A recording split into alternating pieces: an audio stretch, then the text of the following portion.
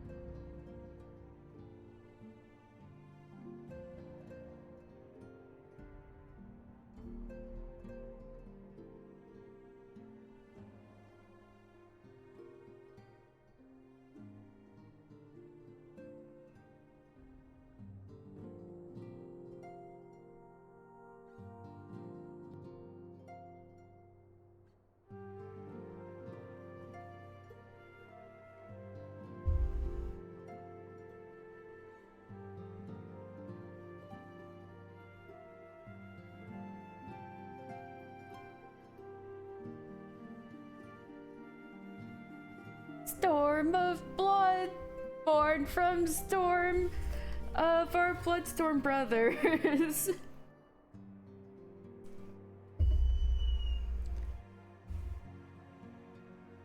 Hello. We're not. You're reminded of the wait for Stormblood to launch, and there was this Tumblr perhaps post where someone photoshopped the logo to say Stromboli. I feel like I've at least heard people call Stormblood Stromboli before,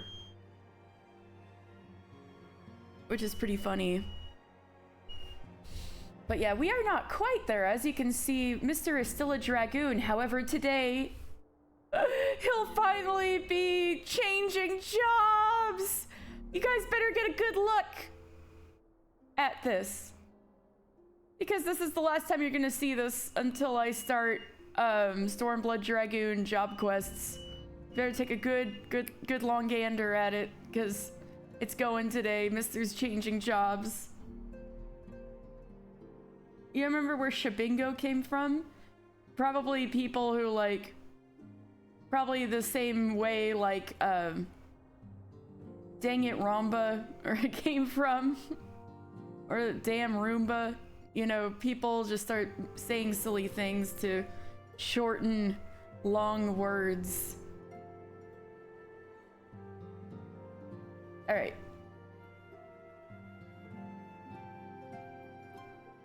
I think I spoke with everybody already.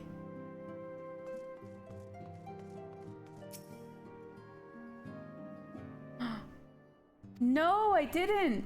Right. Papa Limo passed away last time. And Mr. is the finest pupil's ally. So the Scions are probably reckoning with that loss. So Flamine, did you hear? Once Ida returns, I'll see that she sits down to her favorite dish. When you feel empty inside, it is easy to forget that your belly needs to be filled. Poor Flamine! She knows really well what how it feels. Funny, Katie fan here for more Gummy Lore Sunday. Thank you, yeah. Oh yeah, finds people as ally. Didn't it used to spoil Papa Limo's death? Something that spoiled Papa Limo's death. Is it called Papa Limo's ally or something? And everyone was like, now we know he's gonna die. Papa Limo's final witness. Damn. Okay. That's definitely... And then that's... Hold on.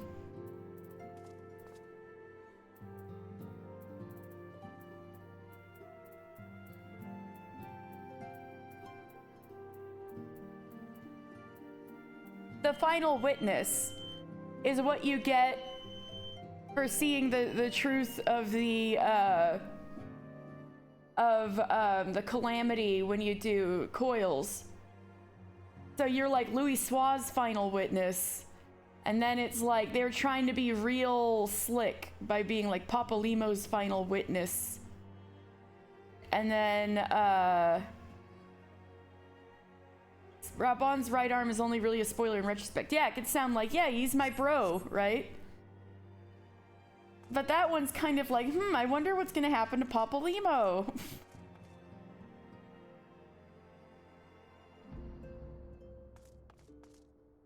Oh, May. Sacrificing oneself for one's duty. Such actions remind me of the warriors of Doma, of the samurai and shinobi who died for our cause. Oh. Aenor, I have a long road ahead before I match the Archons in skill and experience, but we must all do our part in times like this. Surely there is something I can do to help. Oh my god, Aenor forgot that she was horny for once. I'm proud of her. As much as we wish it were different, there is a limit to what our healing can accomplish. Even the most powerful magics can do naught for a grieving heart. Papa Limo becomes a prosecutor and your testimony seals the case. Papa Limo's final witness. Damn. But also... Oh, I was hoping it wouldn't pick up on the mic. It's the wind. So... However weirdly shaped, whatever the hell is going on with my unit and building, for some reason when it gets windy here it starts whistling like a kettle, and it's been quite windy the last few days. So the only thing I can really do to stop it is open my front door, which obviously isn't ideal, so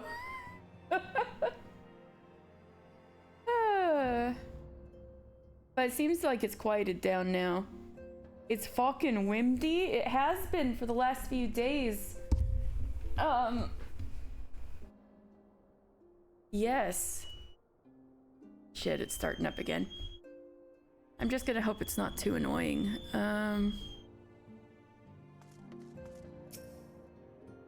Ochre boulder? My brother may wrap himself in steel, but he is a man of tender heart. Witness his concern for the pain his dear friend endures. Oh, Hori! You're concerned about Coltene? Coltene greatly admired Papa Limo and aspired to reach the same lofty heights of magecraft. His loss was a terrible blow to the Scions. Yeah, I know it only picks up whenever I speak. So I'm like... Maybe I should speak less on this lore stream where I have to speak a lot. Coltene, I'm so sorry. They told us what happened with Papa Limo, and I... Forgive me. There's simply no words. Coltene, I'm so sorry. Why is Papa Limo's ghost whistling in my ear?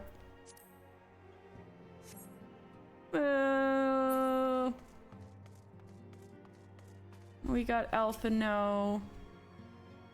My own grief is as a crushing weight upon my heart, and when I think of what Ida must be feeling, Papa Limo's sacrifice cannot be in vain. We will find the means to deal with this primal. Tataru? All I want to do is weep.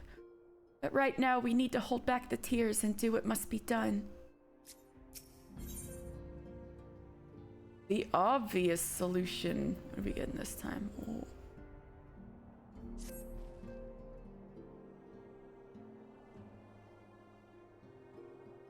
You say reveal, and that could be a lot of things. I'm not quite done with the patch yet. We're entering Stormblood today. Oh, yeah, no, that's next. That's like literally next. We're about to get there. I'm still technically in Heaven's Word, but I'm like real close, so that's why I said today's Stormblood. Ah, mister. I wish I had more to tell you, but the situation in the East Shroud remains largely unchanged. Meaning, we still have no idea how long it will be before... A communication from the Alliance. One moment.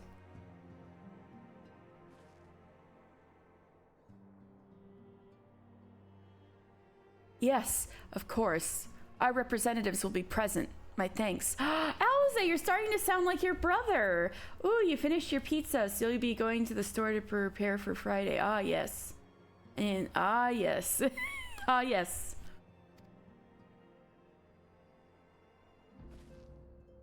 Word from Gridania. The council will shortly be reconvened. The Alliance leaders have already begun to assemble. They wish to discuss the primal, of course. As of Y'shtola's last report, the cocoon yet hung above the wall, unchanged.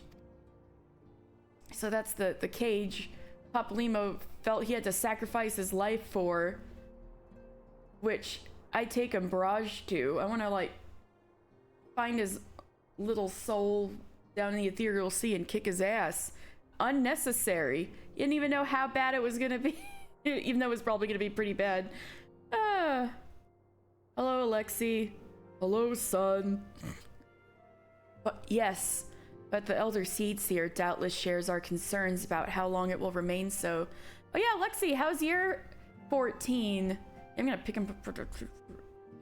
Alexei, how's year 14 journey been going? The Elder Seedseer doubtless shares our concerns about how long it will remain so.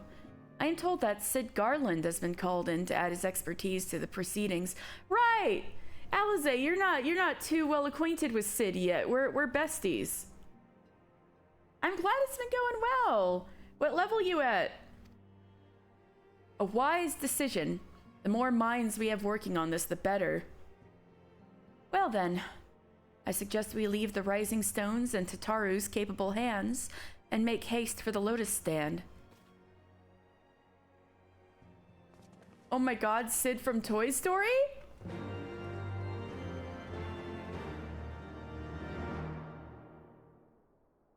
Oh, I get it. Well, this Sid also likes to tinker with stuff. Oh, this scene!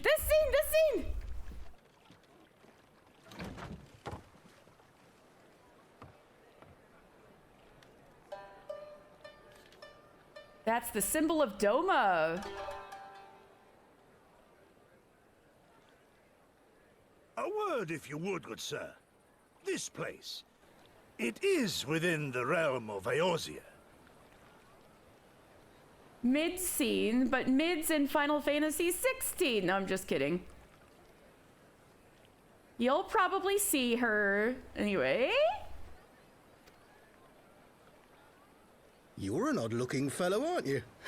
Still, takes all sorts, I suppose. This here's Vesper Bay. Thanalan's door to the ocean, as some folk like to call it. Home of the Waking Sands. Am I to understand from your answer that I have indeed arrived in Eorzea? He was. This guy was putting his all into it. Eh? Yes? You're in Eorzea? He probably, like, just came from the London Shakespeare Theatre, and he's like, I'm gonna put my all into this as a professional. Ah! A plain response at last, and the one I wanted at that. My journey was not without its hardships, and I would sooner travel by land than put to sea again. Totally understandable, Alexei, since I'm going around doing all the side quests. I totally get it.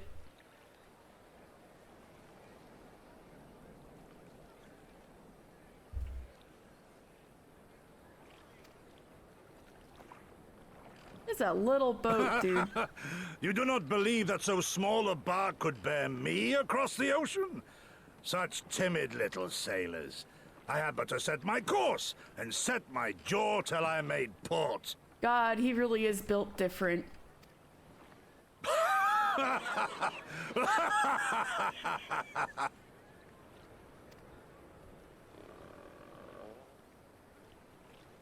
Though, 'twould perhaps have been wise to lay down my oars a moment to sup on more than the spray of brine water.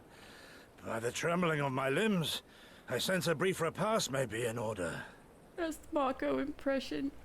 No, the guy who sounds like Shrek is been on my friend Spectre's streams on Wednesdays playing God of War Ragnarok. Like Mimir in that game is Shrek. Nay, I will not hearken to the feeble grumblings of an empty belly. Duty comes before all. God, he really is built different.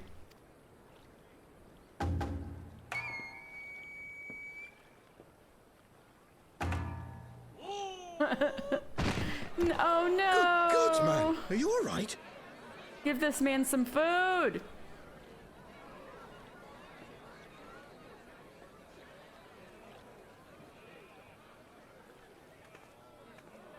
Thou art far indeed from home, friend.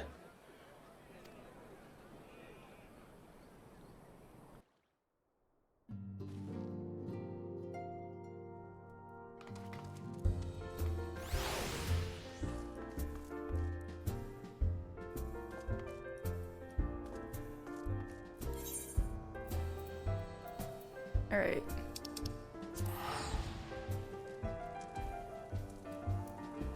More Donald's, your favorite place. Yes. More Donald's, more Donald's, more Donald's. We've got Midgard Stormer at home. No.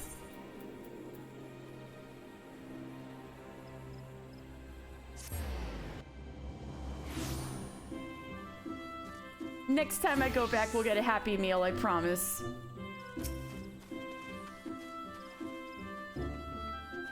Welcome, Warrior of Light. This way, if you please.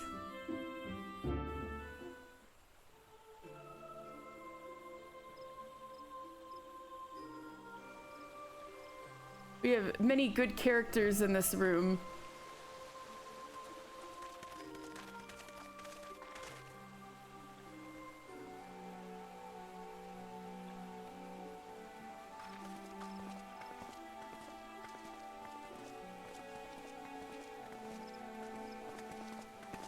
Emmerich, you look lovely this evening.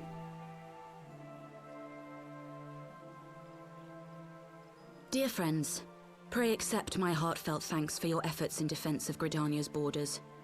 I would fain dwell longer on my gratitude for the support of the Alliance, but the situation at Belsar's wall demands that we forego such pleasantries. Rowan, it's howdy, and bonjour's out of frame. Oh, he's walking forward. He's gonna talk? According to our most recent intelligence, the cocoon of light that formed in the air above the wall remains undimmed and unbroken. Voiced howdy! Okay, so I've said this several times on Lore Sundays before, but this guy was Garlean conscript at Cartano, very young conscripted boy from some province, and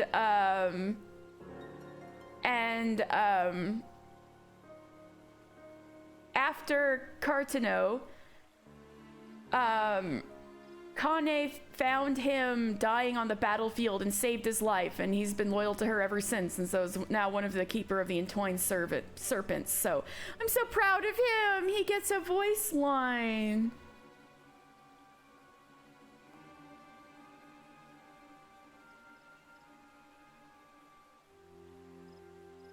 Oh gosh, a pleasant possum speaks better TikTok than I do.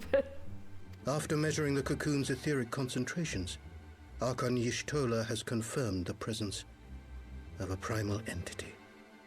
Howdy. I know this is Gridania, but I don't know how much Kane will appreciate you, like, hitting the bong right before coming to work. But hey, look, Y'shtola mentioned. Yes, look, Y'shtola. Probably.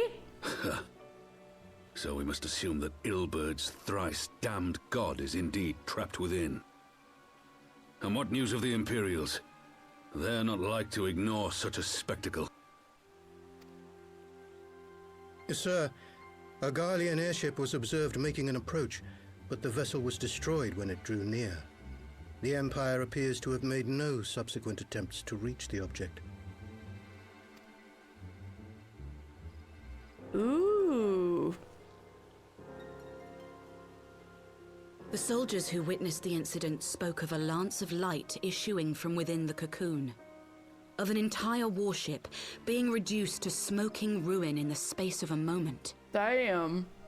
Okay, maybe it was a good idea for Papalymo to do this. You know what? You're valid. Veterans You're far from the of only Cartano, one. meanwhile, likened the destruction to that wrought by the fiery wrath of Bahamut. But smaller scale. We could face another calamity. I wouldn't go that far, but I see the concern. So the Primal is awake then? Contained, yes, but for how long? We must destroy it now, lest it break free. Agreed.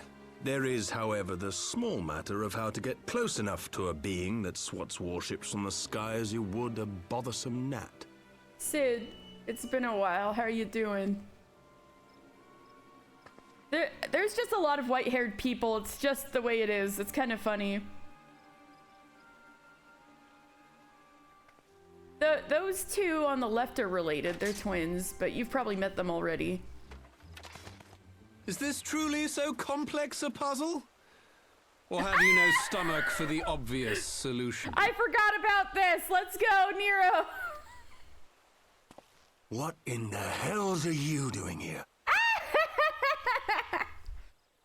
A pleasure to see you too, Garland. Now, if you'd be so kind as to explain to these good people why you should be begging me for my assistance, that would be most appreciated. Oh my god. He's like, Nero, you're violating our restraining order.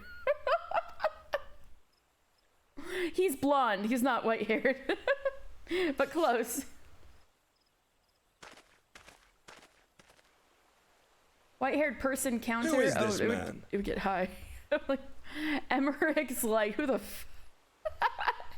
Emmerich, I wish you didn't have to know who he was. Oh, how terrifically rude of me. Nero Tolskeva, former tribunus of the 14th Legion of the Garlean Empire.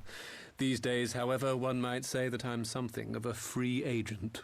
This asshole just strolls in while everybody's like afraid of the Garleans. He's like, oh yeah, I was a former tribunus of the 14th Legion.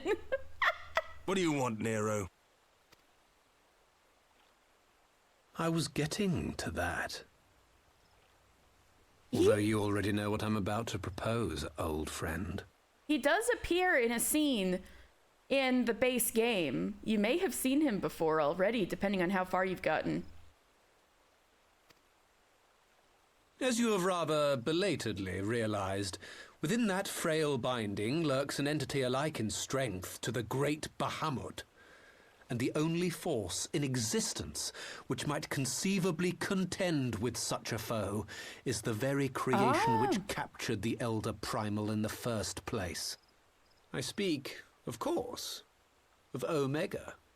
The instant there's some kind of ancient mechanical monstrosity he has some excuse to dig up, he's like, yes! Omega? That hulk has been gathering dust beneath the plains of Cartano since the Allagans breathed their last. And none alive knows how to wake it.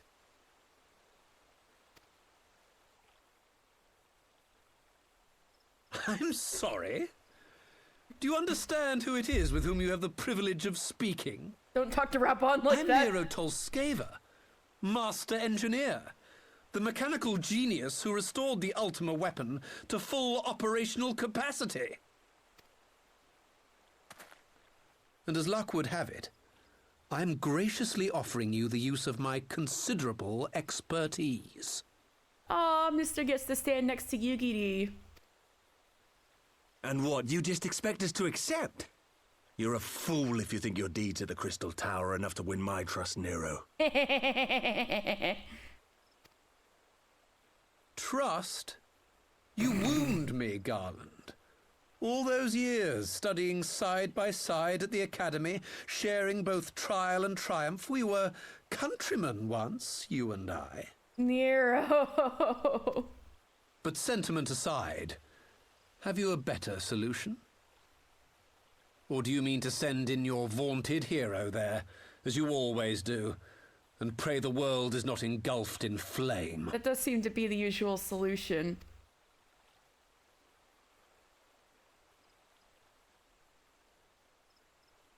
Let us approach the problem in a rational manner. I know exactly what you're talking that about, Omega but... slumbers in stasis point to the existence of some overriding technology? A means of control? Why is that so hilarious to say about Nero? I don't understand. For some reason it is. Sid would threaten such a thing, I'm sure.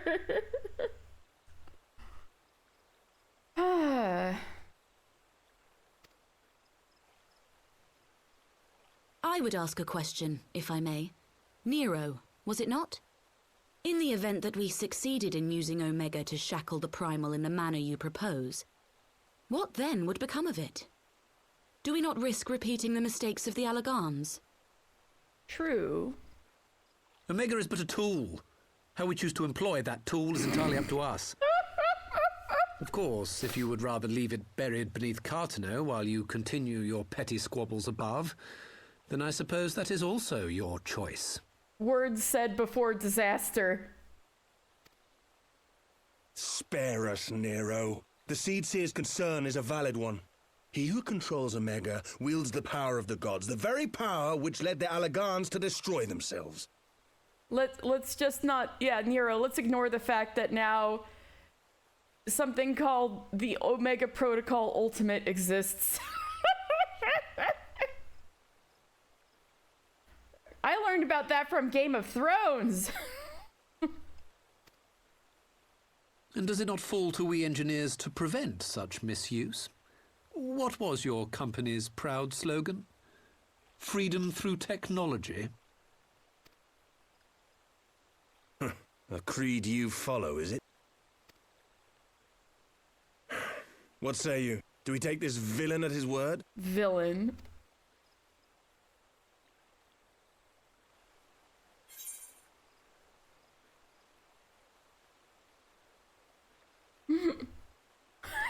Sorry.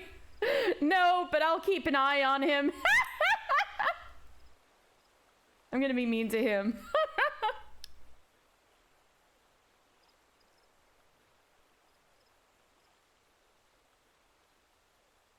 As will I.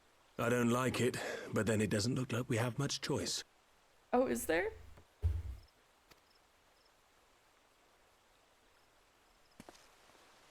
I'll keep an eye on him for you, Sid. Wait, you mean here? Would the Council be willing to entrust this matter to a pair of former Imperials?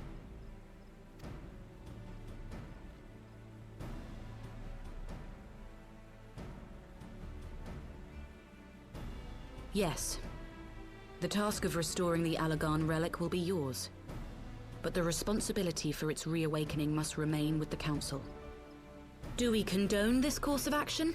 Alexei, I hate to tell you, but my my regular character, you know, Mr. is my alternate character.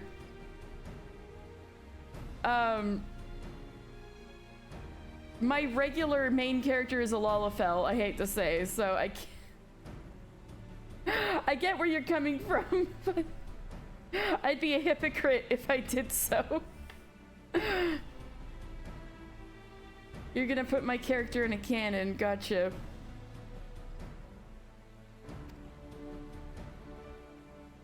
Aye, 'twould seem we do.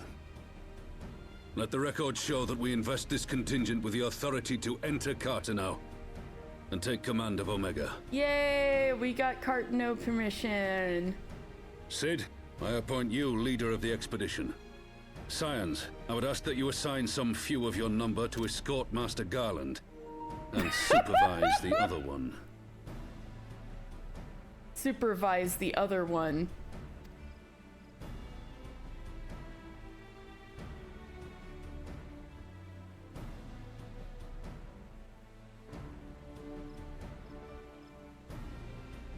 We should be happy to oblige.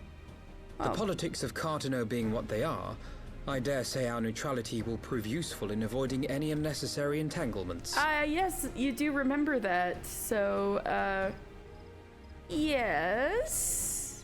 Yes, good memory.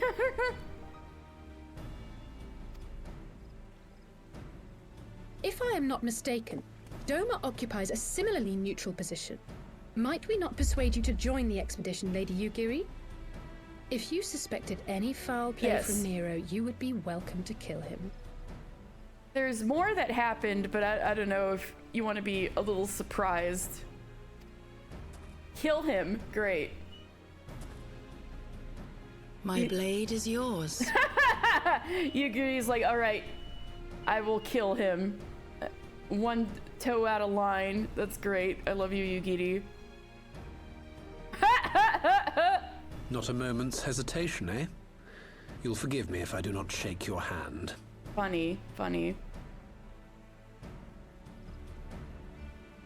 Sid's like, that would be fantastic, actually.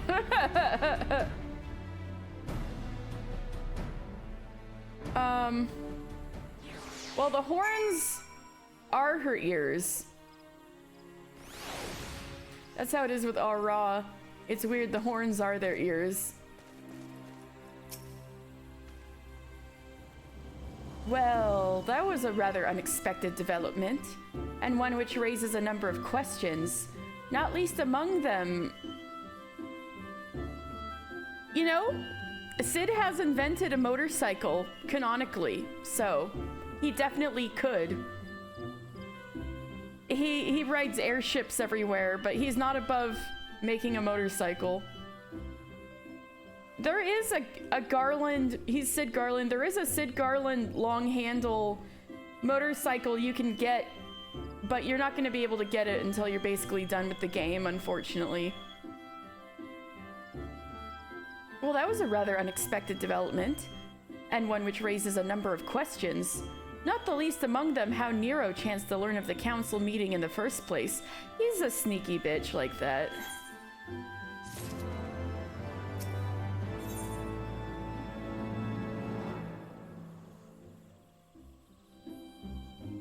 Yeah, no, he definitely could, because he's gonna invent them.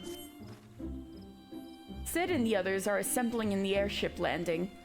Alizé is already on her way, and it would not do to lag too far behind. Let us be off.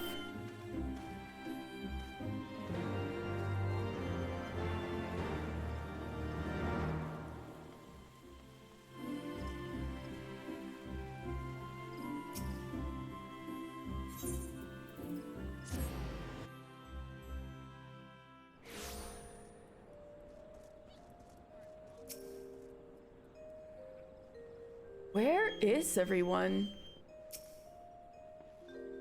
Master Alphino, ready to go? The others have stepped out onto the landing for a moment, lest you wonder. Nero insisted that he be allowed to inspect the Excelsior before boarding. Wow. And you let him? Despite his very timely offer of assistance, the thought of that man poking about in the workings of the ship without proper supervision does not fill me with confidence. Calm yourself, Alphino. Your sister was adamant that he would never leave her sight. She and Yugiri are... This is so funny.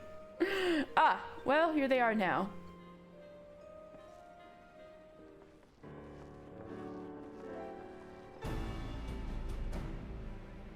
Right, I think that's everyone. Shall I set course for Cartano? Ah, might I ask that we delay our departure slightly? I required no more than a few hours at most. Our colleagues are studying the cocoon even as we speak, and I would hear their latest observations ere we proceed. It would seem wise to gain as clear an understanding of the situation as possible before formulating our plan. Oh, I thought time was against us. How foolish of me.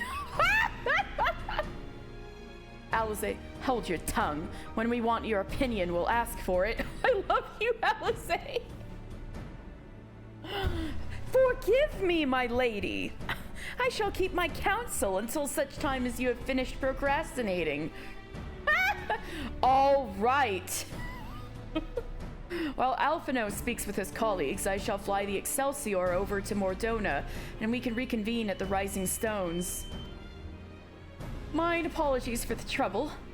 I shall visit Y'shtola and the others forthwith, and join you as soon as I am able. Mister, pray accompany Alize back to the Rising Stones. I should feel safer knowing you were present to entertain our guest. Right. Everyone heading to Mordona is welcome to travel aboard the Excelsior. I'll clear things with the girl at the counter here. Let her know when you're ready to leave.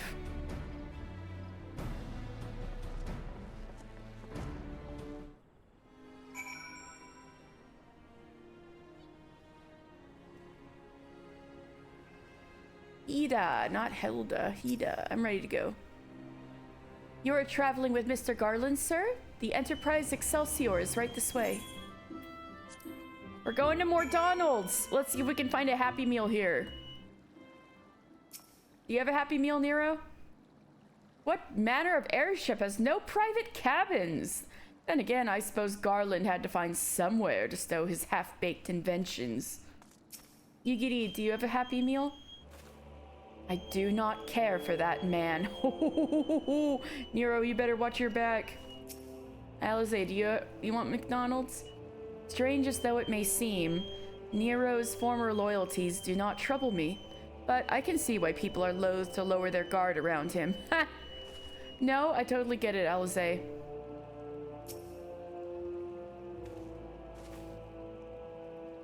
Not quite a door-to-door service, but I couldn't exactly land her in the toll's main square. Yeah, she is a bit large. Shall we adjourn to the Rising Stones, then?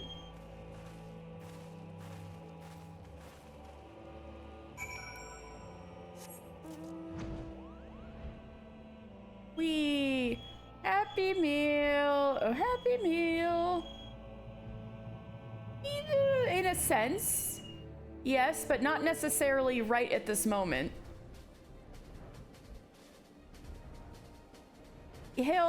There's a side story that'll redeem him a bit. But technically he's ends up being somewhat okay in the main story.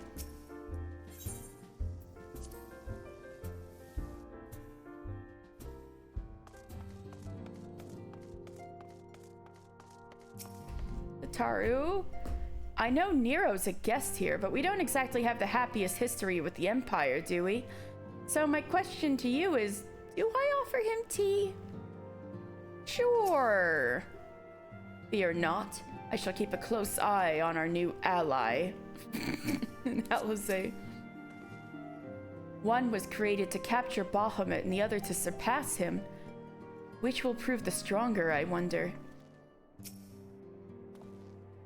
We must be careful, old friend. The walking weapons of Alug were expressly designed to subdue primals, but men like Gaius will always seek to use them against mankind. It falls to us to ensure that Omega is never employed as a weapon of war. Looks in the camera like I'm on The Office. In the wrong hands, it would be bad. It would be bad. And yet, there's something about the situation y'all are not fully comprehending yet. Flamine? Hoary Boulder and his companions left to continue reconnaissance on the beast tribes.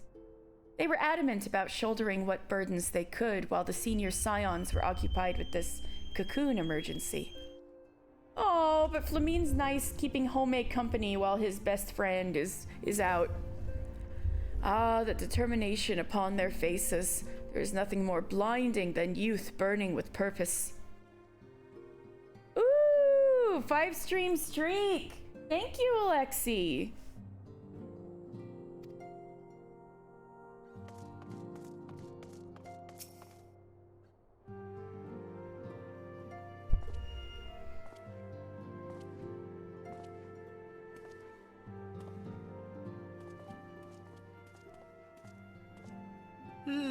So these are the fabled headquarters of the Scions.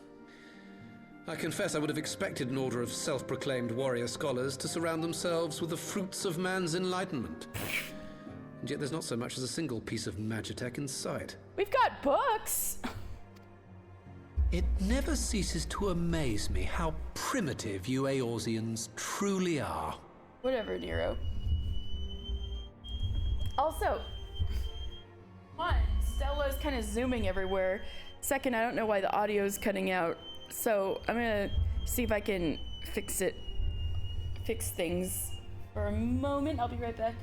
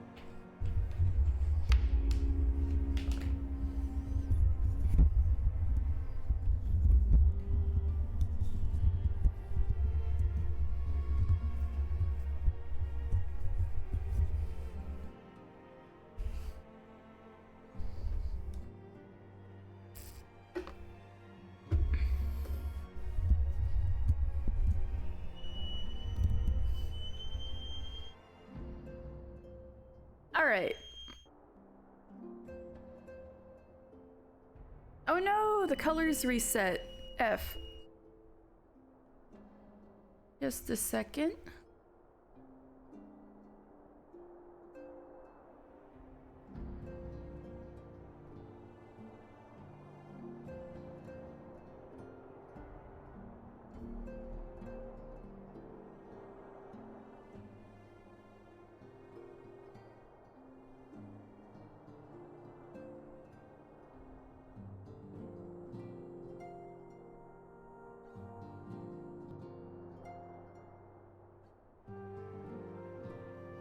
All right. I'm ready to continue. Oh, I'll have you know that the Rising Stones is home to the very latest in Magitech innovation. Get him, Tataru. Wedge calls it the Mark 14 Thermocoil Boil Master, and it's the finest kettle I've ever had the pleasure to own. Yes, this is where the Thermocoil Boil Master, the legend begins here.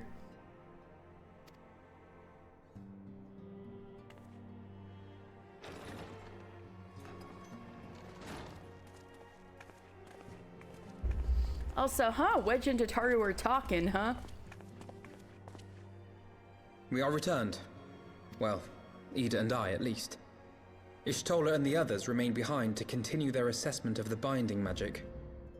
Damn, Alexi, despite being a Lalafell, I never had that thought before in my life.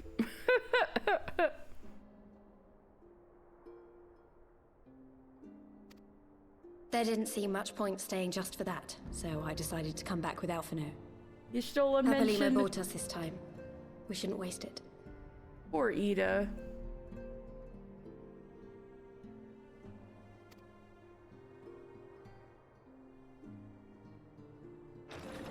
By your leave! Ah! Good God, that voice could fell a gigas. This is the Rising Stones, domicile of the Scions of the Seventh Dawn. I enter at the invitation of one Lord Urianger. Lord Urianger! I spy you there, Shadow Walker. You always were a hard one to find. Yugiri, do you know this man? Oh, here he comes, here he comes, here he comes.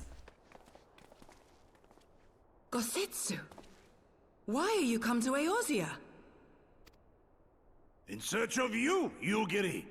For days and nights did I row across the angry sea. He rowed? That's even worse. I made port in good spirits, only for my own flesh to betray me over the trifling matter of an empty belly. Collapsed in the street like an unfed stray I was, until Lord Urianger came to my aid. Gosetsu truly is built different. Okay. Rowan having the big brain ideas about the advantages of being short. Over a most welcome meal, we spoke of the plight of Doma, and I learned of our displaced countrymen's work to resettle this blighted land. 'Twas blind fortune that I was able to locate you so swiftly. But now we must make ready to depart. Our master languishes in dire peril, and Doma calls her daughter home. Oh, damn, Yugiri.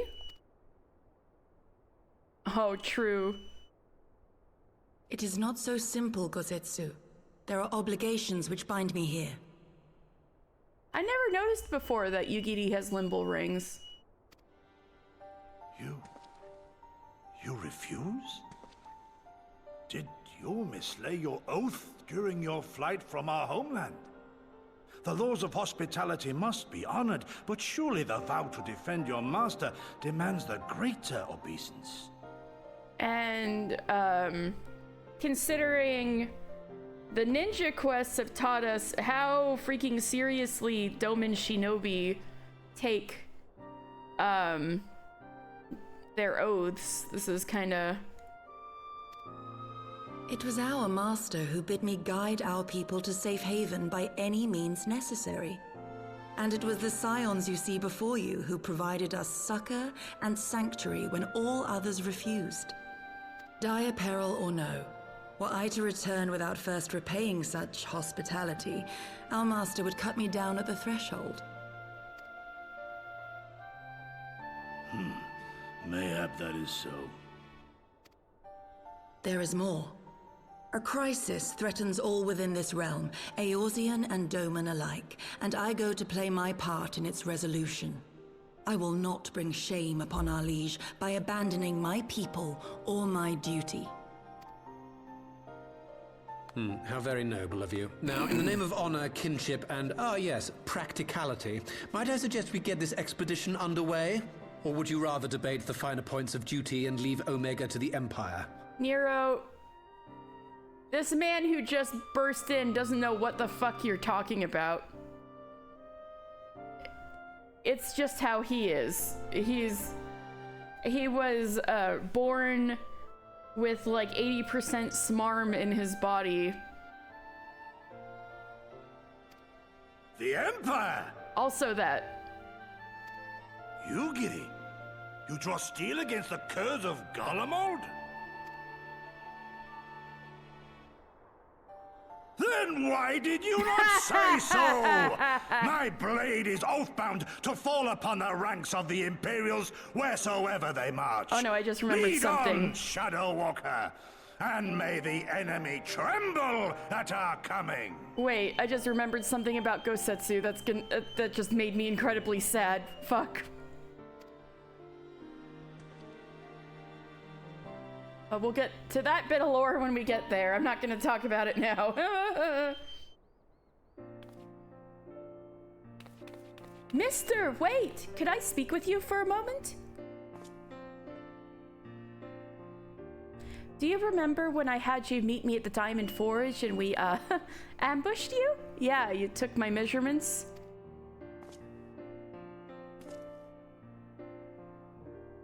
Well, once we had your measurements, I set to work making you a traveling outfit in my spare time. Oh, our first Tataru traveling outfit! I've only just this moment finished the stitching, but I wanted you to have it before you left. Here! Thank you! You can try it on right now if you like.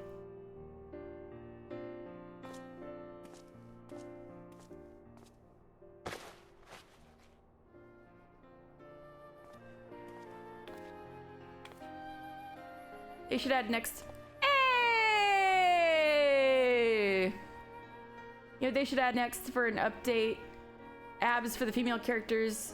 Extremely detailed abs. Interesting.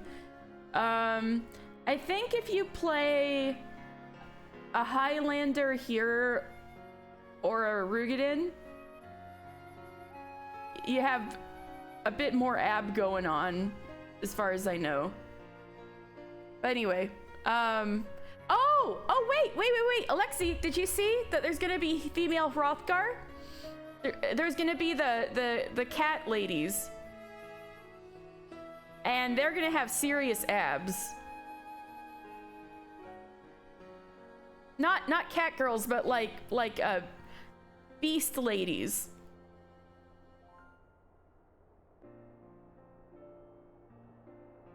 Yeah, you should look up the video of they got introduced. Anyway. Assuming we measured correctly, the fit should be just right. Snug, but not too snug, if you know what I mean. So, how does it feel? I feel like a nerd, but thank you. Nice shoes. You're not just saying that, are you? Oh, I can't tell you how much this means to me. To have crafted something worthy of the Warrior of Light it's... Well, let's just say it makes all the practice worthwhile. Oh, Tataru got really good at sewing while she was working at the Forgotten Knight. And all the practice made it worthwhile, and Tataru's been really wanting to contribute. You're contributing, girl! I also sewed a blood pearl charm to, you know, bring you home. May it always protect you. Tataru! Thank you!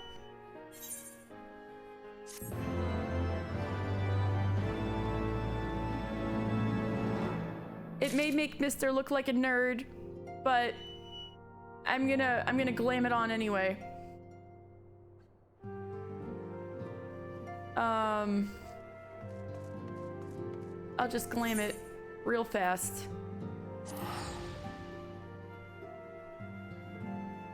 Wow, Alexi. I'm sure there's a mod for that, but unfortunately I don't think you can get I don't think you can do illegal mods on the Xbox.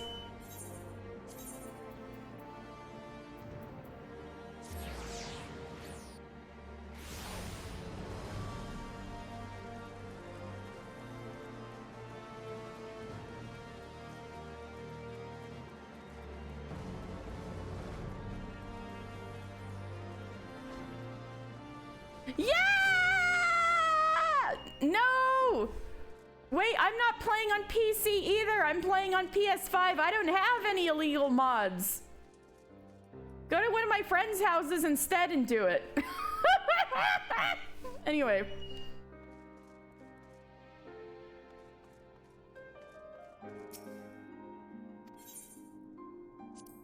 Just going to quickly... Alright, who wants to give up your address? No, I'm just kidding. Alright,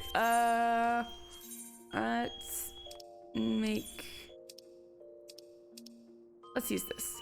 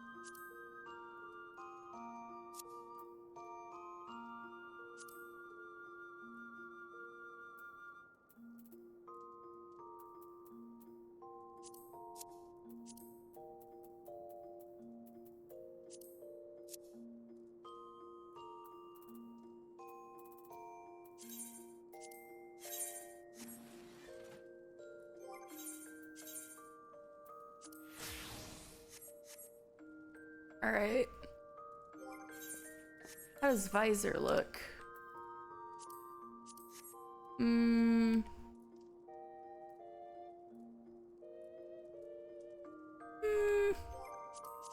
Okay. There we go. He looks a little cooler now. I will wear your clothes with pride, Tataru, just sans monocle.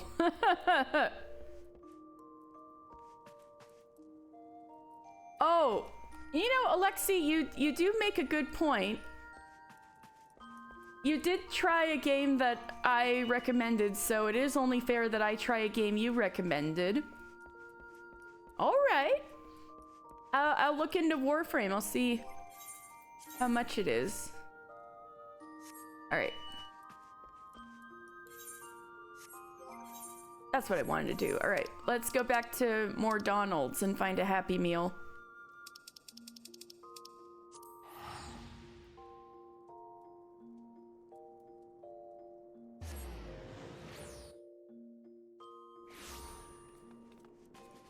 Mister looks so cozy.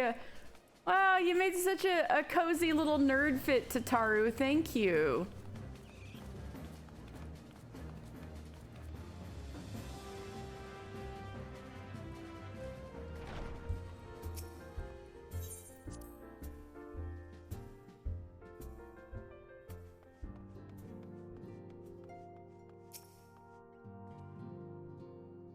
Just the 2 unexpected guests, then. Still, I suspect that each will prove useful in his own way. How dare he mock the Scions like that? If I ever had to sew a set of traveling clothes for him, I might just forget to take out the pins. Let's go to Taru. Never did I think to hear Gosetsu's voice echo through these halls. Gosetsu! My blade shall carve a path through the Empire's ranks as a scythe fells stalks of wheat. Alizé. Oh, you did pick Arcanist. And hey, that means you were meeting Y'shtola early. Were you enjoying that? And do you like your little fluffy friend? Truly, I had no idea Domans could be so loud. Ooh, you will soon. You will soon if you keep doing main story quests. Oh, so you get your own crab uncle. So yeah, you kind of latched on to crab uncle. Now you've got your own crab uncle. It's great. It's poetic. Anyway. Truly, I had no idea Domans could be so loud. He and Yugiri could hardly be more different. Sid? Oh, I think he's going to fit right in. Nero? The Mark 14 Thermocoil Boilmaster. Dear me. How risible must the previous 13 iterations have been. I could design a more efficient water heater in the time it took that ill-conceived lump to become lukewarm. Oof. Nero's Magitech kettles versus,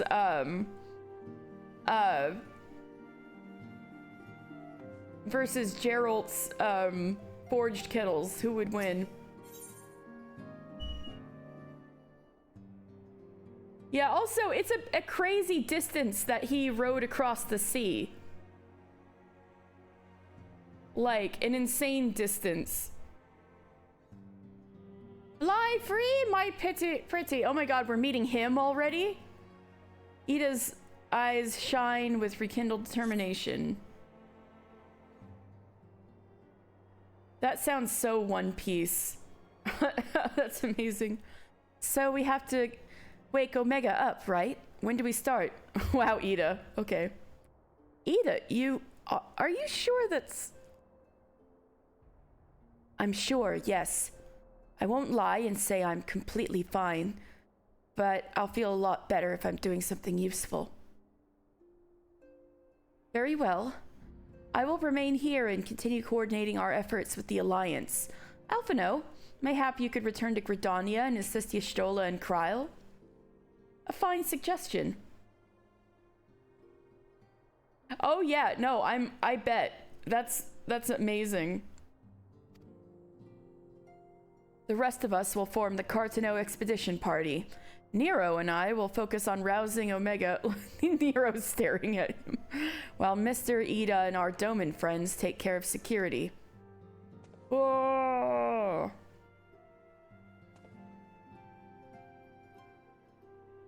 Poor Ida. The Excelsior is by the lake just outside town. We'll leave as soon as everyone is ready.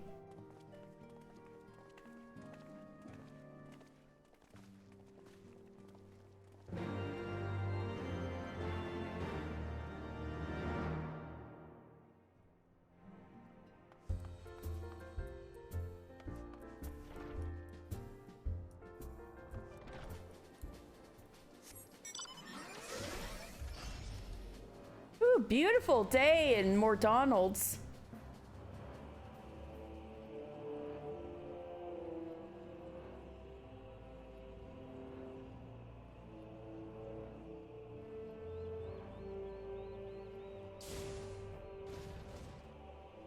We're hopefully seeing Y'shtola soon. I don't know how soon. Okay, here's some lore.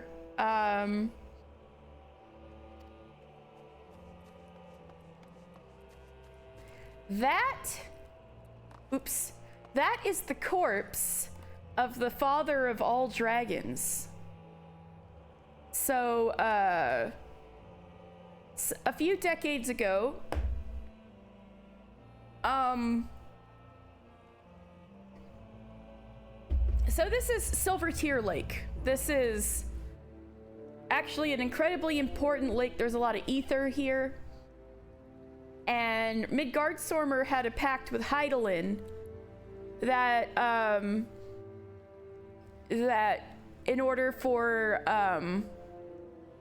well, I won't go into too many details because of some Omega Raid spoilers, but basically in order for him and his children to live here, he agreed to with Hydaelyn that he would protect this lake. So what he's wrapped around, it was the largest Garlean airship ever made. And it was flying this way to go invade Eorzea. And Midgardsormr and like thousands of dragons flying at his command intercepted it.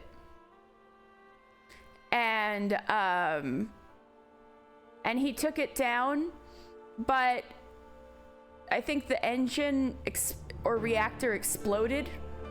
And in the explosion, both the ship was destroyed and Midgardsormr died. However, Midgardsormr is so powerful that he's easily living on as a ghost. and his ghost just kind of pops up to say hi sometimes. Oh yeah, there were some soldiers hanging out in there and were salvaging scrap and stuff. That was definitely going on. And actually, this is a dungeon. Once you get to a certain point... Oh hey, here's another character. Another player. But yeah, once you get to a certain point between the base game and the first expansion, you can go into this as a dungeon. And the other cool thing is you see these other reddish hunks. These are parts of that ship that got wrecked and flown all the way over here. And you see all of these crystals? All of the blue crystals are damage from the explosion that killed the dragon. So anything in Mordona that's like orange is damage from the Calamity, which happened a little after the battle with the dragon and stuff. So this happened some decades ago. All the damage that's like orange happened about 5 years ago. So this place, Mordonald's got fucked up twice. And then that tower popped up out of the earth around 5 years ago too. And ooh, it's getting real hazy. It's a little hard to see it through the haze now, but yeah, the explosion that killed the dragon is what caused all of these blue crystals everywhere. So there's, I've covered that before, but there's a little lore refresher. I'll go talk to everybody.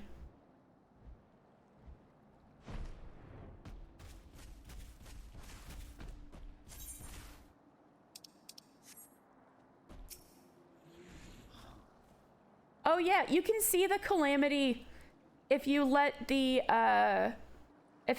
start screen kind of run.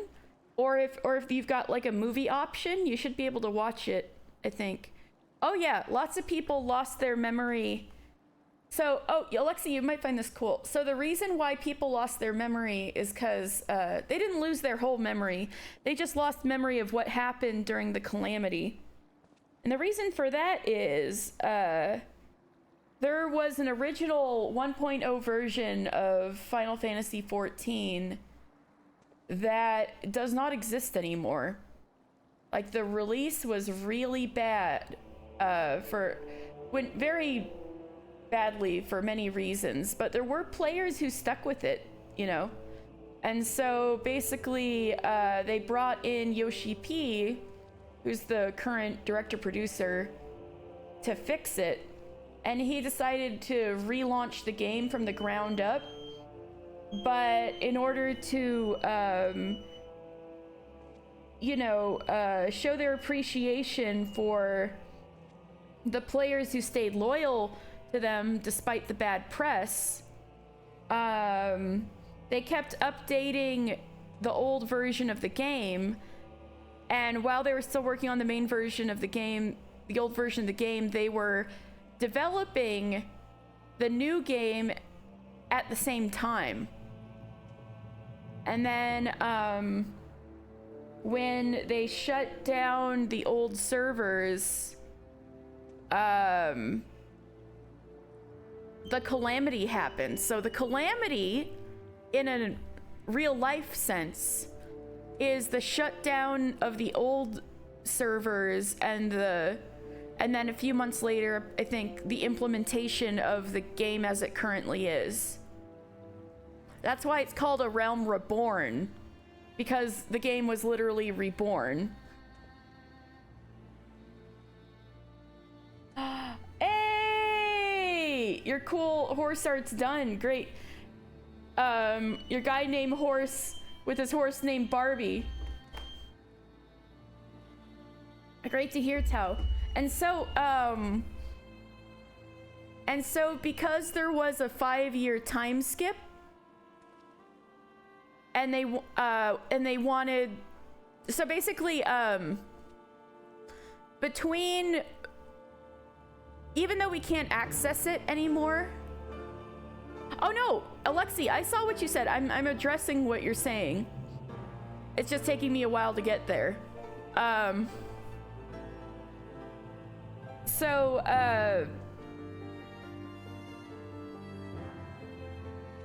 everybody's Warriors of Light from the original 1.0 version, they were able to keep their data, play again in A Realm Reborn, the new version. Hello, B.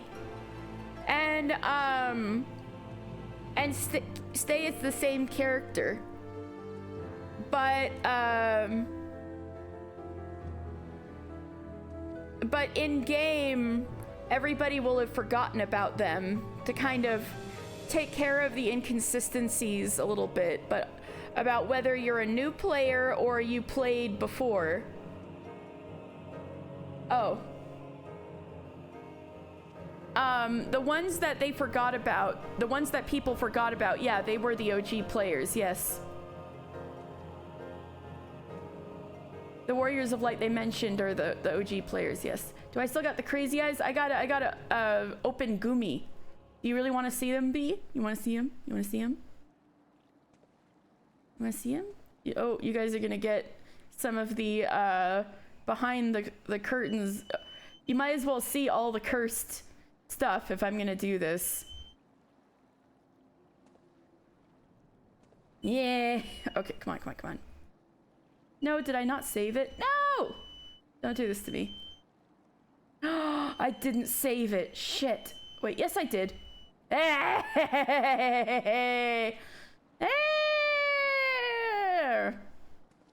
You asked if I still had it. I sure do. You gotta be careful what you ask for and what you wish for. Yes. Hey, blame B, not me. B asked if I still got the crazy phase. I do. Okay, I'll load. I have the look of a DreamWorks villain. Hello, Danny. What a moment for you to come back. Okay, anyway.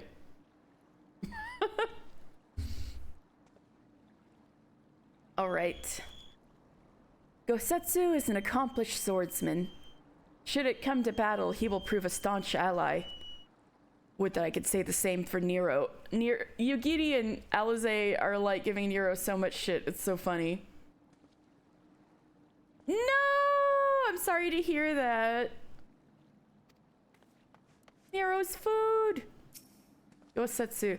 Will this contraption truly bear us through the skies? Oh, Gosetsu's first ever airship ride. Soon, Omega, soon!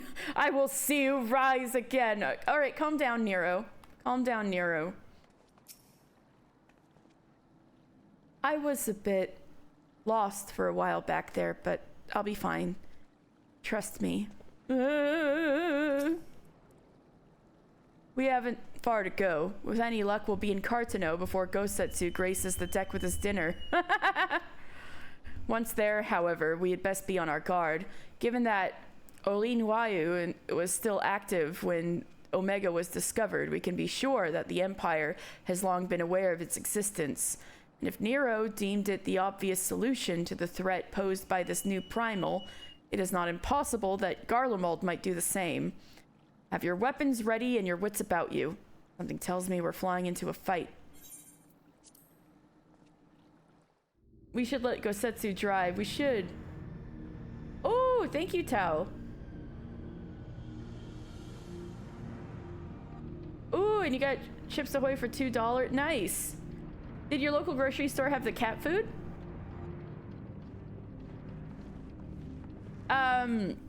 He defected.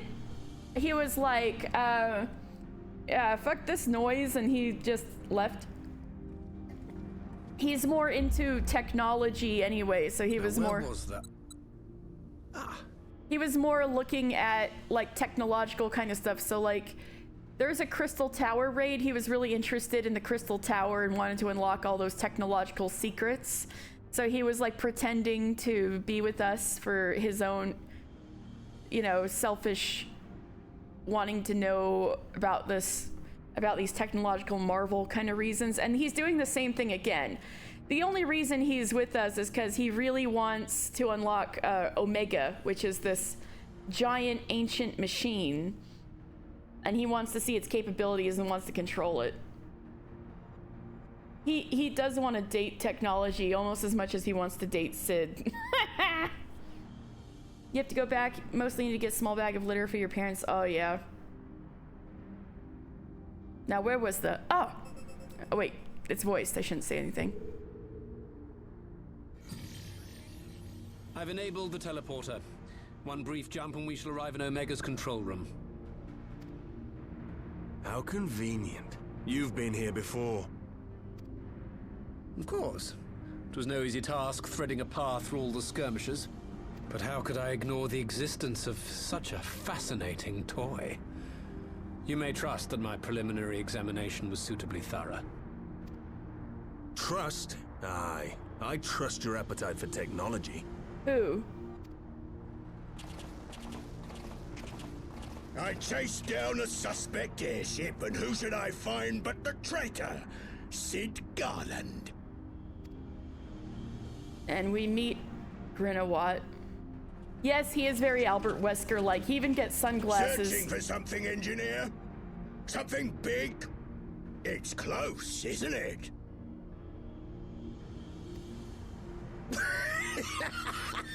It's like all my name days have come at once. Grinawat is interesting. I'm not going to explain his lore right now, but he's something.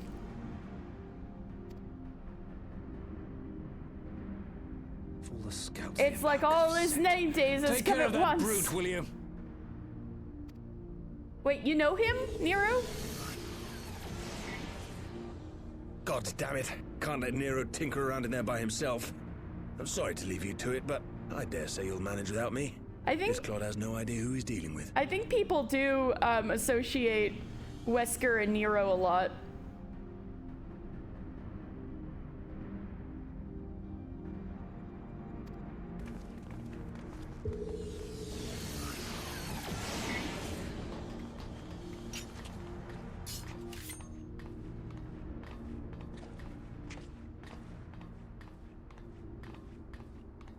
Mr. looks kind of funny dressed like this. I am Gosetsu, Samurai of Doma.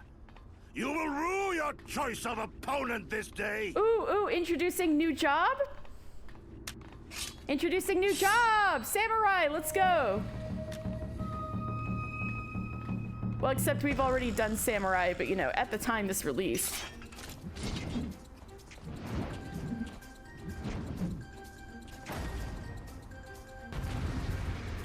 And wait, excuse me, Nero, this guy's hammer looks a lot like yours. Did you design it for him or something?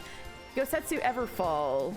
Ida and Yugiri Mistwalker. I'll stomp these worms into the dust myself. This is my fight, understand? Stay out of it. This one's all mine. For the Empire! No retreat, no surrender. With Solenstein. I'll break you to pieces.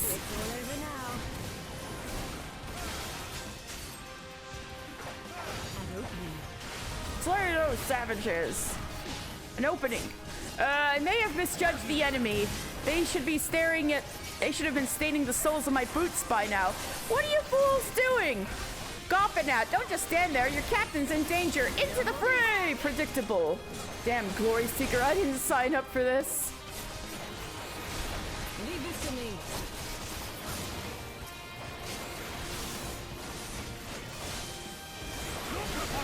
Fear my hammer.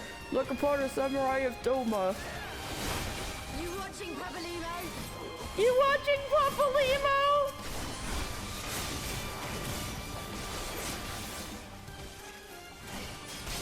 Your defense is lacking.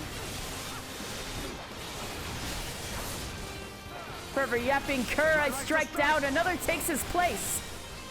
How many soldiers did he bring with him? We will stand against this tide.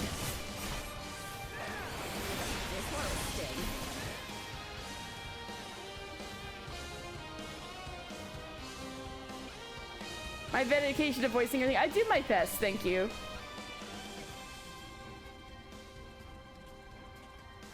So this was everybody's like, ooh, samurai animations.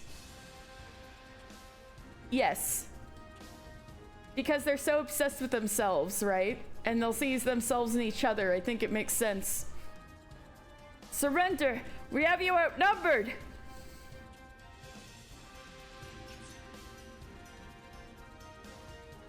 Wouldn't be the first time. Aida, I remember you back there after the banquet. True, Nero is too busy in Mackinac Sid. Are you still playing with those soldiers? Well, maybe if Nero wanted to make Sid jealous, I could see him making out with Wesker. Are you still playing with those soldiers? Oh, I suppose I can lend you one of my toys. Only if you promise to give it back.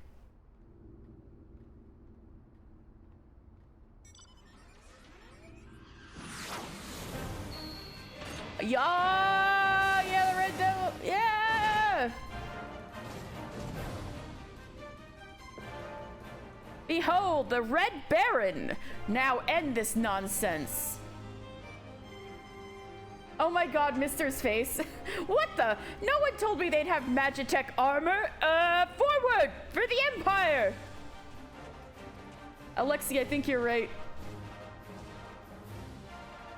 The honorless cur thinks to abandon his men? I shall see that he shares their fate.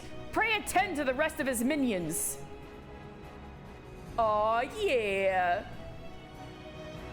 Magitech, let's go.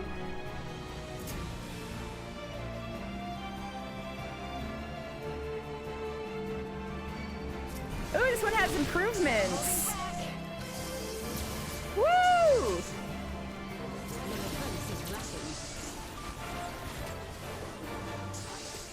My right to strike.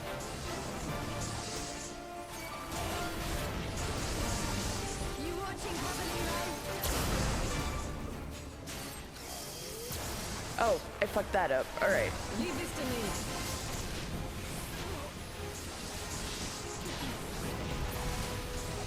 Did you hear that? Whoa! Watch for the big one. With soul and steel. Ha! You felled a Titan, but that still only counts as one. Okay, Gimli.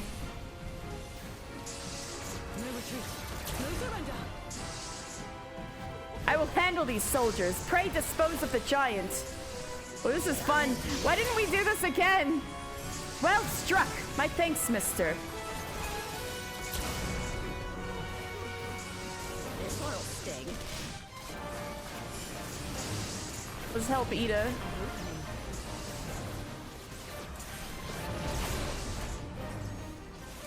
Look upon us, samurai of Doma.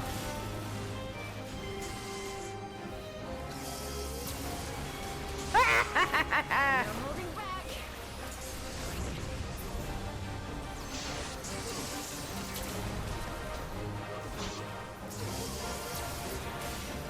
The Colossi are scrap, and the captain hits us as often as the enemy. Time for a tactical withdrawal. Hey, you can't just run off. This is some type of nightmare. Deserting a battle is punishable by death.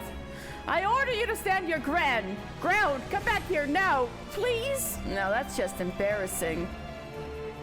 Pitiful. You bring this fate upon yourself. Damn it all to the seventh hell! I'll kill you bastards if it's the last thing I do! Augmented Uprising, you even got Nero's moves! This is my time to strike.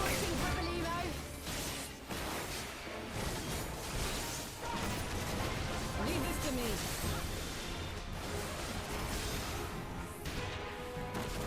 Whoa. Ida, you okay?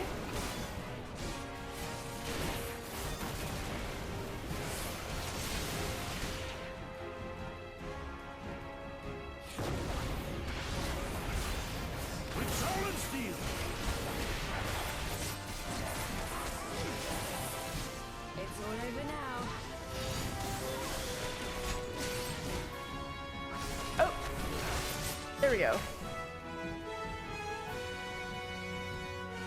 You haven't seen the last of me. Mark my words, it'll be you who rules this day. Or you know what? It's like all his name days have come at once. True. I always have a different mount every time. Yeah, I have a mount roulette going. So it's a certain list of mounts I have, and it goes through the list at random whenever I hit the button. That's why. I think you can get that red one on the online store.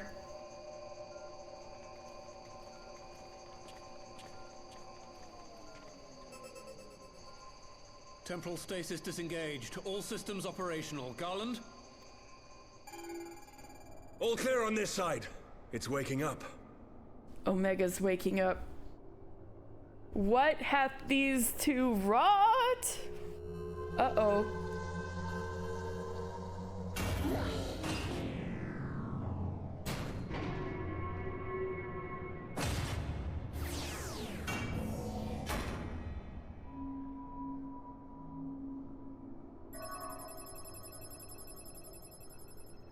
There it is. Remarkable. Omega sensors immediately detected the presence of the cocoon, even at this distance. They must have been set to scan for sources of energy exceeding certain magnitudes. Nero, you have no idea what you're fucking with. I still don't see any means to control the machine directly. It seems to have been designed to act wholly autonomously.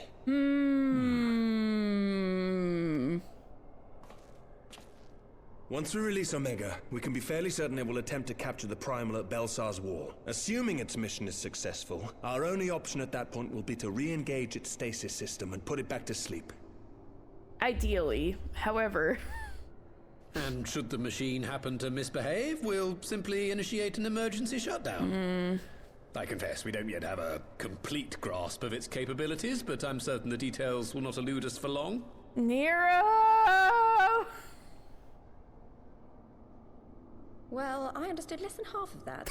So, my question to you is, are we doing the right thing?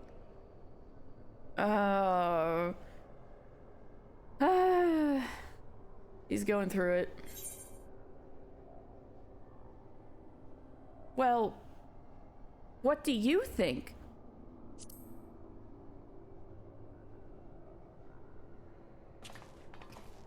What do I think? Yeah, what do you think?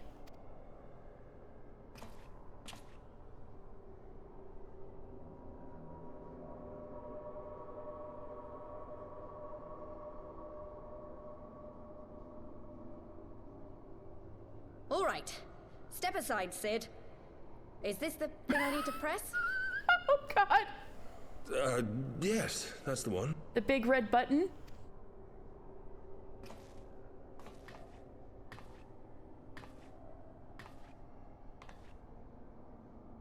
You gave too much for us to waste this chance, Papalimo. So this is for you. And me.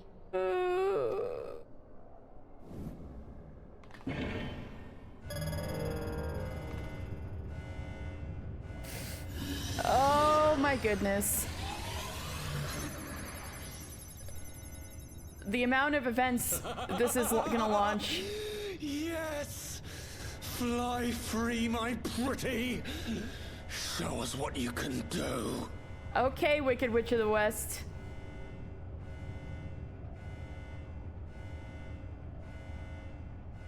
The launch sequence has begun. Omega is loose.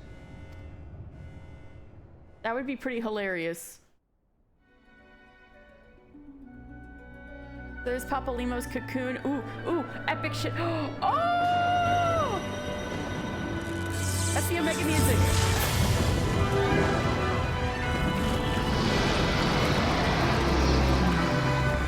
He's hatchet!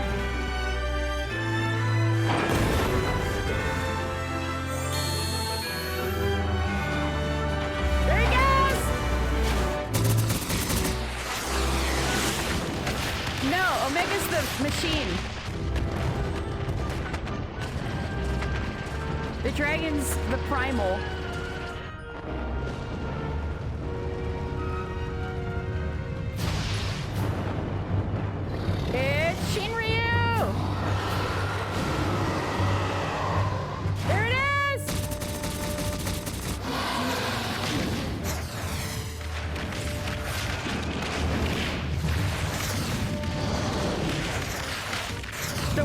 this soak in for real.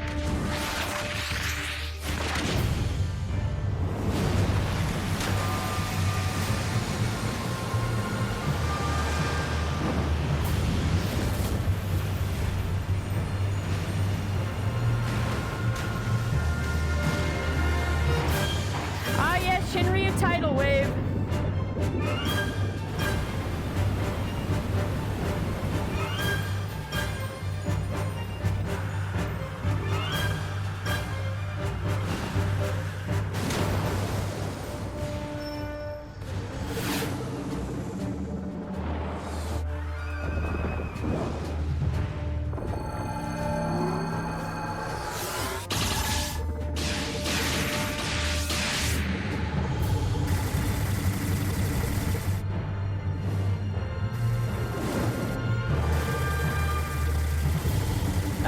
It's so hype. Me too.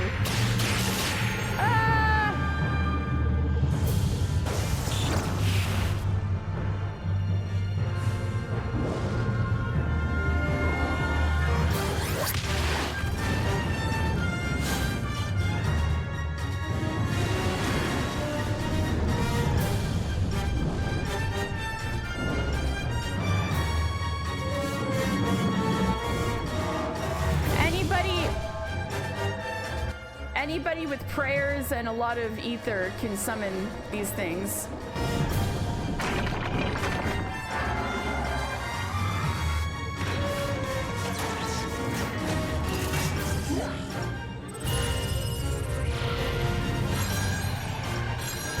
There is Delta attack!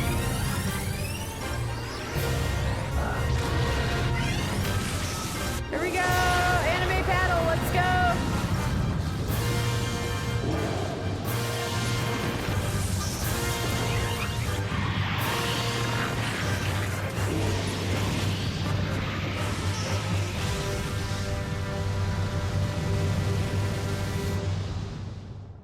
Okay, so there's some nuances here, let's see.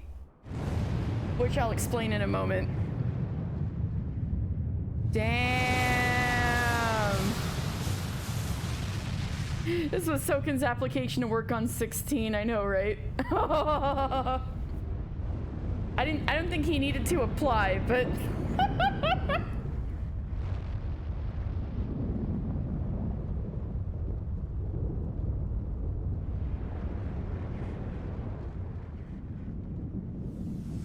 ooh, baby.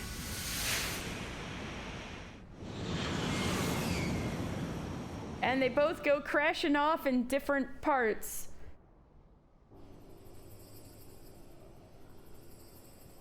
Well, that was wild. Huh? Omega has stopped transmitting. But that shouldn't be. I didn't engage the stasis system. And what does this signify? I have little understanding of these contrivances. Not Boomer Gosetsu. He doesn't know how to put in the HDMI port. The launch went exactly to plan, but all signals emanating from Omega have ceased. This may indicate any number of things, but we will need to join the Scions out in the field if we are to ascertain which one.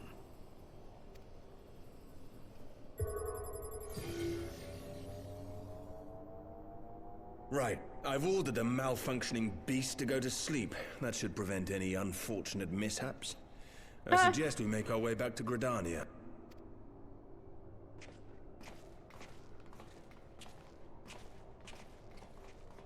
That too.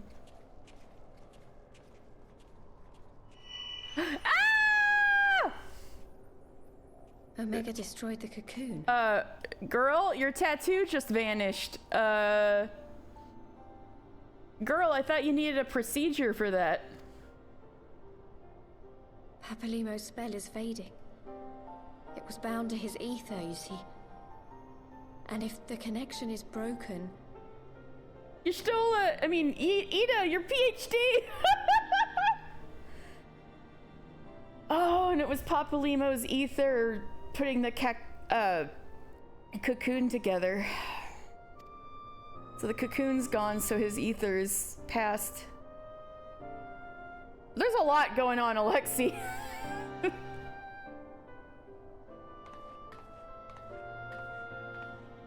With her, not necessarily, but we're gonna learn some interesting things. There's some secrets that have been kept from us by our friends. Okay, so the distinction here with Omega. All right, so first of all, Omega and Shinryu were those two things that were fighting. They're a Final Fantasy V reference. They're the first two like official super bosses of Final Fantasy.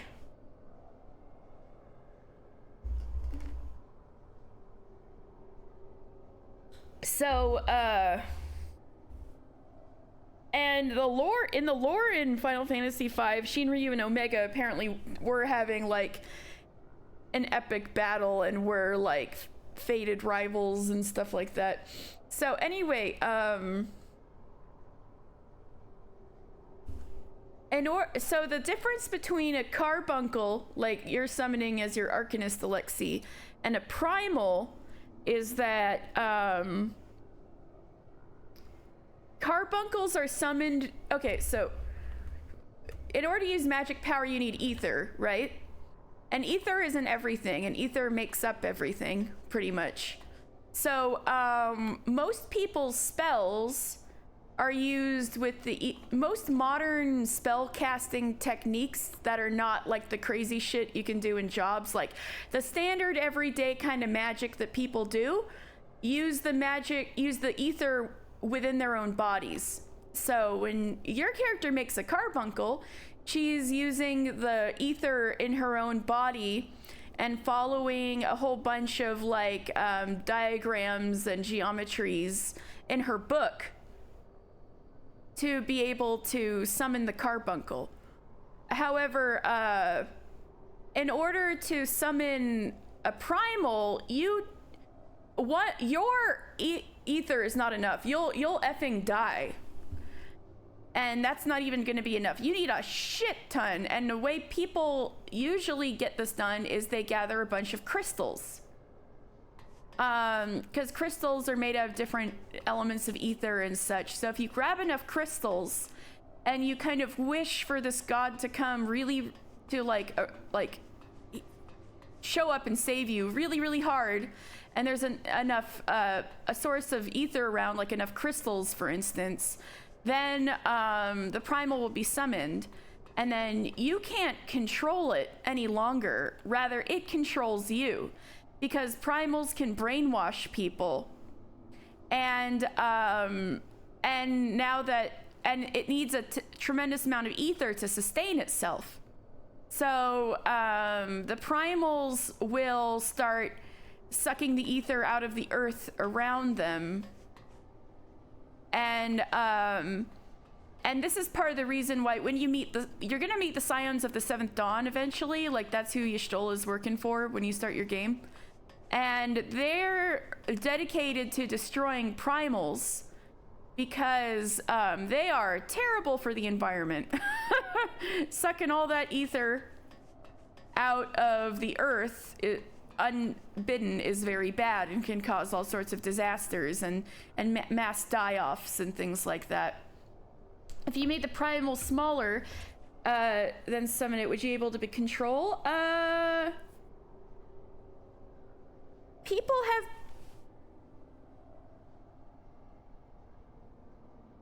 There's been smaller primals where people, I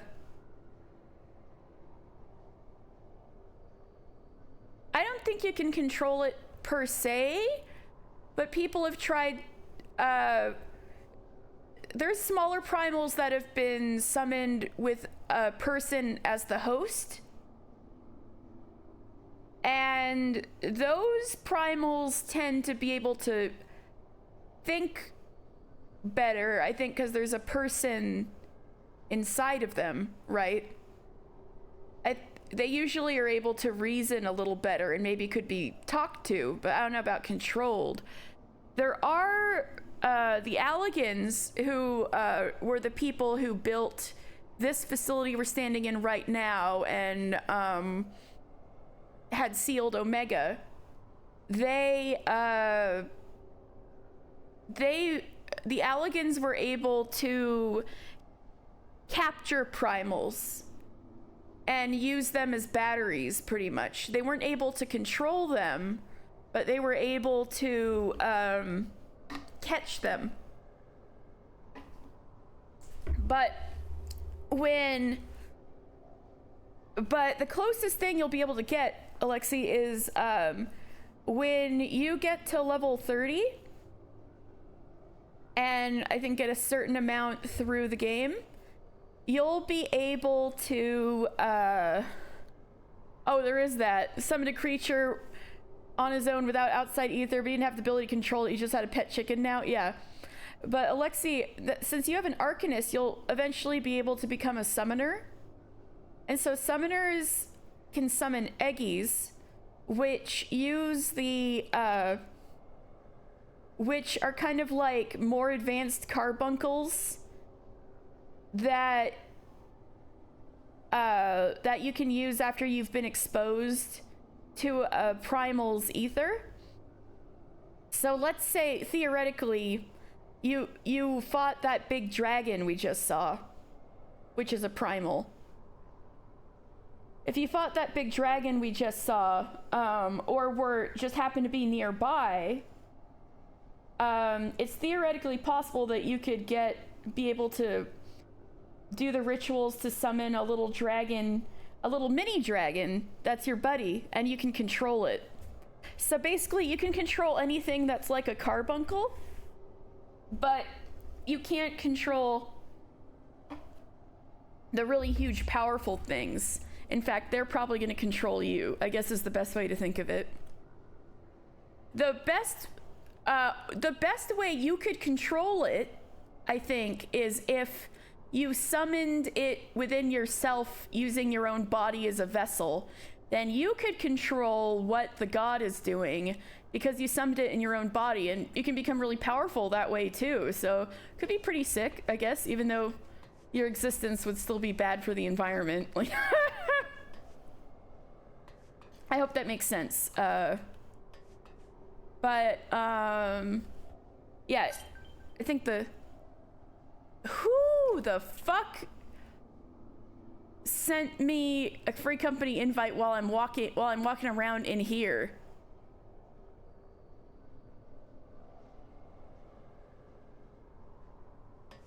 All right. Oh, Sid. I'm not sure why we lost contact with Omega, but I mean to find out. Let's be on our way. It wasn't Ibuki, it was Kit Kat Terabyte. Player search function. That's why. Let's be on our way.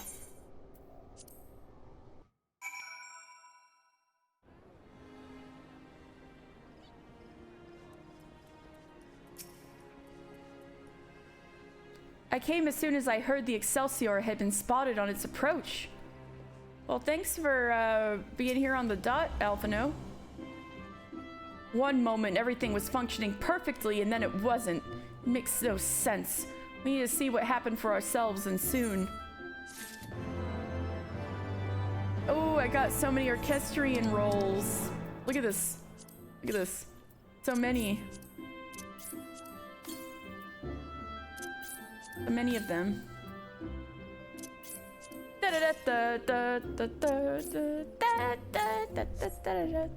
Okay. Alphino looks like he has news for us. I almost dread to ask. There's a lot going on. Yes. Yes, you can.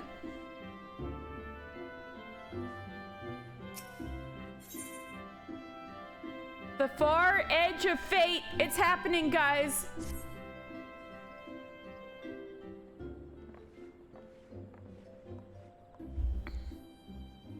Words can ill express how glad I am to see you all unharmed.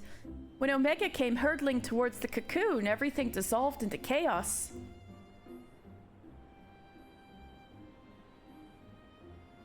I have to see it.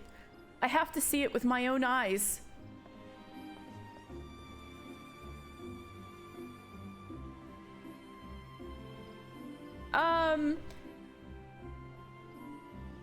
No, but you will be able to get any job you want. So if you like hitting things, you can get a melee job once you hit level 15, and I think are able to go to all 3 city-states.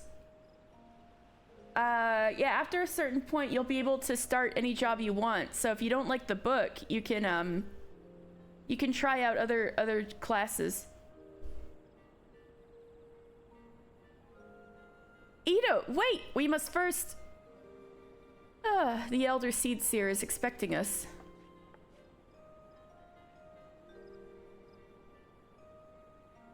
You can! You could get a really sick-looking book. Worry not, Alphino. Oh yeah, no, some of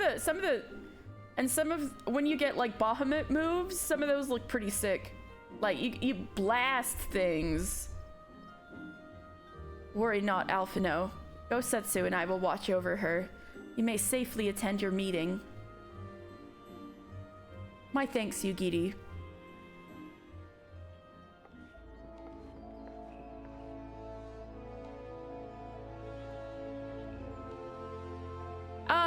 Oh, okay, you know what, Alexi, you might appreciate Red Mage. Yeah, Red Mage, you can use a sword and do spells, but you won't be able to start doing Red Mage until you're at level 50. And it should be included now that Stormblood's part of the free trial. So once you hit level 50 on any job, you should be able to, or maybe, I forget if you have to finish, if you have to beat the ultimate weapon either, but definitely by the time you're level 50, you can start Red Mage in Ul'dah, I think. And then you'll be able to use a sword and look really swaggy. And so you just have to be level 50 on any job. Gotcha. So yeah, you'll be able to look really swaggy and use spells and use a sword.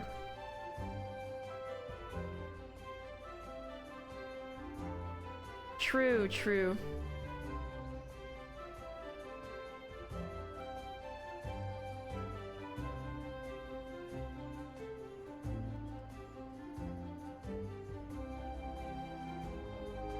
Unfortunately, no. People have asked for that a lot, but necromancy exists, but it's like really taboo. And it's probably a little too taboo for the Warrior of Light to deal with. But, however, there is a Reaper class where you can get a scythe and you can summon a sick demon who possesses your body. That's kind of a similar vibe.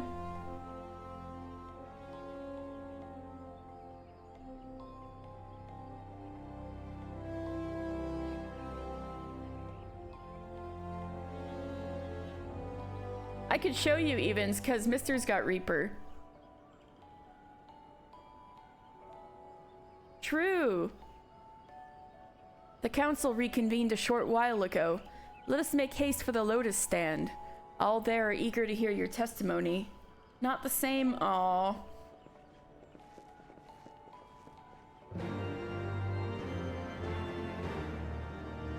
But yeah, lore-wise, necromancy is like really taboo.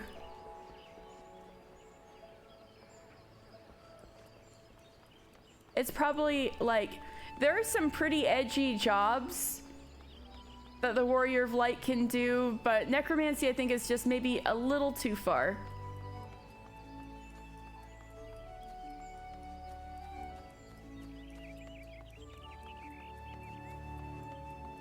But I could show you what it looks like.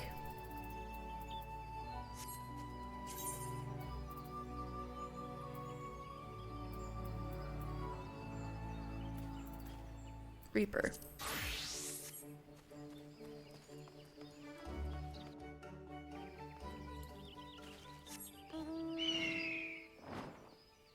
says who? Well, okay.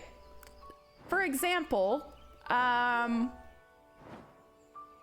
there's a desert city you're gonna go to, Ul'dah. It used to have a sister city. And they went to war with each other. And the way Ul'dah decided to get the upper hand was to, like, turn a bunch of soldiers from their sister city into zombies, and then basically wiped out the whole city from the inside because everybody started turning into zombies and attacked each other. And so it was like really bad.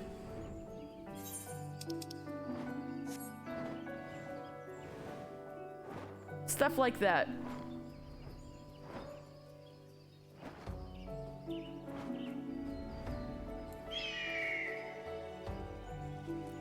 Alright, anyway. Oh wait, where's the... There it is, striking dummy. Alright, so this is what you can do with Reaper, Alexi.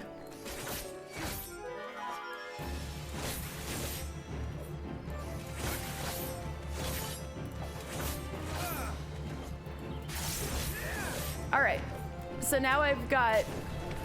See, did you see him? He popped out.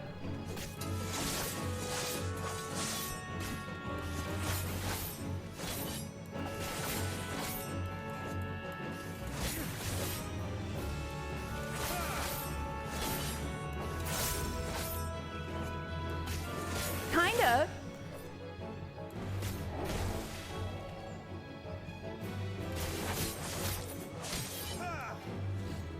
But when you get enough gauge, I don't know if I'm a high enough level to do it yet, but you'll eventually be able to have the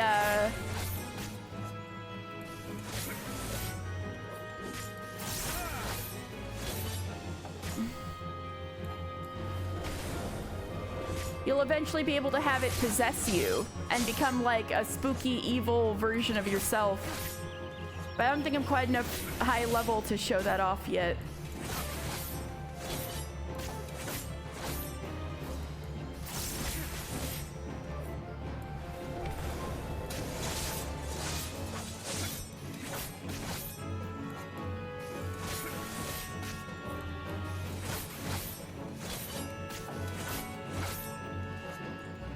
And Shroud is weirdly a level 80 action. Gotcha. So I can't do that yet.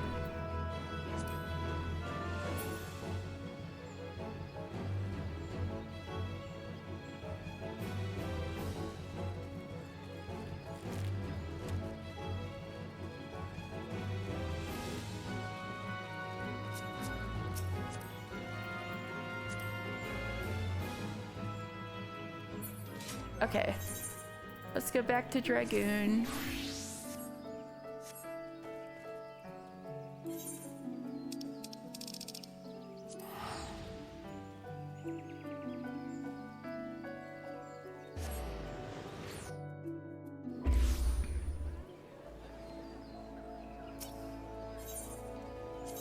They could, and they've certainly been asked. It's probably one of the most requested jobs, but they haven't done it yet. For whatever reason.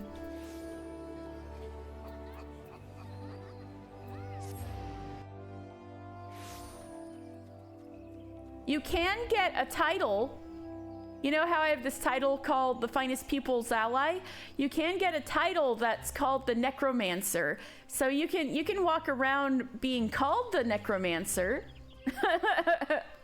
But it's also notoriously one of the most difficult titles to get, so it's actually a title, if you have it, you can flex on people with it.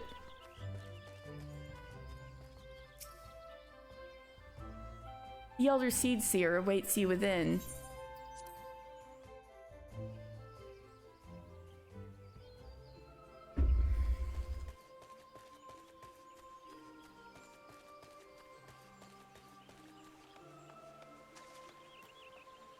Emmerich? Had I not instructed you to throw Nidhogg's accursed eyes into the abyss, all of this might have been avoided. I thought them beyond reach. You know, it was the heat of the moment, Emmerich, okay? You don't have to feel too bad about it. Another calamity averted, eh? How many times now have you and yours hauled us back from the brink? 'Twould seem Garland's little friend was as good as his word. Garland's little friend.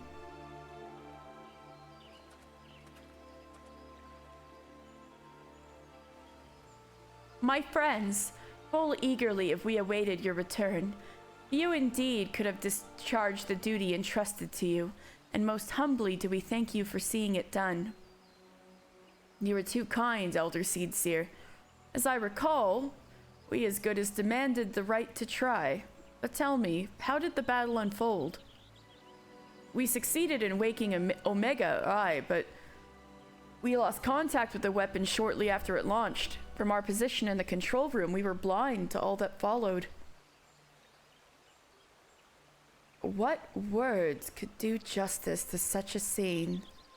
None of my choosing, that much is certain. But I can give you the facts. The cocoon hatched even as Omega arrived, and from its midst rose a great dragon. The pair duly set about each other in the skies over Girabania. The primal's might defied belief. It seemed the very heavens would be rent asunder by the force of its blows, and it wielded such magics as I have never seen, and hope never to see again.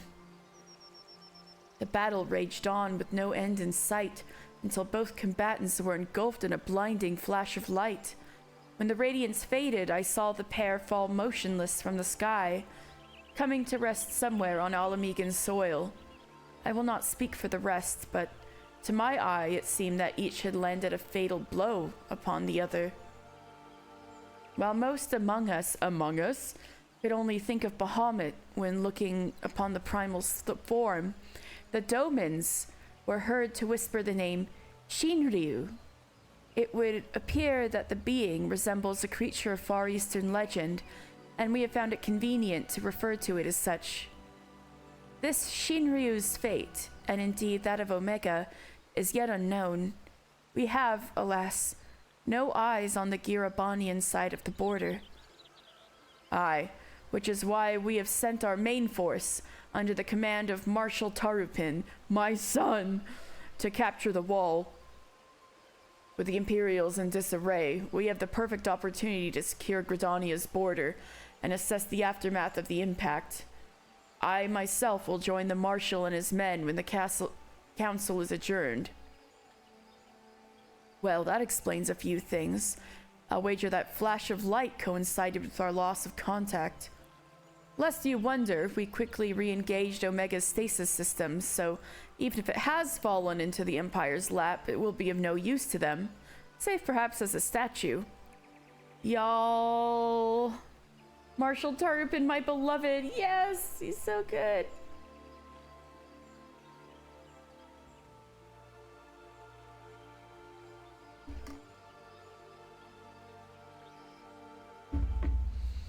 Correct. Without me to guide their efforts, it would take them decades to decipher Omega's core functions if they managed it at all.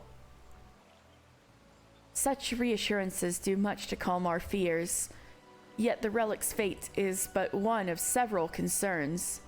There's a lot going on. Indeed, I humbly submit that the time has come for us to make contact with the Resistance representatives in Girabania. Though Ilberd has forced our hand, it would seem only logical to seek an alliance, given the inevitability of Imperial retaliation. And by working in concert, it is not impossible that Alamigo might finally be wrested from Garlemald's grasp. Now we're talking, Emmerich!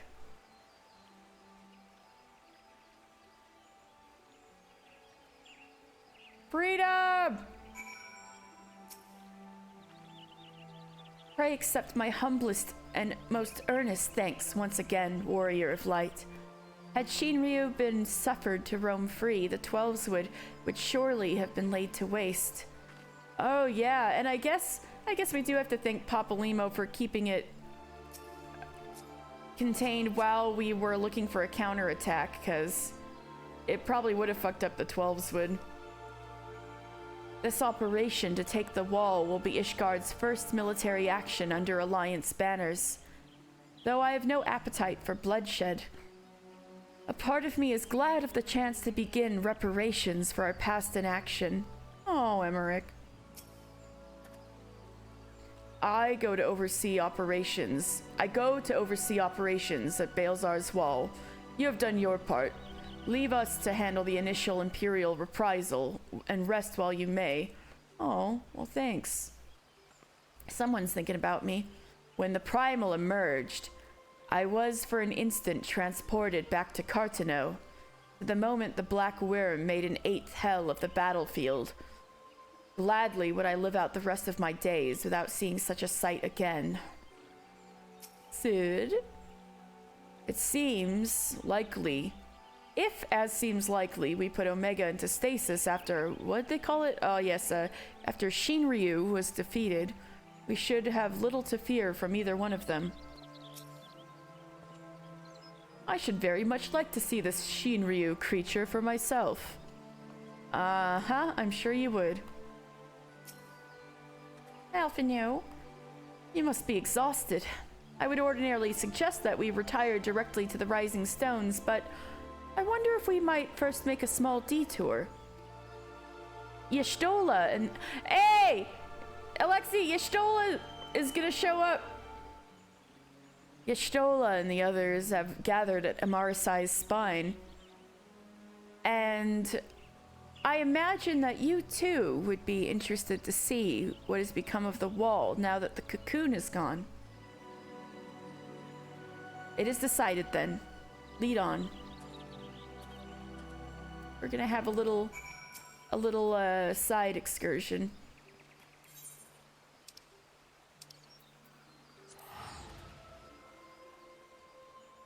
Alexei, you're gonna miss Y'shtola.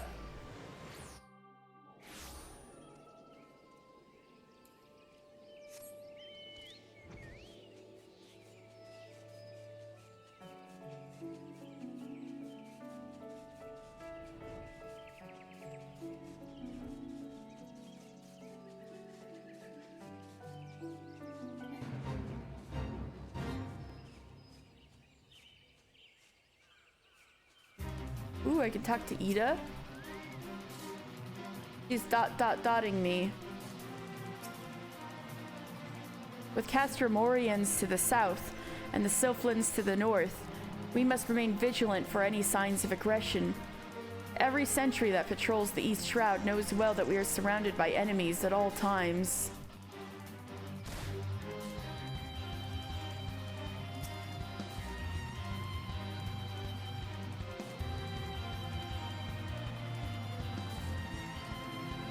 How is it looking?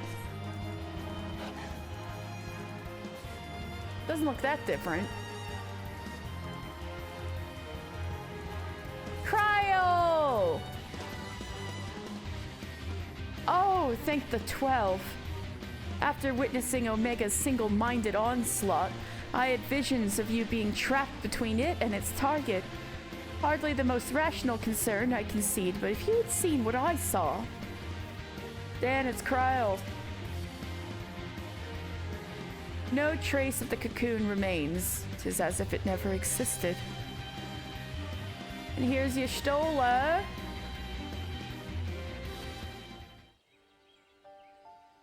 Alexei, it's Y'shtola.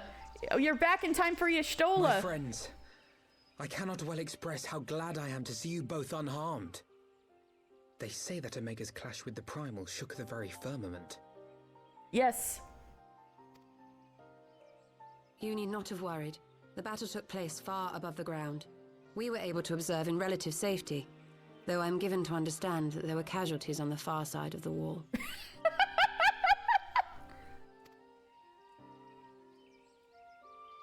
It was like watching a nightmare unfold before our very eyes. Ilberd's primal manifested in the form of a colossal dragon, a being of pure violence. It burst forth from the cocoon with such terrible force.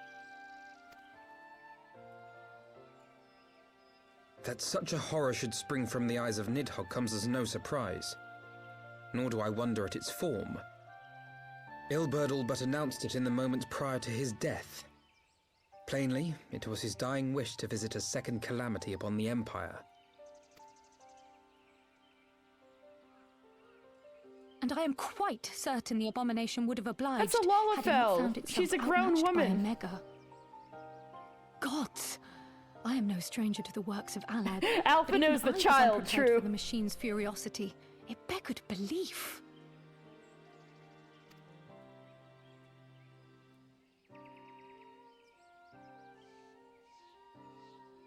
And how Yeah, fares poor she's Ida in one the of the midst of all people. this? Have you spoken with her? She's one of the people you wanted to shoot out of a cannon. She has a very cute little coat on because, yeah, she's 22. She has a cute little coat on because, her grandfather got it for her. And so she wants to stick with it. And how okay. Oh yeah, how's Ida? She's up on the platform, lost in thought. We deemed it best not to disturb her, but mayhap she would welcome some company after all. Shall we?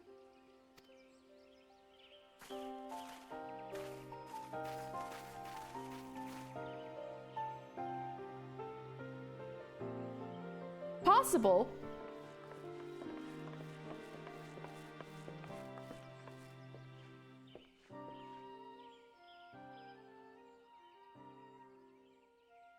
The light's gone.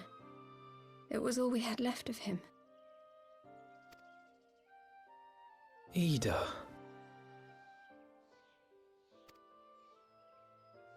I don't blame anyone. I knew what was going to happen. I knew the spell Papalimo meant to cast would drain away his life force. I knew that it would only buy us a little time.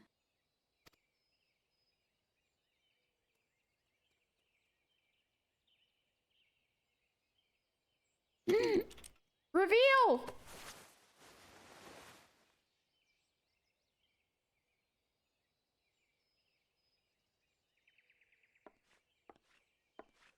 Ida, there is no need to explain.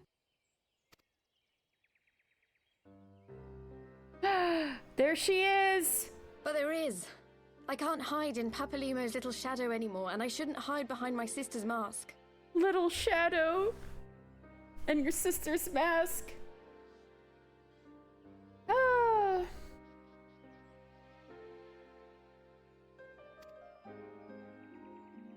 20 years ago, on the day the Empire marched into Alamigo, I was still just a child, not even 5 summers old.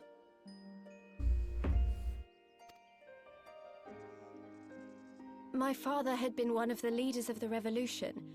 He had fought to overthrow the Mad King, Theodoric. And my sister had fought alongside him.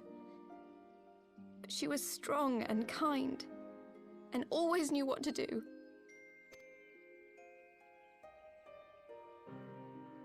But when the Garleans came, everything changed. My father went to war against them too, and I never saw him again. After that, I remember a lot of running. My sister dragged me for malms and malms until we came to the city of Sharlayan. That was where she met Master Louis Soir.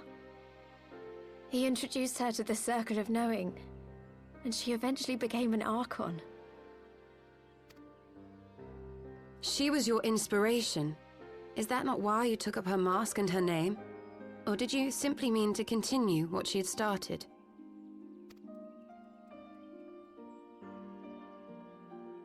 You've known all along, haven't you?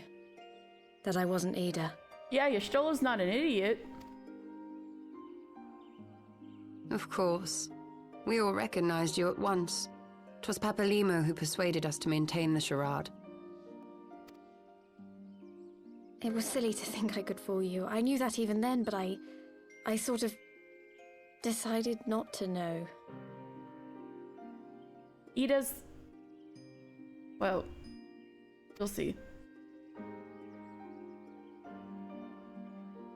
Ida died 6 years ago, on a mission to smuggle refugees out of Alamigo. They say she was overwhelmed by Imperial soldiers when she stayed behind to save a little girl. She was so strong. There must have been a lot of them. We will meet that little girl, but I won't explain it for a while. No, Ida, the little sister who we're currently talking to was in Charlian, like a completely different country at the time. It was a little girl in Alamigo who Ida died saving. But we are going to meet that little girl. I'm just put a bookmark in that for later.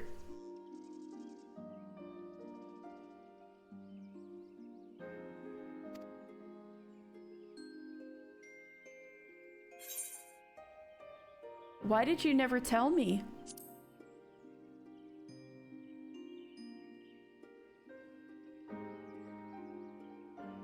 I'm sorry for lying to you. My real name is Lise. So yep, this is Lise. And so we find out, Alexei, whenever you meet Ida, you'll now have the spoiler that that's actually Lise the whole time. And she was having so many issues when Ida died that she just pretended to be Ida.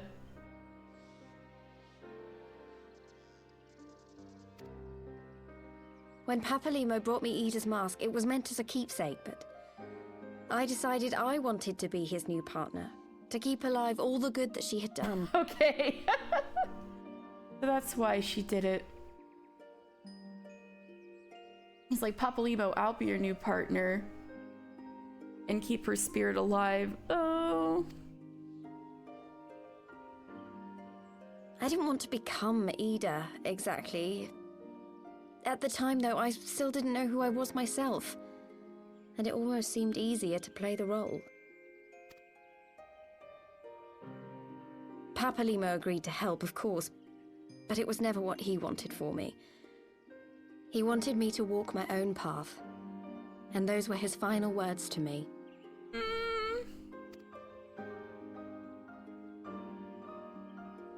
The Archon's mark he gave me is faded, and my last excuse along with it. So yeah, that's why her tattoo vanished, because she never had the tattoo. It was a fake tattoo that Papalimo had put on with a spell. But her older sister, Ida, had a real tattoo. Because her older sister was an Archon, but Lise never became an Archon officially.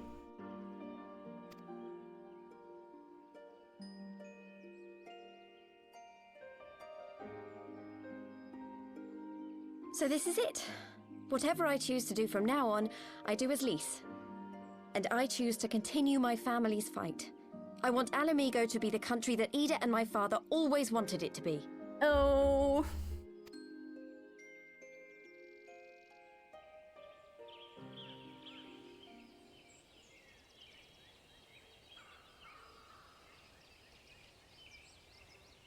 There's Gosetsu and Yugiri. War is upon us once more. Do you regret standing against the Empire? Would you have chosen a different road, knowing what you know now? To claim that I never doubted the decision would be a lie. But I made my choice, and I have defended it with blade in hand ever since.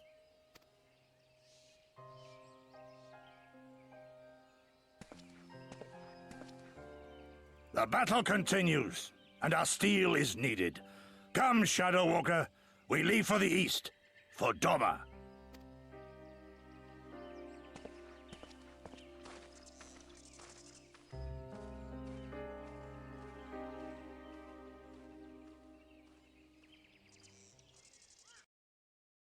Or Stormblood and...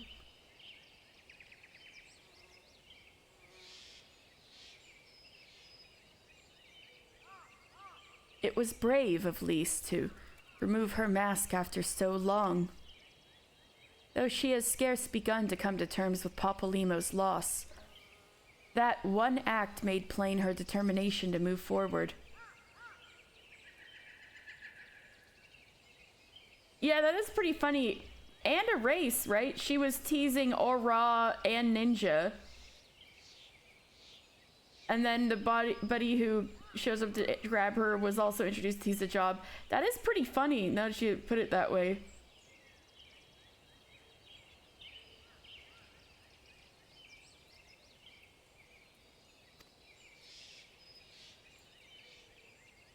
And should she ever falter, we shall be there to support her on this road she has resolved to walk.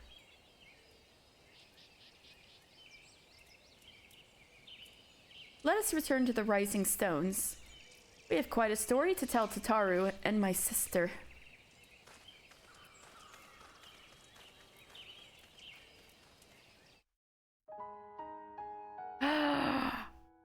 Here we go! The official Heaven's Word ending! The official credits to Heaven's Word! We're done with Heaven's Word for real this time! There's my boy Nidhogg. Nidhogg. Children of the land, do you hear? Arrows of truth that once rang clear. It's your boy Eggnog! Intertwined, when true love they did find, and laughs. Hey, it's my evil twin! But flames that burn full bright memories in my shadows hearts in the waxing moon. Rest in peace, Stephen Critchlow. Here's my girl Vidofnir.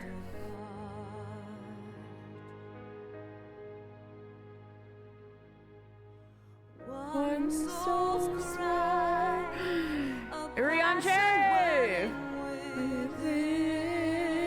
There's Y'shtola, voiced by Robin Attinson. Sacrifice,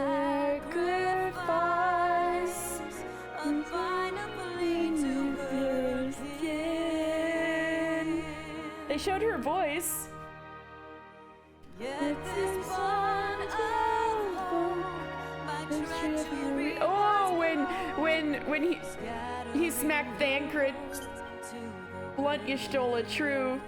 Who sent me a free company invite in the middle of the credits?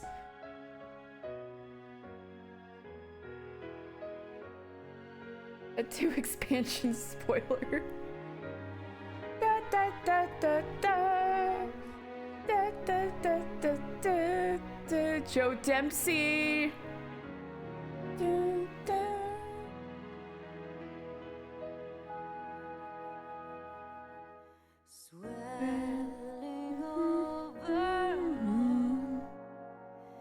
There's a Stinian having a bad day, looking a little stinky.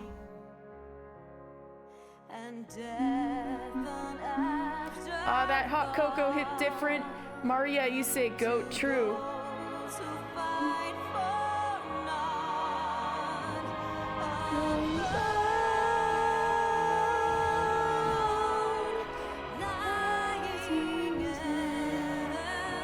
Oh, there's Dark Scale and no, not Dark Scale, Vidofnir and Verdolfilnir with Hraesvelgr.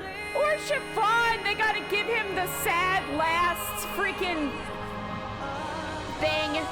So mean.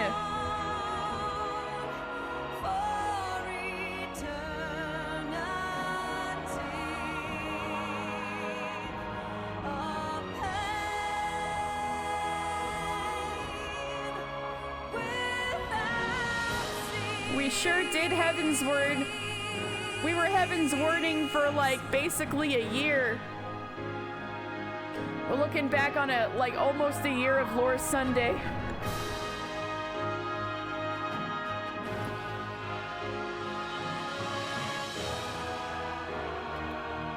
Oh, Siobhan and Azale. Ah!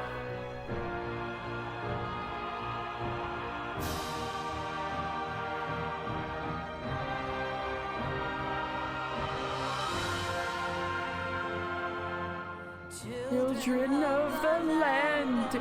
Ooh, yes, bridal carrying Estinian. Why must you turn to earthly bliss? Tell me why they trust. Return the dust to dust. Thinking tell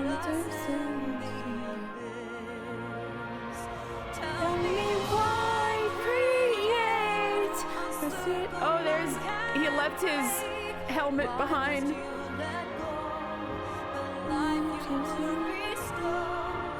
This I swear I never know. Never know. Heaven's word. Yes. I think you can just Google graphics update and I'll show you stuff. They've mostly been showing it at the fan fests. So maybe if you Google like fan fest Final Fantasy XIV graphics update, there'll be some examples. And that's the update's gonna officially happen this summer. I don't think they've shown a lot of NPCs yet. They've mostly just been showing how most people's characters are gonna go. Also, they said that updates for NPCs and stuff will kind of be rolling updates for a bit. So it's possible we might get some scenes where only half the characters are HD for a bit while they try to like go back and improve all of like the custom NPCs. Y'shtola might be one of the first ones. We just don't know yet. But Y'shtola will be HD eventually. That is a promise that has been made to us. However, if you want, there's a really good Y'shtola in the Dawn Trail trailer. So if you want to look at the Dawn Trail trailer, there's a really nice HD Y'shtola.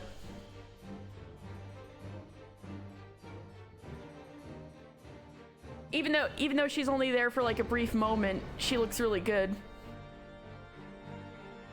She's also in the Shadowbringers and Endwalker trailers, but I think she looks really good in the Dawn Trail trailer. The Dawn trailer, one could say. Rip Minfilia. Pour one out for Minfilia.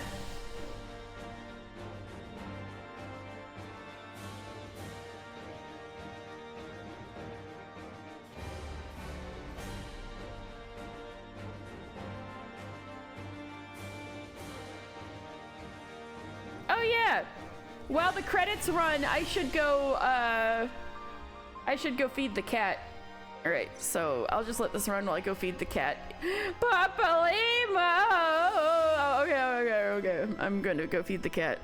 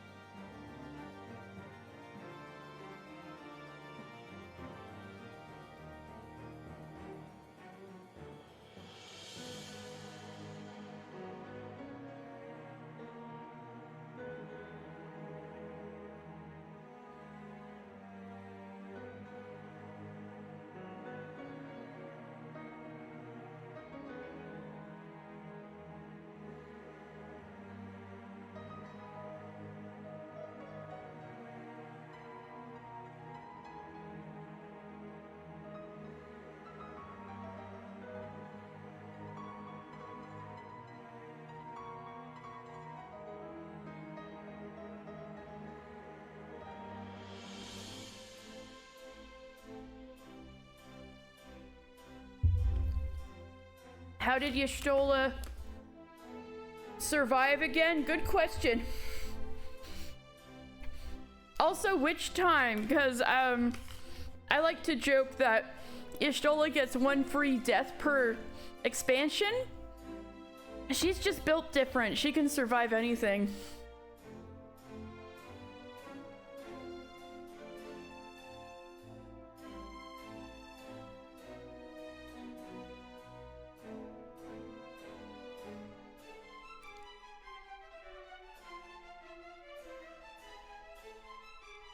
Oh. Yeah. She's using every one of her 9 lives. Alright. After the whole poisoning incident, she and Thancred, the like rogue kind of guy, they were being chased down by soldiers, and they were gonna hold the line so that Minfilia and the Warrior of Light could keep running on. And so Y'shtola did a spell called Flow so that they could get out of there. But basically, she turned them incorporeal so that their souls were just kind of drifting through the life stream, which is like currents of ether, and basically where people go when they die. So pretty much like she's pretty much like, all right, I'm just gonna turn this into dust, and we're gonna like I'm basically killing us, but hopefully our friends will be able to find us and get us out. So that's exactly what happens. Kryl helps them find Y'shtola and Thancred. And Thancred got spit out somewhere else. Right, Thancred got spit out somewhere else, but Y'shtola was still stuck in the life stream.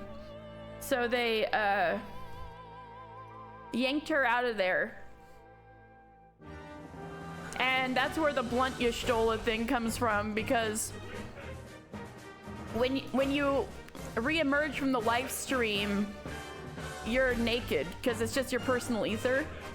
So they had all these blankets to wrap up Y'shtola in. So how'd she go blind? Going into the life stream is not something you go into without consequence. And so the consequence for Y'shtola is that when she came back, she couldn't see anymore. And Thancred, he couldn't use magic anymore. He can't manipulate ether anymore, so he can only like rely on his own physical strength and skill to fight.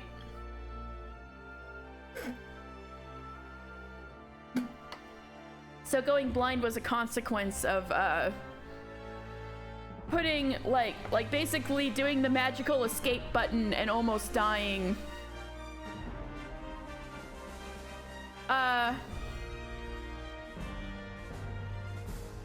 If there was a case for her, I'm sure she would have gone for it. So maybe whatever's going on with her, she can't.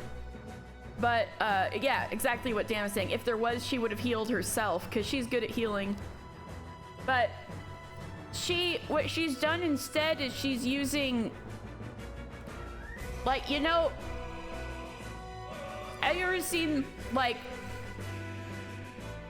the Matrix trilogy movies, and like in the third Matrix movie, Neo can't see anymore, but he uses the Matrix to see? That's what I think of it, like Y'shtola seeing the Matrix. She uses a spell so that she can see around her, but she can just see the ether around her. I mean, that's what she pretty much is doing, Alexi. She basically replaced her eyes with, magically replaced her eyes with other eyes. That's how she's getting around and fighting and stuff. That's basically what she's done.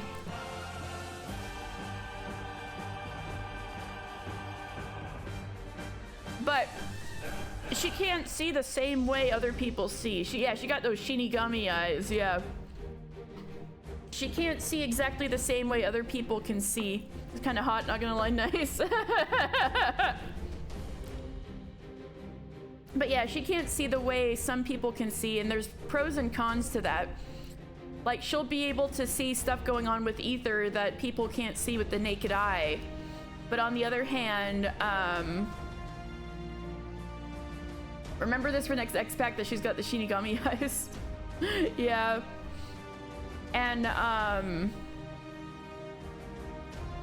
but on the other hand, she won't be able to see details like colors, maybe exactly what people's faces look like, things like that, I think. She can't really enjoy anymore.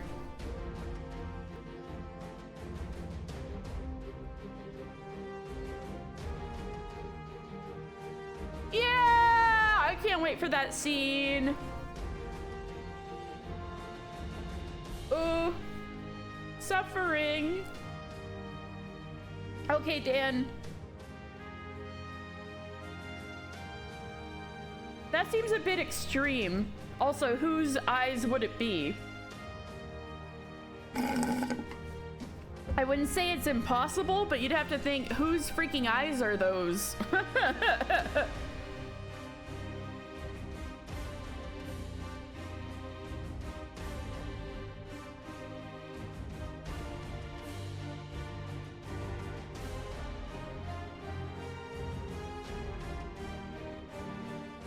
Yeah, I guess nobody really does organ transplants yet, but I wouldn't say it's... Maybe they're working on that kind of thing in Garlemald. Again, I don't think she'd be comfortable using just any old person's eyes.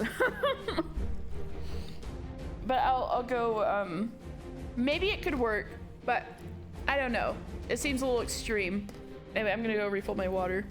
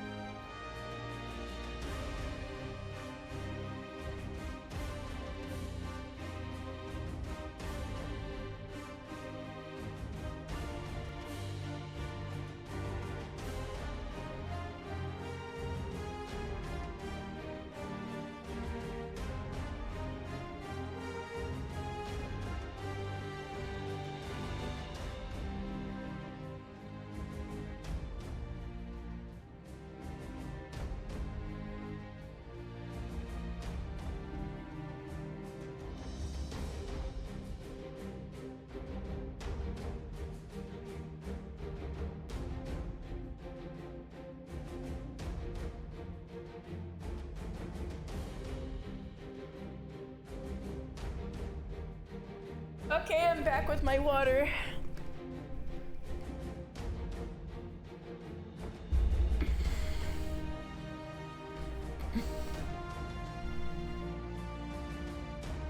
Oh no! I think Yamitra would probably object to that.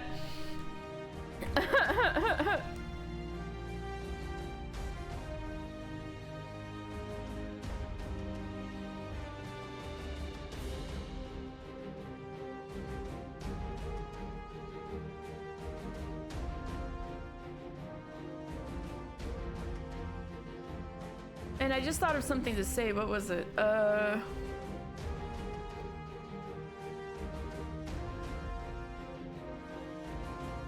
Ooh, motion actors.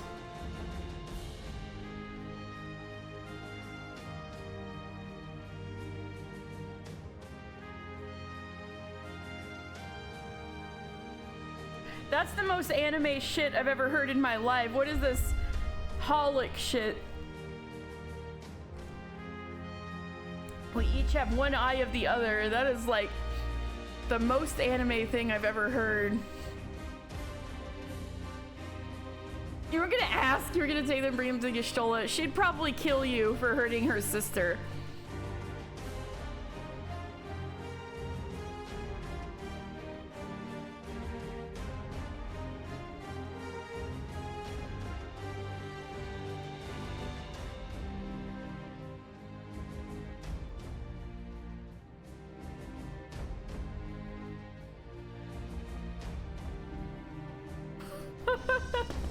I think something told me she'd still be able to tell because she's cool like that.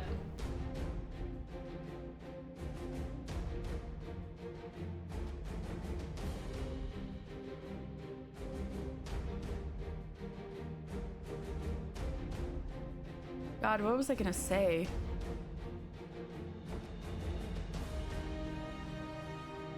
Something about Heaven's Word. Oh, I remember. Now that I'm thinking about how many characters got killed off in Heaven's Word, and now I remember that after this, that crew went on to start writing Final Fantasy 16, and how like much fewer character deaths there are after Heaven's Word. I'm like, you know what?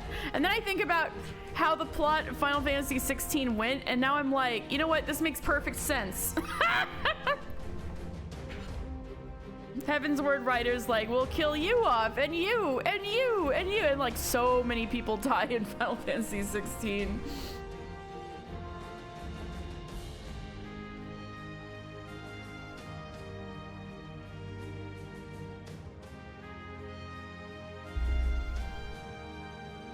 How will she tell she's blind? Well, she can see ether. And she's really smart. Maybe she can recognize that it's her sister's.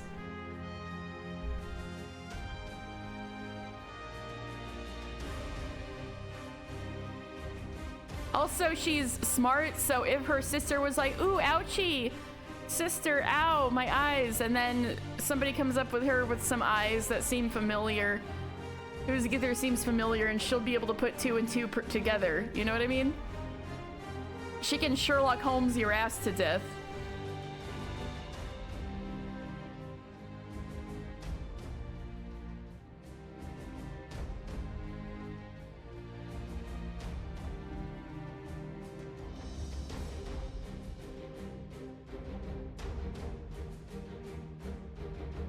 Yes. Though they visit. Also, Y'shtola is always on the move, so she's the one who has more opportunity to visit her sister, really, than the other way around. You'll see. When you meet the Scions of the Seventh Dawn, all you bitches are going everywhere. You're like hardly even living in a place.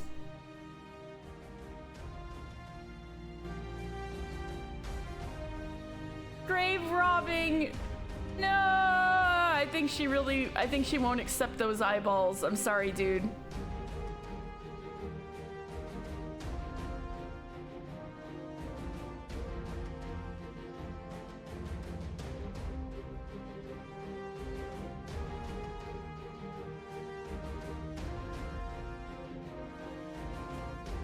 Also, that'd be so freaky if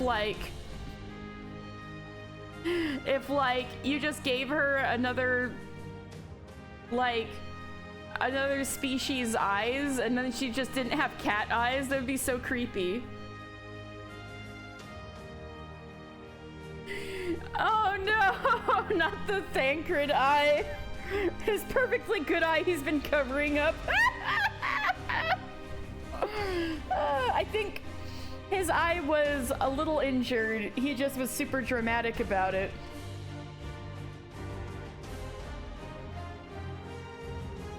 Apollo Justice asked them.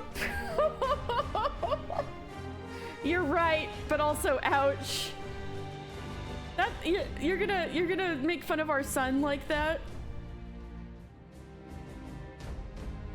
2014, 10 years ago, damn.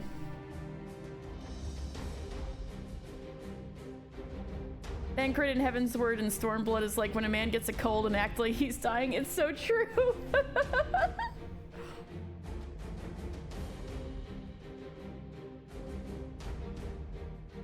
Tetsuya Nomura, Yoshinori Kitase, Yosuke Saito.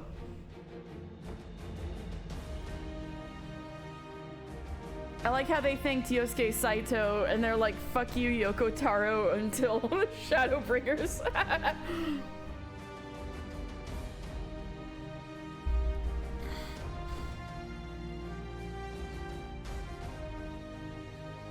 Oh, now we're having One Piece discussion.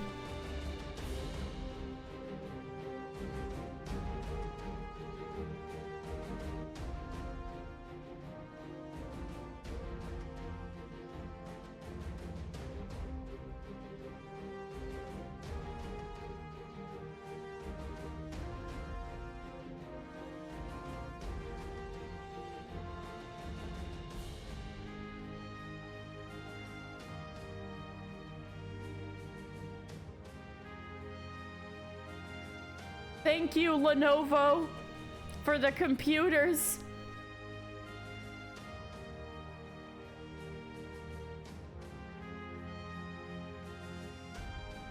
Voice cast got updated in 2023.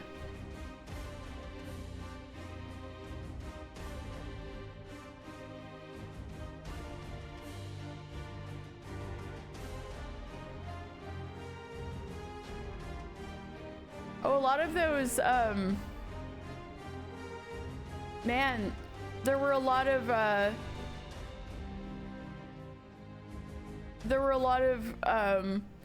really far down on the Whoa!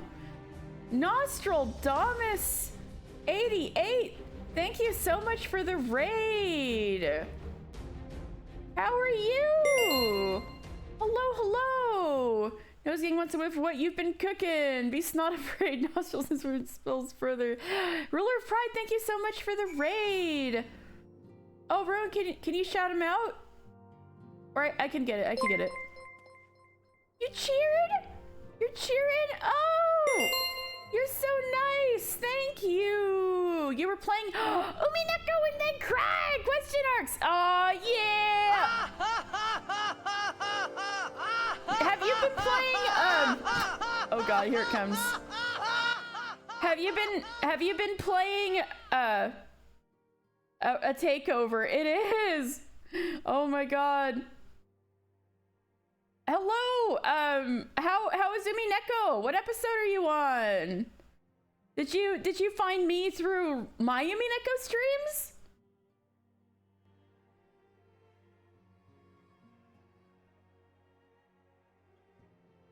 Anyway, welcome. Thank you for the raid. If you don't know me, I am Katie. And you're still on episode 1. All right, all right.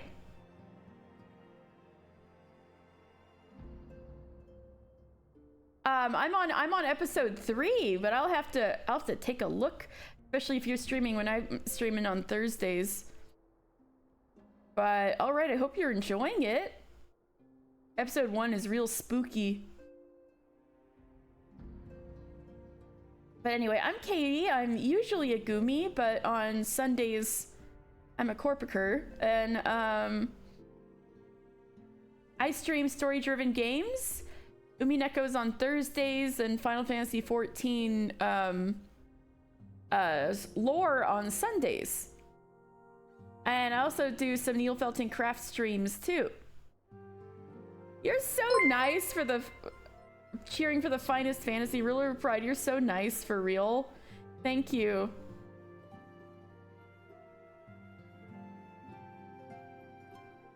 Thank you. My bit badges are pictures of my cat. It will probably be good to know. Oh, thank you.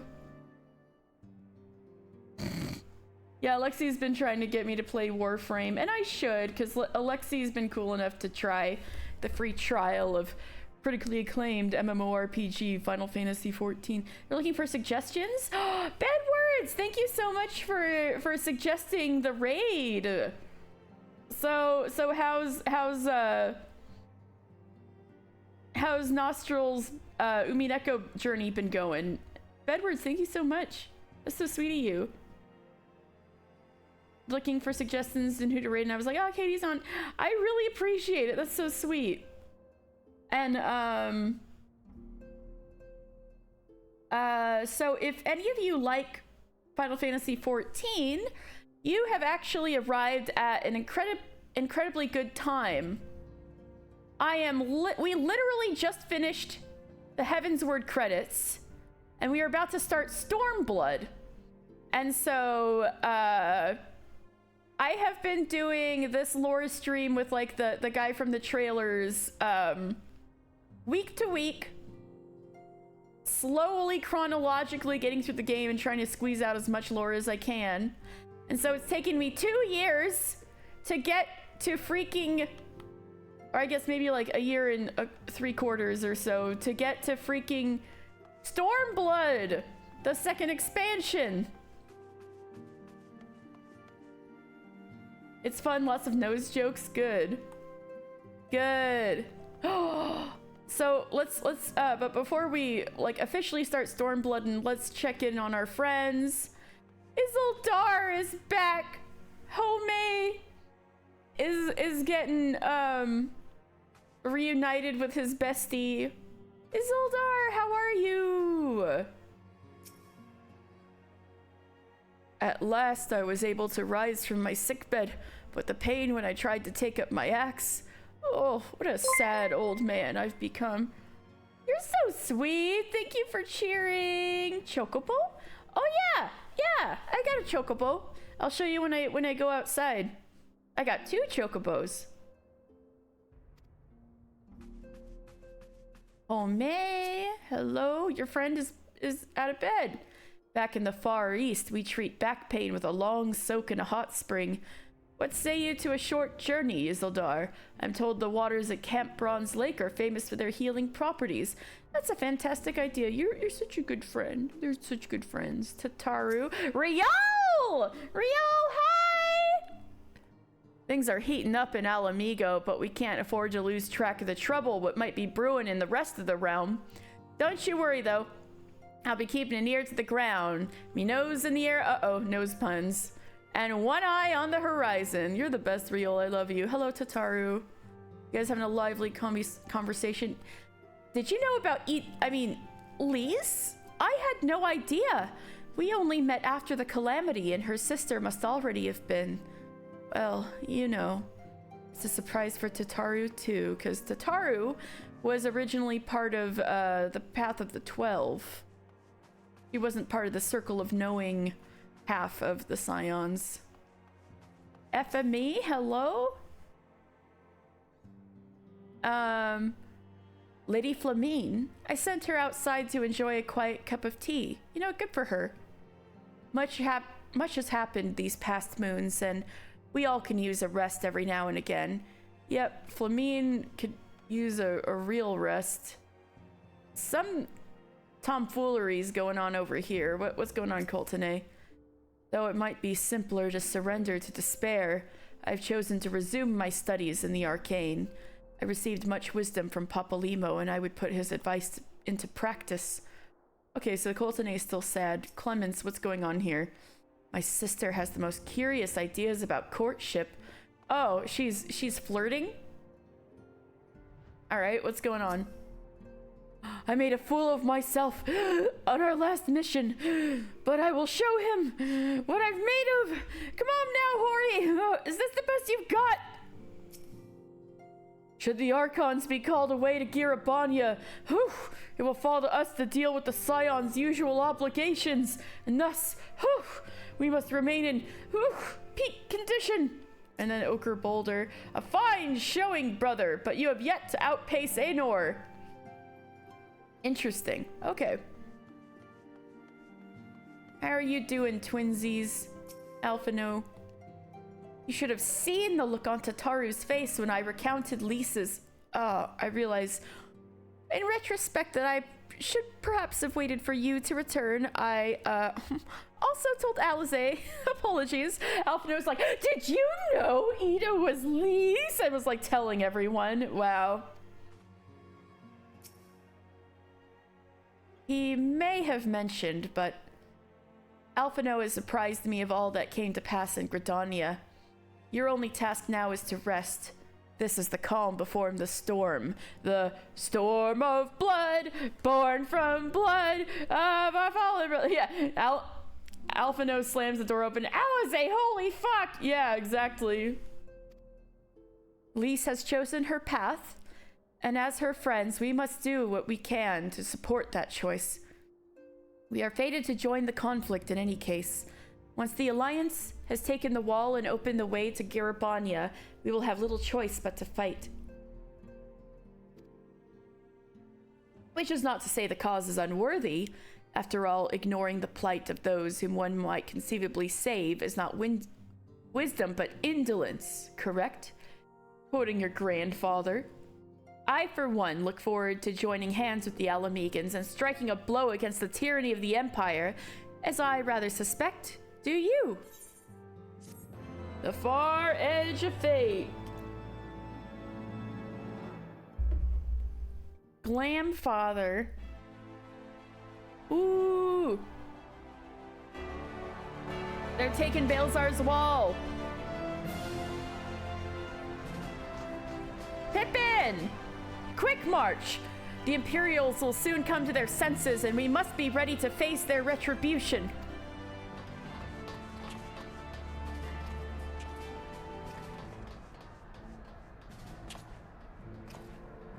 Everybody loves Pippin. Damn! It is almost time, Father. Are you? I, almost.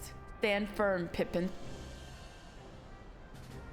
I learned to brace myself against the charge of the Bull of Alamigo. No foe will dislodge me.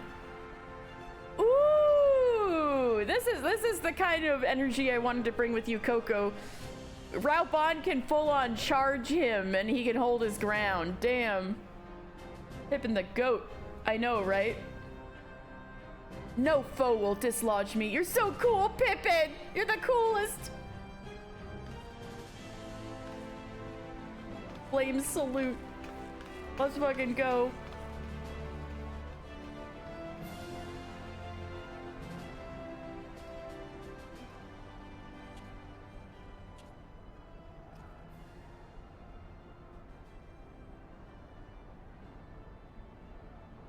Thinking about Ilberd.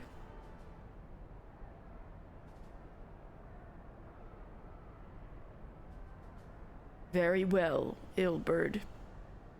I will take our homeland back. Oh. But what if Gunn? For the both of us. Raubon! Ilberd did all of that stuff because he got so pissed that Raubon wasn't taking back Alamigo. Hits him! We gotta get Spec in here! Rowan, you gotta get Spec in here! We're our first Xeno sighting! A test of your reflexes! First test of your reflexes!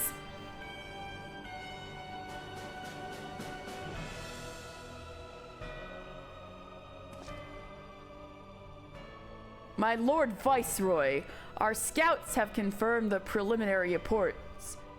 Balzar's wall has fallen to the Eorzean Alliance.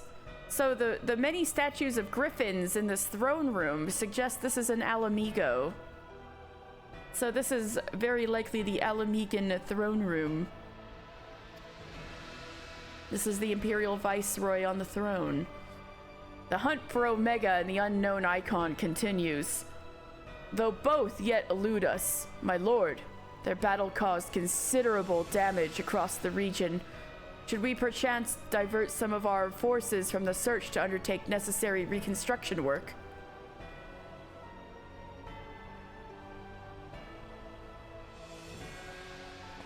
It just doesn't say anything. Amazing.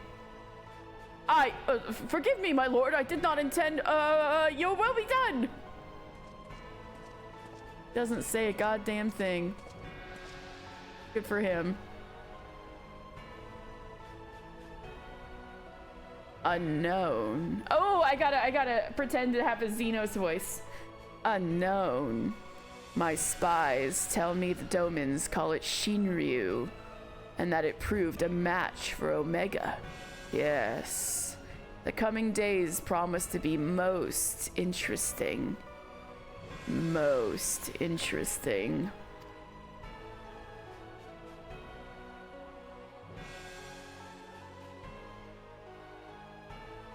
There he is! There he is!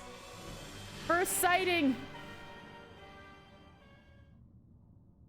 At the far edge of fate, the road begins anew. The heroes look to the eastern skies and behold their crimson hue! A dawn of liberation, a gathering storm of blood! Fucking go!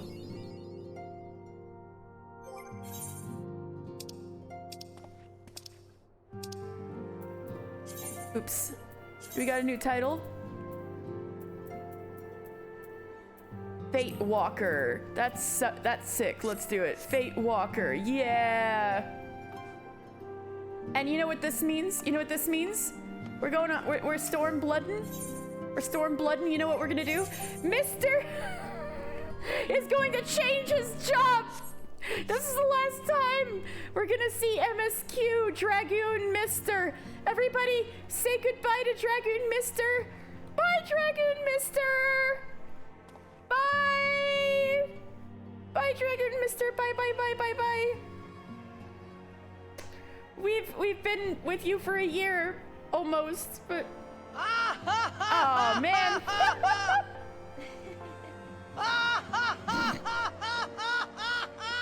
Bye, Fork Man. Oh my goodness. All right. It's monk time. It's monk time. We are monkin'. We are monkin'! Mr. is MSQ monk now. Okay. If all proceeds to plan, we should soon be receiving word that Alliance forces have secured Balzar's wall. Just monking around. Until then, however, we can but ensure that we are ready to move the moment we hear the news. Okay, so they're still doing their whole thing. I want to see if I can actually find Flamine having a cup of tea outside.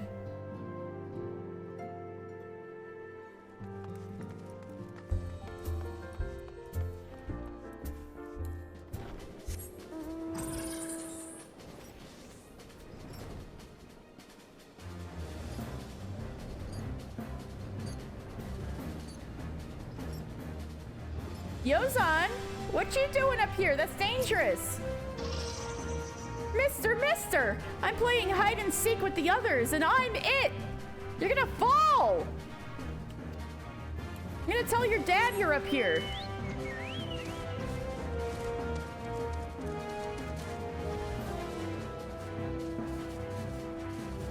Where are the kids hiding? Maybe I can help you.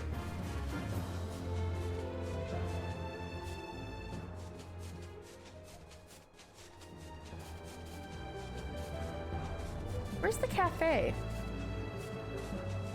Ah, here it is. There she is. She is up here. Flamine, you're having a little break?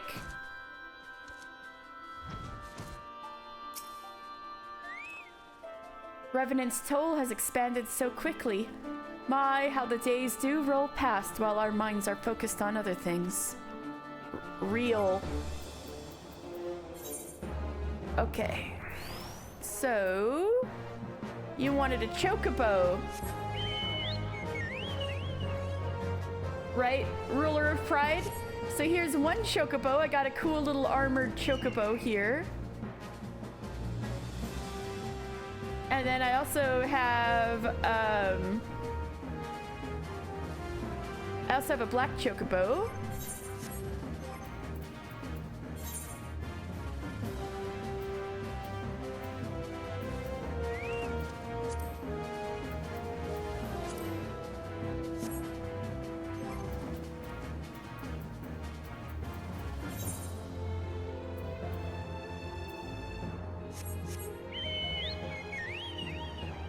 Hey, chocobo.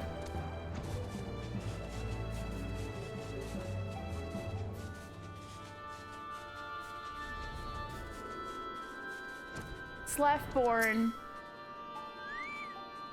Tataru told me of Papalymo and the sacrifice he made.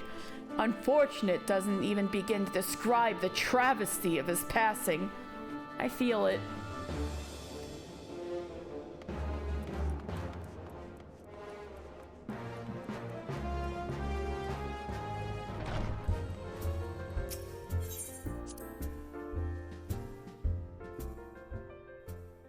Alright.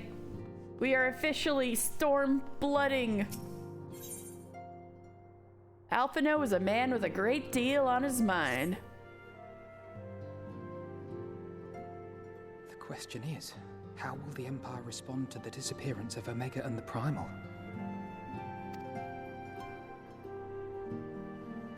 Oh, I didn't see you there. Forgive me. Word from Baelsar's wall is proving long in the coming, and my mind cannot help but stray to grim places.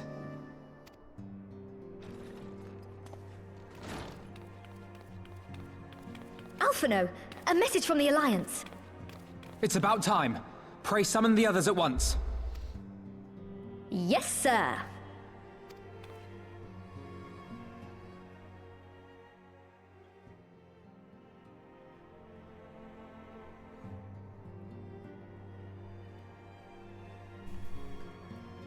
General Uldin reports that his forces have secured the breach in Baelsar's wall. That would be Rauban.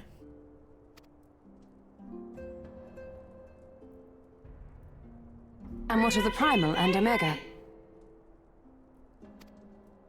There is still no sign of either at this time. He writes that they will begin a more thorough investigation shortly. And, as expected, he wishes to petition the aid of the Scions of the Seventh Dawn. Of course! As expected.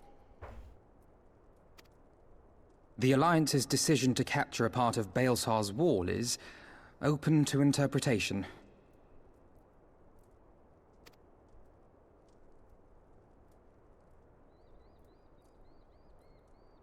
The wall serves to demarcate Imperial territory, Alamigo included, from the rest of Eorzea.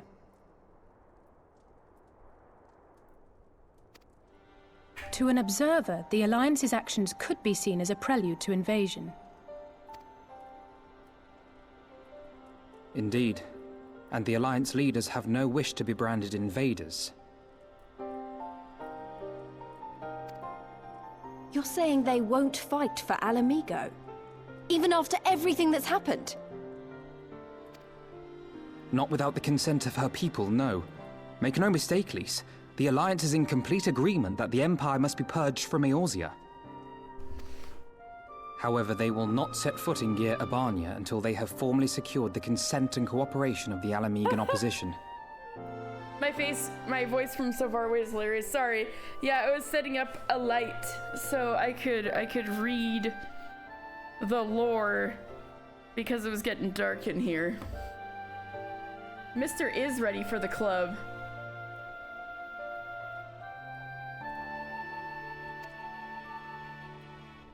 They would have us act as intermediaries.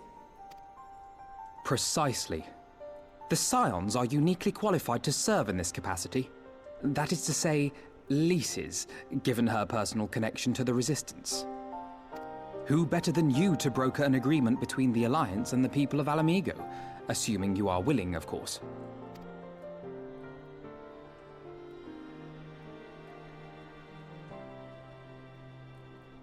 Of course I am. You know I'd like nothing more. And Lys is actually a pretty good choice for this because even though Rauban is like representing a big wing of the Alliance and is Alamegan. Raoban hasn't been involved with the Resistance in many years, but Lys has.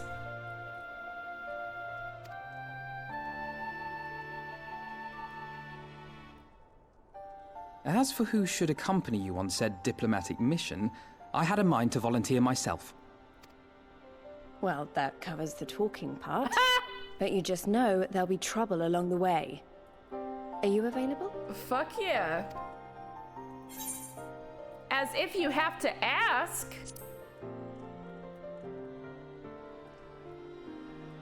Thanks. That's a very monk It means motion. a lot knowing you'll be there. I too shall accompany you. Such endeavors are seldom hampered by a surfeit of healers. Good point. Allow me to offer my services as well. I have spent quite enough time here of late, so I'll be coming. But we will need someone to keep an eye on things. I trust you have no objections? None, my lady.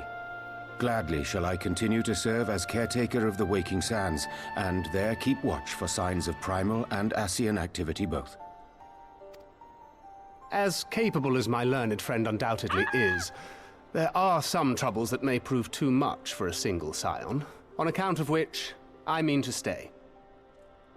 Why have I... No, well, we haven't gotten to her yet. She hasn't told us what she's doing yet. But also, how have I completely forgotten that there could totally be Stormblood fanfiction opportunity for Thancred and Urianger?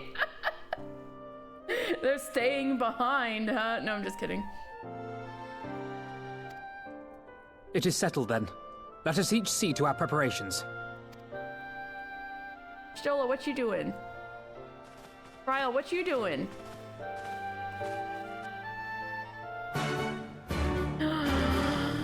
The Stormblood quest accepted sound!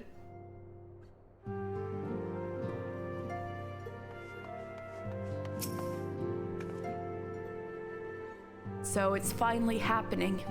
Don't tell anyone, but I'm feeling a little bit nervous. Only a bit, mind. I'll be fine once we get going. Hopefully. Taru? You remember Minago, don't you? I sure do. The messenger who brought word of the Griffin's attack on Balezar's wall? Well, she left not long ago, having made a full recovery. If you see her in Garabania, be sure to send my love. Oh, Tataru, you're so cute. Gosetsu's here! You are ready, Shadow Walker? There can be no turning back once we depart. Yukiri? Almost. There is but one thing that remains undone. Ooh? FME, how you doing? Even Tataru has her limits, so I have taken it upon myself to assist her in managing communications with various organizations and our members in the field. Riol and the others are counting on us for our support, after all. Alize, what's up? There's no going back once we cross this bridge. The gods only know what awaits us on the other side. Riol. Minfilia would have given anything for a chance to liberate her homeland. That's right, Minfilia was also from Alamigo, and her dad was part of the Resistance. And also a double agent for Garlemald, but ultimately on the Resistance side, Minfilia's dad was complicated. Anyway, were she still with us, I know she'd be the one leading the way. Riol. Aye aye, Captain. You can alright, what's Y'shtola saying to Riol? In our absence, Urianger and Thancred will handle administrative affairs. Continue to coordinate your operations with Alian and the others, and report to them directly should you receive word of primal activity. Ooh, Y'shtola's giving Riol orders. That's hot. Riol. Aye aye, Captain. You can count on us.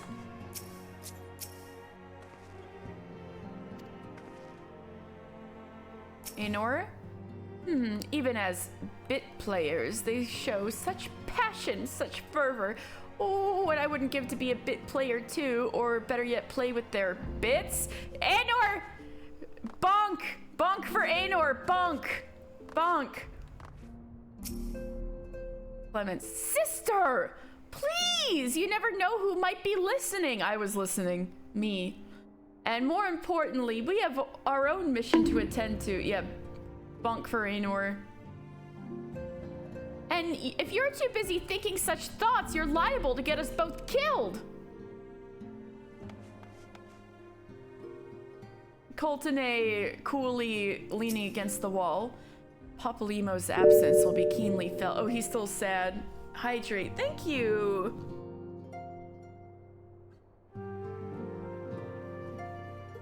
Hydration done. Thank you so much, Nostradamus. Papalymo's absence will be keenly felt for some time. Would that we had the strength to aid others in his stead. Oh, Coltene is still sad. Hori. Spirits, Coltene, spirits! Even if we are not more than bit players in their tale, we must do our utmost to support the senior scions, and Mr. most of all. Oh, I think you guys are more than bit players. I like you guys. Well said, Hori. Every man to his purpose, and we must not doubt ours. Oh.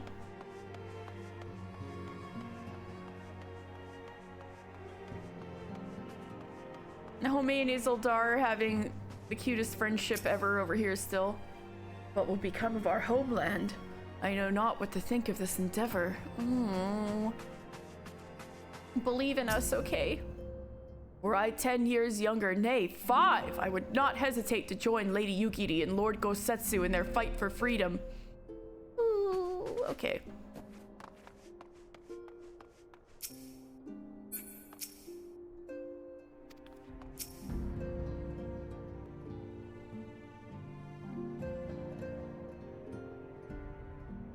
Ready, my friend?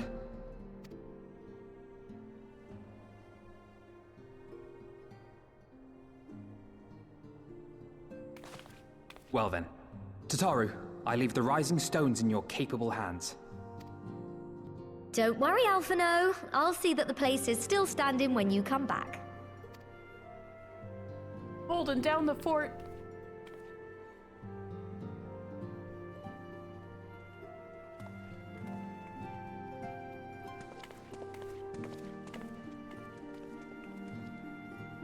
Mistress Y'shtola has unfolded all. You are bound for Girabania? Aye. The Alliance would have us make contact with the Alamegan resistance as soon as possible. It begins then. As soon it shall in Doma, if the gods are good.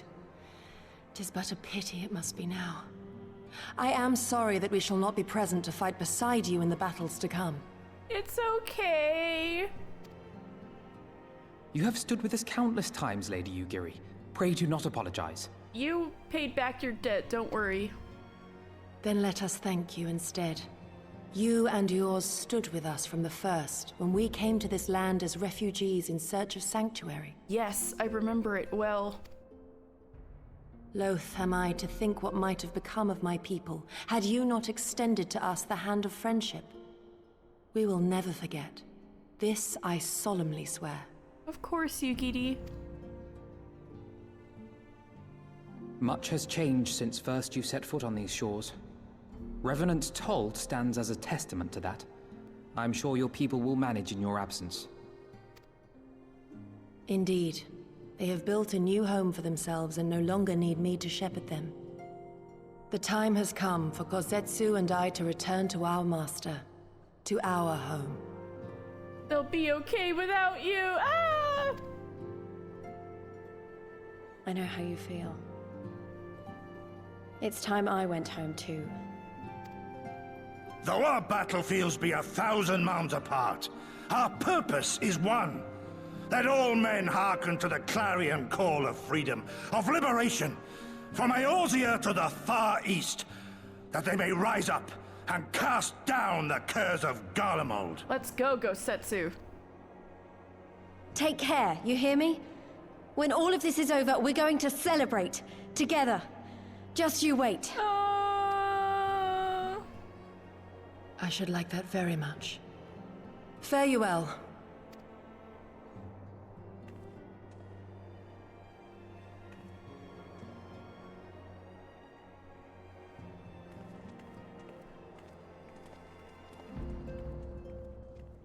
I wonder if they made Gosetsu do the Eastern Bow emote at first and it just didn't look right, so they had him do a regular one. 1,000 malms apart, yet united in purpose. Let us pray both our endeavors meet with success. Shall we then?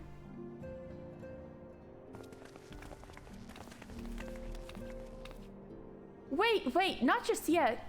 I knew I'd forgotten something important. Lise, could you come with me? Ooh, are you gonna get your measurements too, Lise? Me? What, now? All right then, if you insist.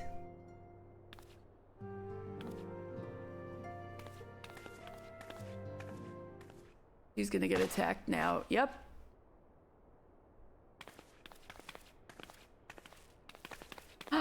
New outfit! Tataru, another Tataru special. Let's go. Oh yeah, look at her go. Monk.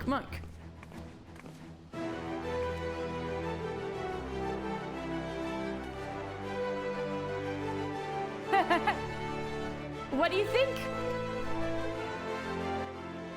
As you can see, I designed it to be light and loose.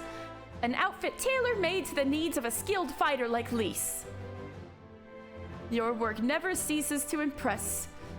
Much more of this, and I may have to stop introducing you as the Scion's receptionist and start referring to you as our preeminent seamstress. It's lovely, Tataru. Thank you. I feel like I could take on a legion. I'm glad you like it. And with that, I'll delay you no longer. Safe travels! Then onward to Girabania. Our first step will be at Amarasai's spire in the East Shroud. We're setting out to Girabania!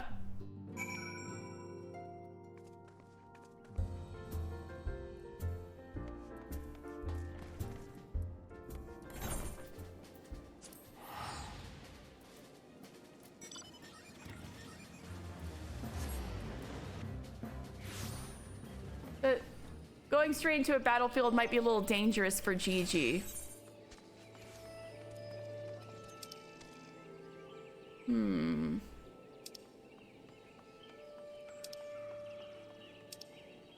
Let's bring Korpakur with us.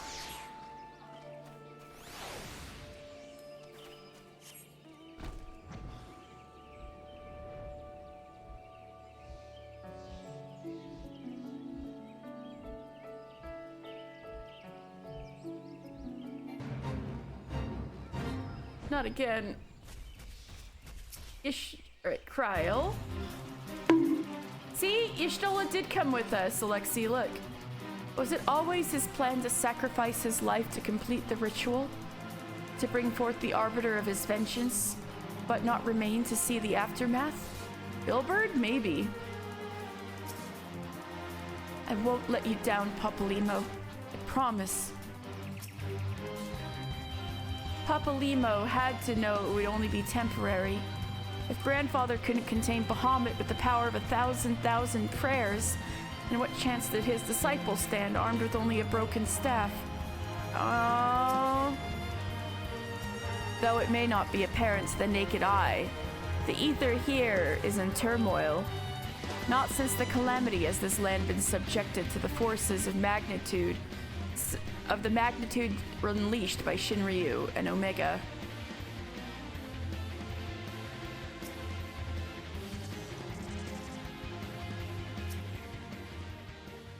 The Alliance holds the walls, sir. You may cross at your leisure.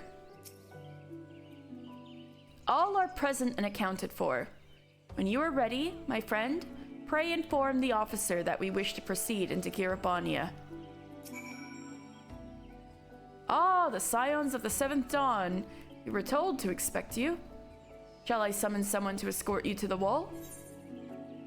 We're gonna proceed to Castromorians. We're going to a new place. Girabania, the fringes. We're Stormbloodin'.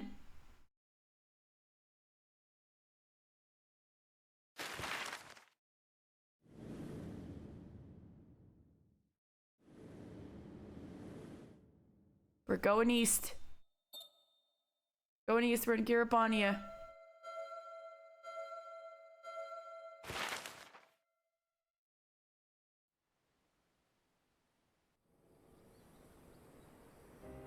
I remember crossing the border, standing in Garabania once more. Me and my fellow scions, the warrior of light among us.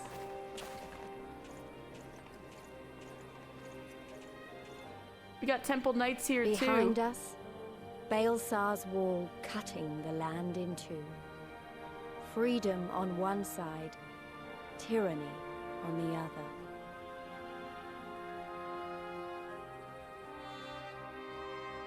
Tyranny. Whoa, big and blast. the promise of a new beginning. But one that could only be bought with flames and blood. I mean, this is a big one. Stormblood! Let's go! I mean, we're in the middle of that. They're trying to solve the Garlean Empire, their occupation of Doma and Garabania, Alamigo. That's what we're doing. We're throwing the Warrior of Light at the problem, and I'm gonna solve it. Ah, the music!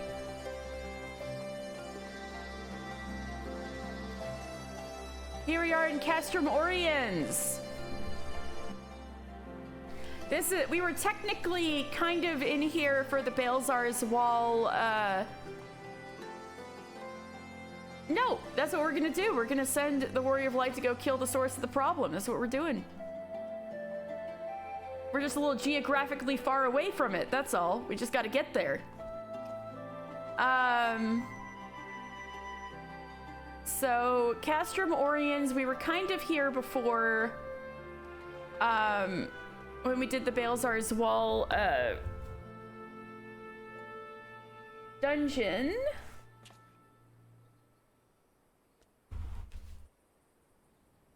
And yes, it's me. Aren't I cute? I'm right down here.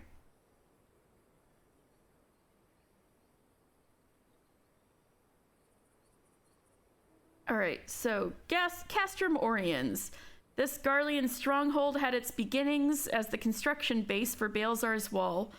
Following the Seventh Umbral Calamity, it was expanded to become a fully fledged castrum for the Black Wolf's renewed invasion efforts. The Black Wolf being Gaius van Baelsar, who Baelsar's Wall is named after. And Gaius van Baelsar also was the first imperial viceroy of Alamigo. Obviously, he is not anymore, but, and since Baelsar's Wall is the border between occupied Alamigo and the rest of Eorzea, it makes a lot of sense that it would be named after Gaius. Right now, Castrum Oriens is held by the Order of the Twin Adder and jointly garrisoned by Alliance forces. Would I taste like lettuce and chicken? Maybe? I think I'd taste like moss and leaves. Like, not that great unless you're an herbivore. Alright, let's talk to some of these Alliance soldiers and such around here. Lucinda? It will not be easy, but we must do all we can to reverse the damage done to the land here by the battle between Omega and Shinryu. I guess that is partially our fault, but it could have been much worse. Luzkers. From the Maelstrom. There is much to be learned from the Magitech weapons left by the Garleans along Baelsar's Wall. If all goes as planned, we will soon turn their own technology against them. Now let's look up what Luzkers means.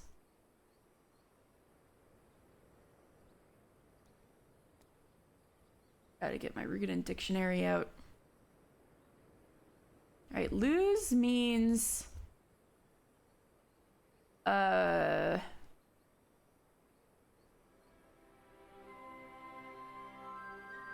Luz means short. Hers means candle. So his name is Short Candle.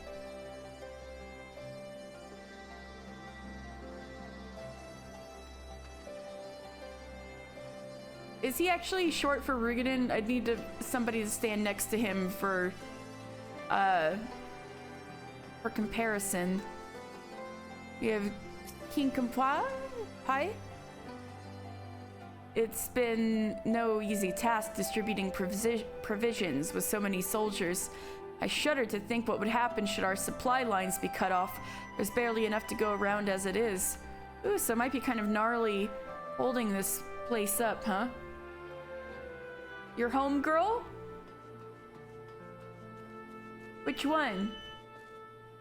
Which one in particular? Pip! Pip! What kind of name is that anyway? Eastern Highland? I've been so anxious to do battle with the Garleans. I sometimes find myself tightly gripping the hilt of my blade without realizing it. Perhaps that is the blame for the blisters on my hand. Pip of the Temple Knights, okay. Behind Pip. Gnimimfa? Is it because her name is so fucked up? Is that why she's your favorite? Your pet NPC? She's of the Maelstrom too, and she's from Graha's tribe. Do you know about Allagan's shit? Gnimimfa? Her name is crazy as hell. It is. Look at this. Gnimimfa. Gnimimfa. Of the Maelstrom. We recently seized a suit of Magitech armor from Baelsar's wall. Until we've completed its examination, civilians are not permitted inside, not even adventurers. Let's talk this Chocobo Keep. Oops, somebody's been doing the 15 event, which we will do, I think, next Sunday. Well met, traveler. Might I introduce you in a Chocobo Porter? Oh, do not tell me. Yes, I know. Okay. They're lining up. They're lining up.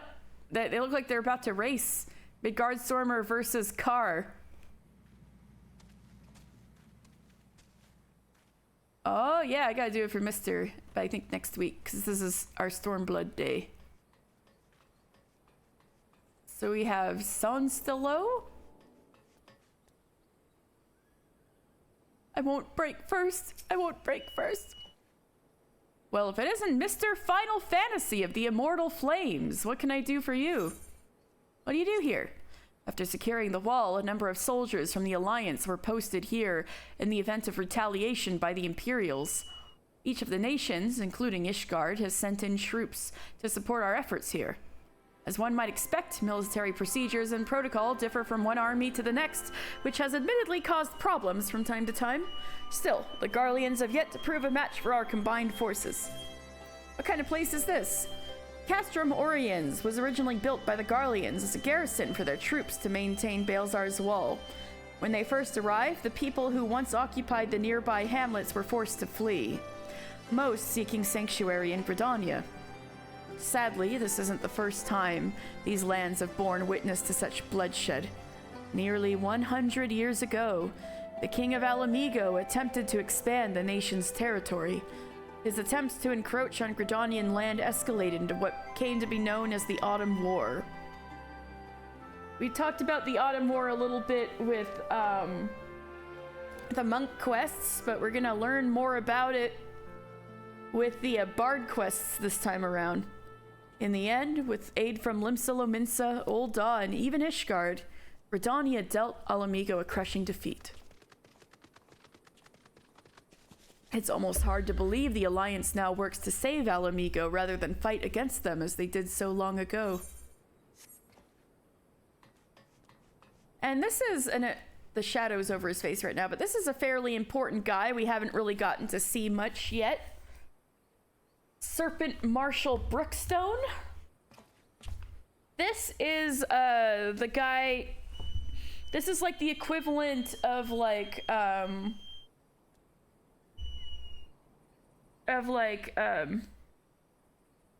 Einzar for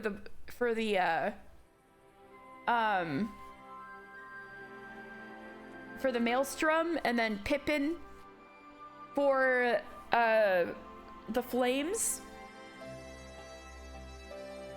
He's like the military head of the Order of the Twin Adder. So since it took all the way to Stormblood to really do a little bio on Serpent Marshal Brookstone, let me go find.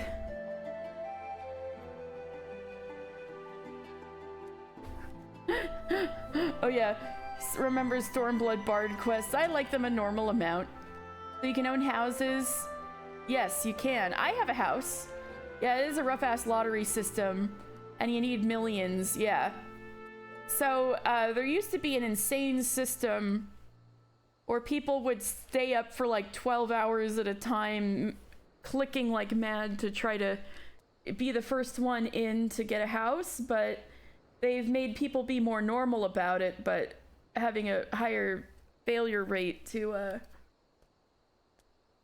that it's simply lottery now. You put in a number. I mean, you put in your money, you get a number. You check to see if you're number one. If it did, congratulations, you got your house. If not, sorry, you get your money back and you can try again next week. That's kind of how the getting houses goes nowadays. But I have one. I have a small one. There are small, medium, and large houses. And then it's a whole subsystem about getting like housing items. Why can't you just buy the house? Because there's a limited number of them. And there's high demand. I could, I guess, but is it gonna be safe for Twitch? Oh yeah, I'm still trying to find Brookstone.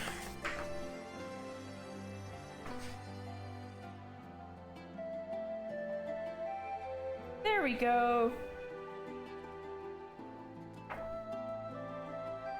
All right. So this guy, well, okay. I don't know, you told me about your plans for Meow Meow's FC room, so anyway. Why are they limited? Unfortunately it's the system they've come up with. A lot of people were like, just do instanced housing, but I think that's gonna be like way too big of an undertaking probably to change their entire housing system. Anyway, so Serpent Marshal Brookstone, his first name is Swethric. So he's Swethric Brookstone, the Grand Serpent Marshal of the Order of the Twin Adder and brother to Captain Swethina of the Wood Whalers. Swethric Brookstone once enjoyed fame as a master of the lance, and even served as captain of the Wood Whalers. During a skirmish with the Ixal, however, he lost one eye when taking a blow meant for another of his men. Swethric subsequently left the Whalers and devoted himself to training the next generation in the Lancers Guild. Oh, so he probably used to be the Lancers Guild guildmaster. I wish he still was, but he went on to better things, I suppose. Upon the establishment of Gridania's Grand Company, Swethric's experience with command and grasp of tactics made him the perfect candidate for Grand Serpent Marshal. Wise in the ways of war, where Kane Senna is not, he is one of the Elder Seedseer's dearest advisors, and his hand has guided the Order through Cartano and Gridania's other hard-fought battles. When younger, the Grand Marshal of Midlander descent would spend his time off-duty indulging in wine and women. Damn! Get it, dude. However, now, having seen 42 summers come and go, he is content whittling wood into toys for the city-state's orphans. Oh, you carve toys for orphans. Whalers got paid in sugar, tea, and rum instead of money. Yeah. Apparently it was like that for a lot of sailors. Their rum budget. And the rum was like really watered down too. And as mentioned, his sister is the current leader of the Wood Whalers. We'll see if we ever meet her, but Swithina Brookstone is the head of the Wood Whalers, his sister. Okay. He's literally Santa Claus. I know, right?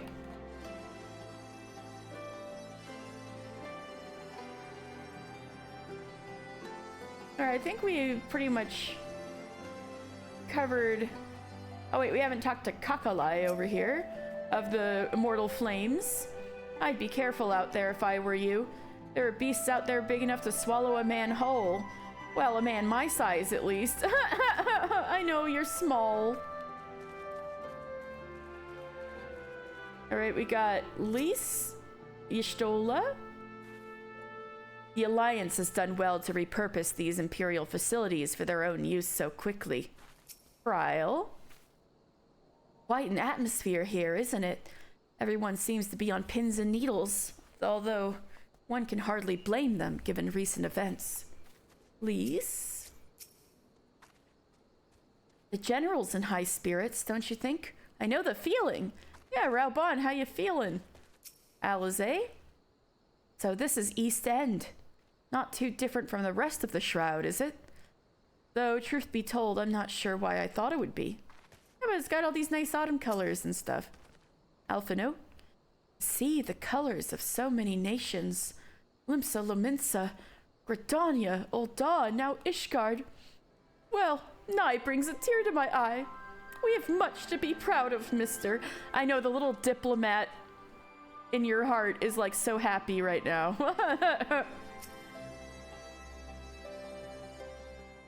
Yeah, Queen Y'shtola.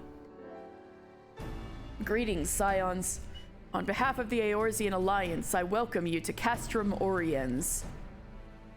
Thank you, General. We were relieved to hear that your forces secured the wall without incident. Have the Imperials made any attempt to retake the Castrum since then? None. Save for a few skirmishes between our scouts and their patrols, we've had barely any contact with them. But we all know it's only a matter of time before things escalate.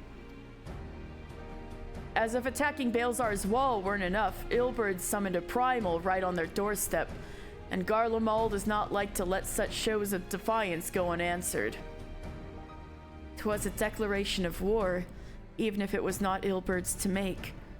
And now we are bound by it, for weal or for woe. The Scions stand ready to serve, General. What would you ask of us? As stated in my message, the Alliance will not proceed without the support and cooperation of the Alamegan people. We would have you serve as our emissaries and make contact with the Resistance. Consider it done, General. We won't let you down, I swear. Then I'll leave you to it. Godspeed. Ha!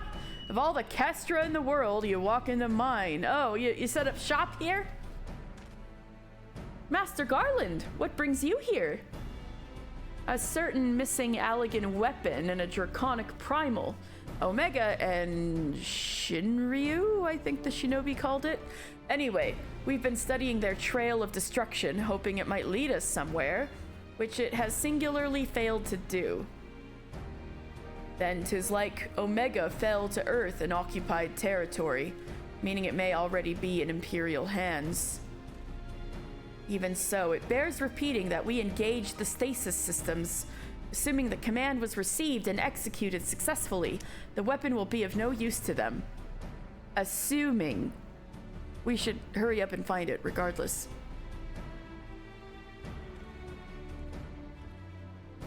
All the more reason to reach out to the Resistance. If we want to press on into Girabania, we'll need their blessing. Everyone's counting on us. Let's not waste any more time talking.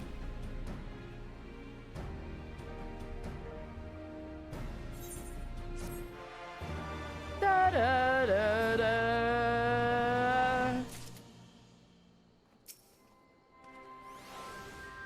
The bridge over the Veladina River has always held great strategic importance, hence the Garleans' decision to transform it into a fortified installation. Needless to say, we will not be crossing there. So what will we do? If anyone can determine the fate of Shinryu and Omega, it's Master Garland. For now, let us remain focused on our current mission. Alize still doesn't know Sid that well yet. Keep to the north and cross upstream. The Black Bridge belongs to the Garleans. For now. Trial. I do hope you're not thinking about running off to help Master Garland. It is not your duty to solve all the world's problems, you know? Well, Alexi's sure thinks it is. Were Omega not a threat to us all, its effectiveness in subduing draconic foes would seem almost admirable. Such draconic foes. How does Y'shtola know? How does she know? But such weapons are doomed to be misused. Let us pray we never have need of its services again.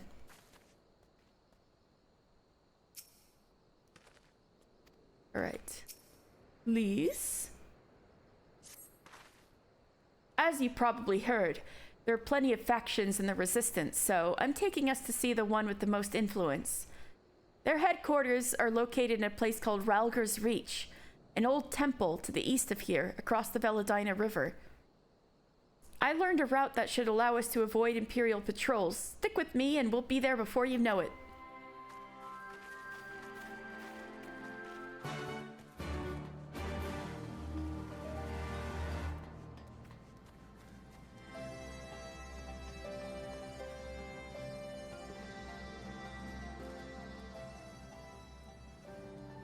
Ooh, we got a fate out here? Unbearable!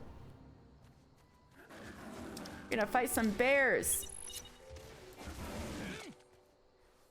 Oh wait, I forgot I had the AoEs up here.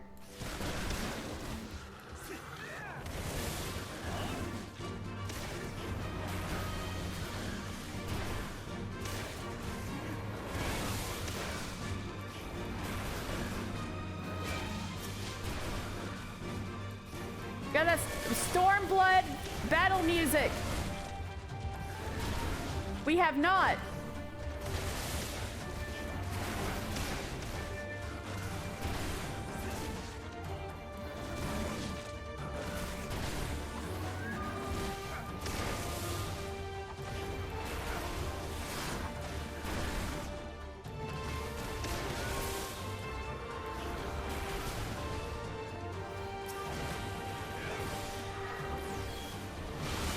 However, let me turn down. We haven't watched the Stormblood trailer yet. I had a feeling it might be more appropriate to watch it maybe next week after that, or end off the stream with it. Like, I kind of want to get as far as the, if I can, get as far as that Ralger's Reach scene.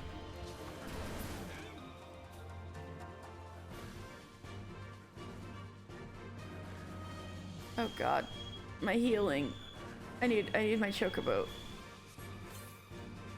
We will watch it, but I was thinking I might wait till after that Ralger's Reach scene.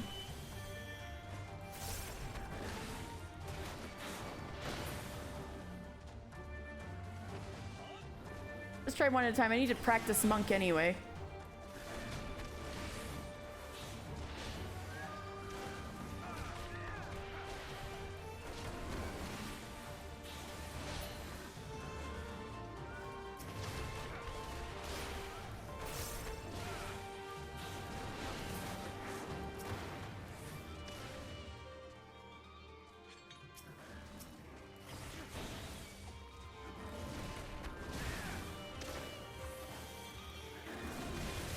Oh god, I need to practice monk again.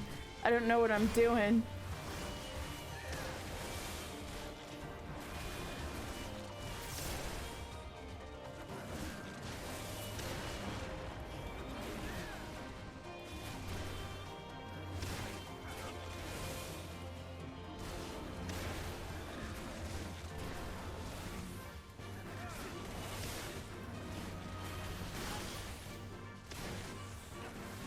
Oh, right, that's... I forgot.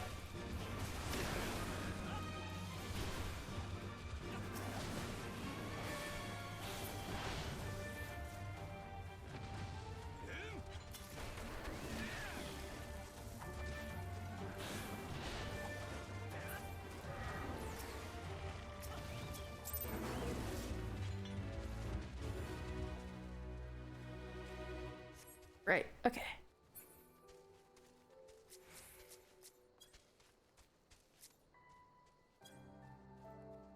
I can't fly anymore.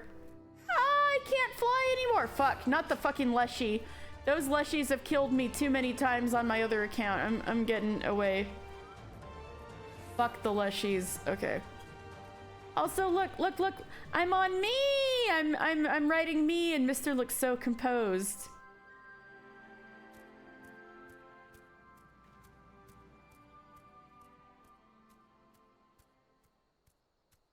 There we go, down East End.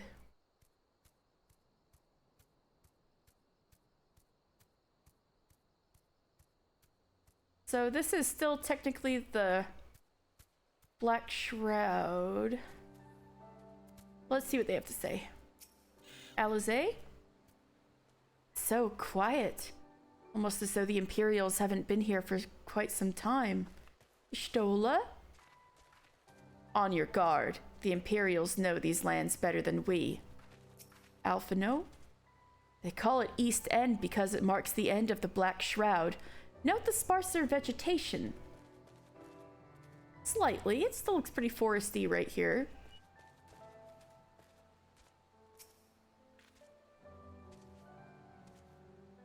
Yeah, because that shows the Calamity 5 years ago. He hadn't grown a beard yet. So that trailer is the end of 1.0. So it takes place 5 years earlier. And that's the Calamity. So what you see with the dragon and everything, Bahamut. That dragon is Bahamut, and that's the Calamity. He went to town on Eorzea.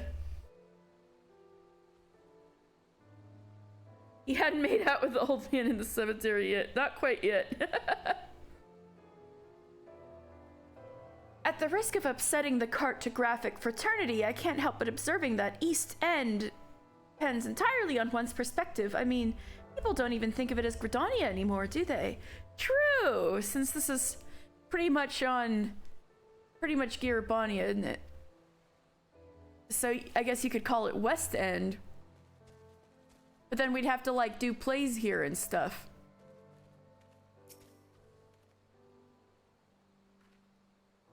Still with me? Good. Sorry my chocobo's in the way, Lise. From here, we'll head northeast towards the river. The water's not too deep, so we won't have to swim.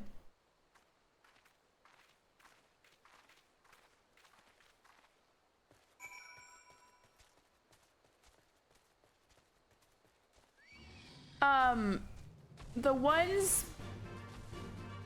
There's like the dude who looks like Mister with an axe. And like the people with him were warriors of light. A lot of the other people were part of the alliance of soldiers we just saw. Yeah, like you saw him, right? You saw him in the trailer, right? That was Mister. That's who Mr. Final Fantasy is. He's the guy in the trailers. Yeah, so yes, he was a warrior of light. And he got teleported 5 years into the future by Louis Sois doing time magic. Invoking Althic, the god of time, and sending them forward to save their lives. So yeah, all the people who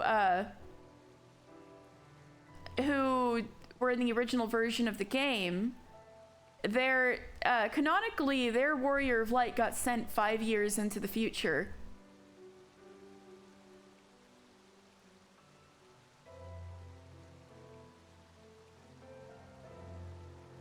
The bald guy, yeah, that's the Alphino and Alizé, the twins, that's their grandfather.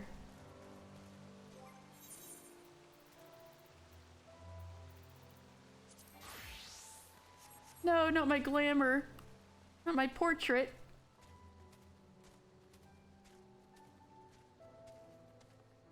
Fantasy Joe Biden. You were seeing that gif? Yeah, the gif of him fading into the light is pretty famous. And yep, now you know he's from Final Fantasy XIV. It's Louis Soix.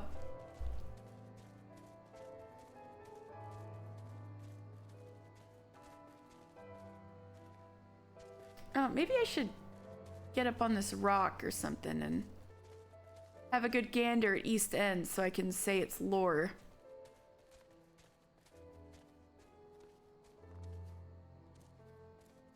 Alright, so this over here is East End. Oh, that's Lise in the trailer. She's already disguising herself as Ida at that point. But yeah, that's actually Lise in the trailer.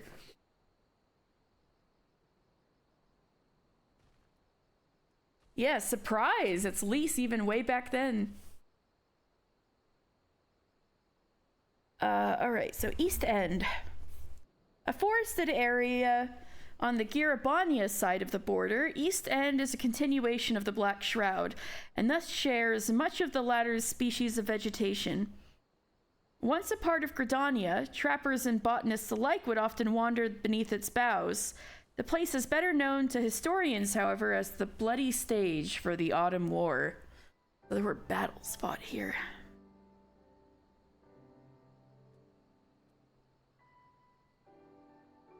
They are alive, yes. They got teleported into the future. Those were the players of 1.0.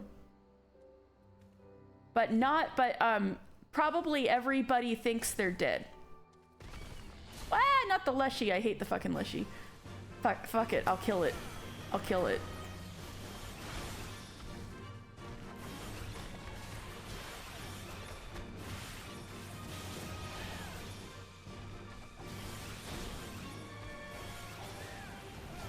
All I need to do to kill the Leshy is bloodbath. Oh, okay, so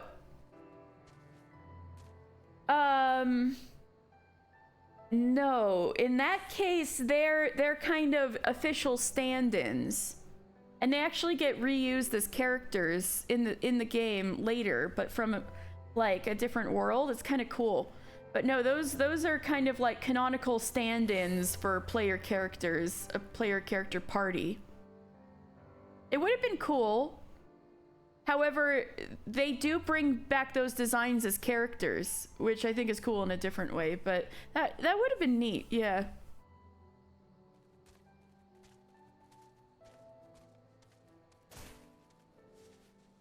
Oh. Yeah, the queues. Are you in the login queue or the queue for a duty?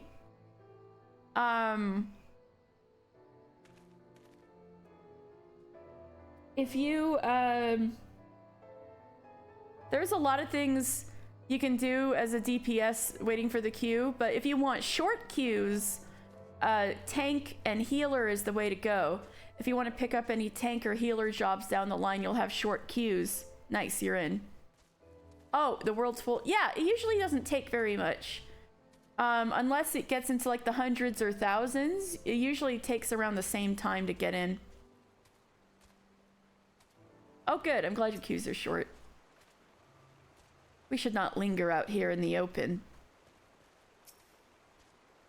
Alizé.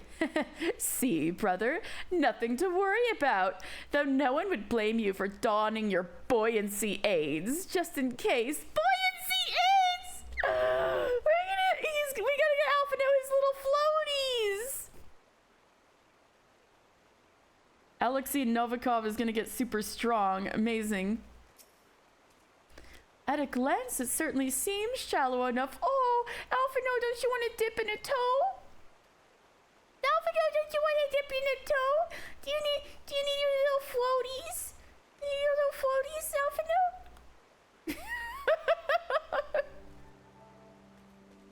Oh yeah, Kryl, how are you doing? Stolas right. We need to cross before the Imperials spot us. Tess, thank you for lurking. I hope you had a good stream. I saw you were playing No Man's Sky.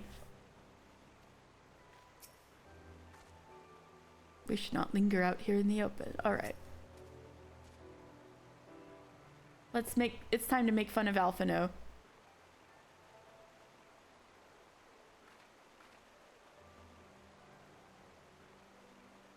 I don't see any soldiers. Good. Let's cross.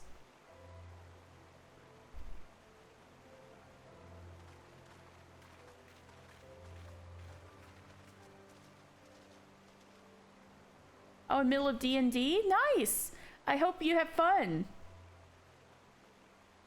And thank you for lurking while you're doing D&D. You're wondering about the tower to the south? Yeah. Sure looks Garlean-y.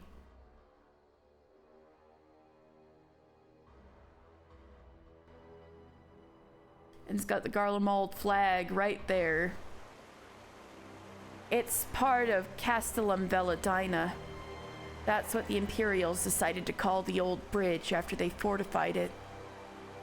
I call it a great big eyesore. Honestly, you can see that rotten banner from absolutely malms away. They never miss a chance to rub our noses in it, do they? Come on, we should keep moving. Awful.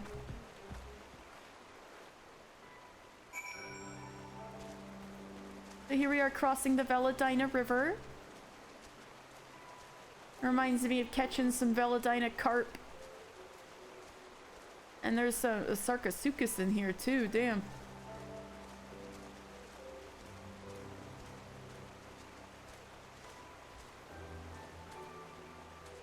Got some Gaganas out here. They're big old birds. Out here. Oh wait, what's this area? Oh, we haven't hit a significant area yet. Gotcha. Me? Gagana. Yeah. Was Gagana named after a Lalafell? We need to know.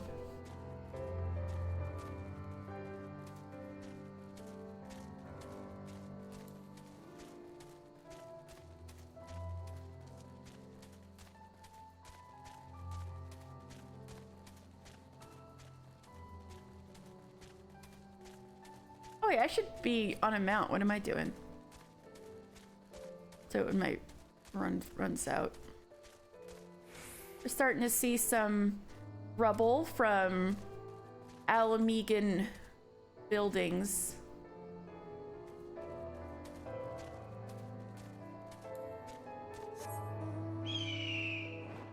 They're Rugadins, like R-O-E-G-A-D-Y-N.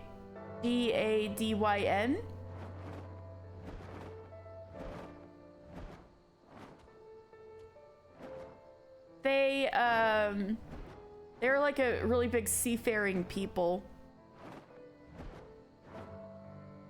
And so a lot of them are pirates and mercenaries and stuff like that.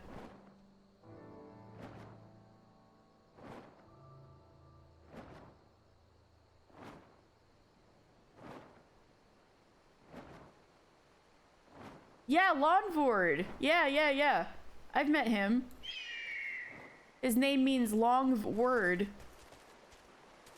Yes, his name does mean long word.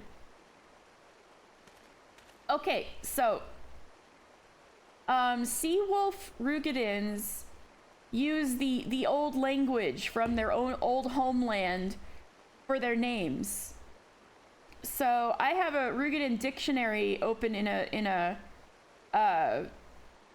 tab, and so what I often do is I translate the names of the Seawolf Rugadins that we run into. So I remember specifically, wait, no, that's not true. All right, Lon is gatherer. Sorry, it's not, Ling is long. All right, so Lon, sorry, Lon is gatherer, and Vur is word. So his name is actually means gatherer word. Sorry, I kept thinking it was long word. Well, you're in A Realm Reborn, so the voice acting's a bit weird, but basically later on they made it so that everybody's British from like the first expansion onward. But sometimes there's a lot of weird random accents in A Realm Reborn. They didn't really have a unified kind of thing for the English voice acting. So from Heavensward onwards, they actually changed most of the voice actors, so they're British. But they do edit some stuff. They do like do some regional things that are pretty interesting. Like we're in Alamigo. Many Alamegans use like northern accents or Yorkshire accents from England. And then there's some Irish going on in Shadowbringers and stuff like that. At Kryl. We didn't run afoul of even a single patrol. What a pleasant surprise, in that there were no surprises. Yeah, like I'm trying to say, A Realm Reborn had weird voice acting and they end up changing it. Lys did well. It is reassuring. The text, not the actual voice. Oh!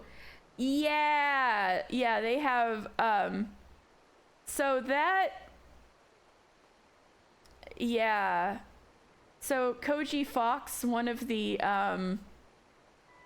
who was in charge of the localization at the time, was really big into, really spelling out all those accents. Yeah, the Limsa speech. Yeah, there's a word for it, but it's basically like just sounding like a pirate. All the words slurred and like skipping sounds and stuff. Yeah, so they're like a lot of those guys end up sounding like pirates, and so that's why everything's spelled that way.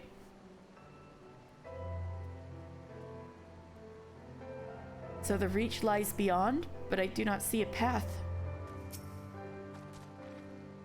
Are we there yet? Alize, are we there yet? Are we there yet?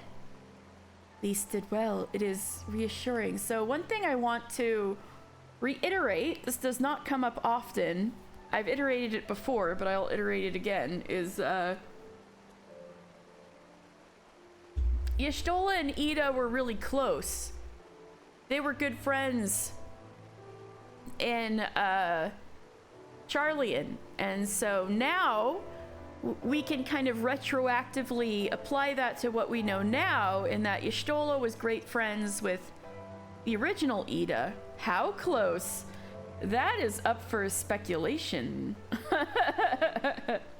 So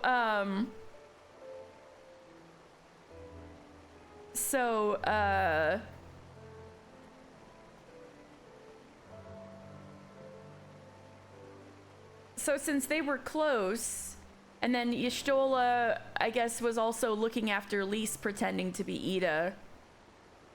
Y'shtola, I think, Lys and Ida are pretty important to her, and she's been looking over them, so you get a little sense of that dynamic here.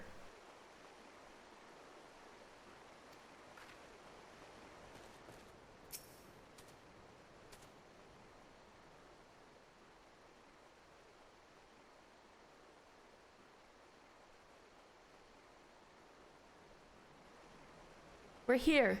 On the other side of this pass is Ralger's Reach. So you say, but all I see are rocks. I presume there is some sort of trick to this?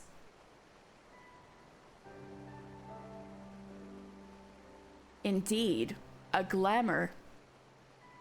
Good eye, Y'shtola. Well, so to speak. I take it they have a talented mage in their ranks. Or mayhap an artificer trained in the modification of glamour prisms? Something like that. The important thing is that it fools the Garleans. Oh, before we go in, I don't know if Tataru told you, but my friend Nago, the messenger who came to the Rising Stones, is a member of this faction. So they know us, and they shouldn't attack us on sight. That said, they can be a bit jumpy, so let me lead the way, and don't go reaching for your weapons or anything. Yes, you can do all sorts of crafting jobs. Yeah, Mister's got a whole blacksmith outfit. I'll show you later. You can also gather. You can go fishing. You can do all sorts of stuff.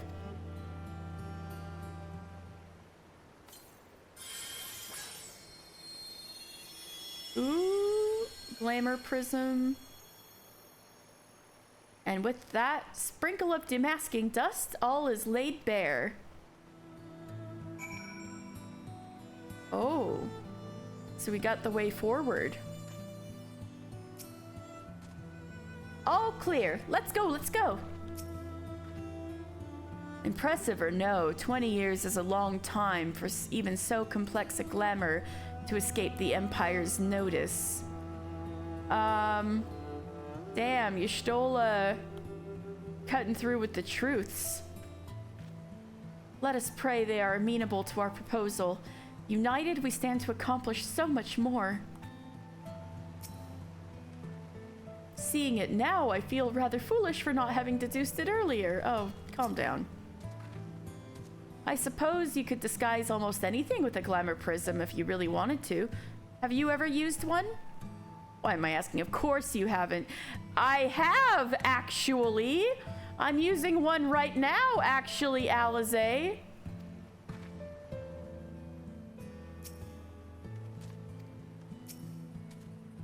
All right, let's go, let's go.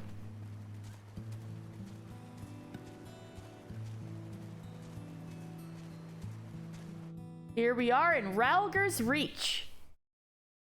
Important place.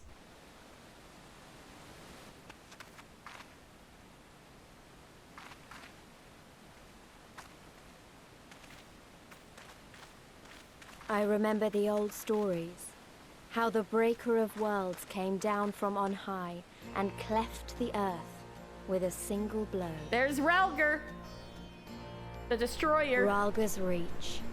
A holy place, and a fitting home for the resistance, for the brave and the true, the loyal sons and daughters of Alamigo.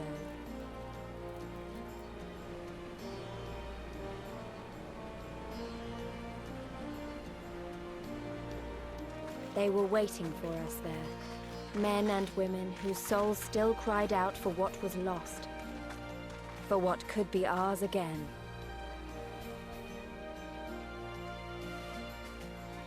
I know you, and I know you.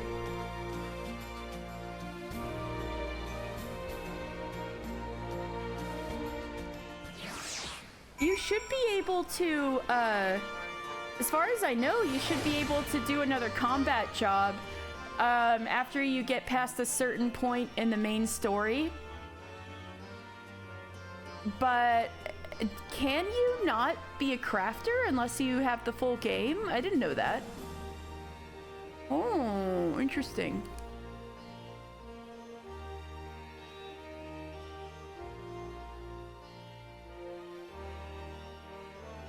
Yeah, I think after you get past the level 15 quests, you'll get a little thing saying you can join other guilds. You just can't do it immediately. I was trying to explain that earlier.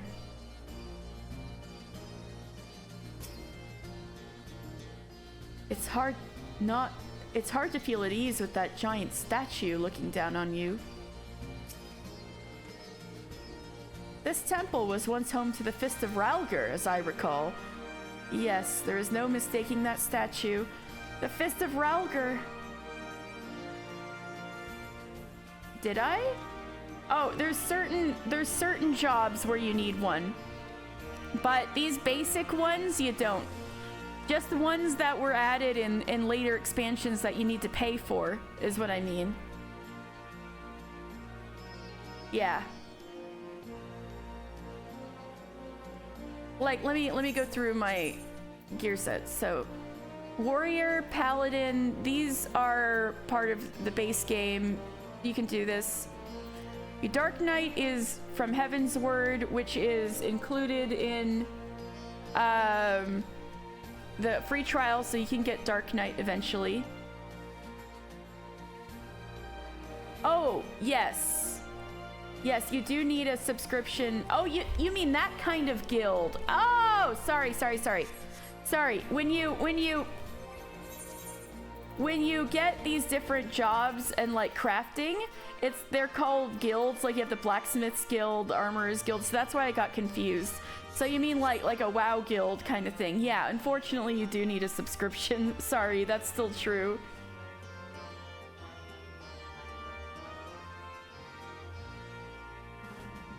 But there is, I think, a replacement for that. They have the Novice Network, which you should be able to access.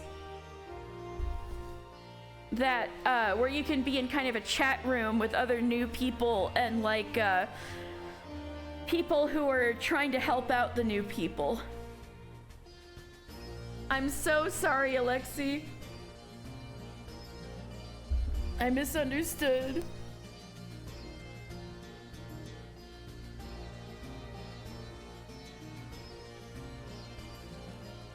Alright, so we got Alizé. Yeah, we got that. Alphino.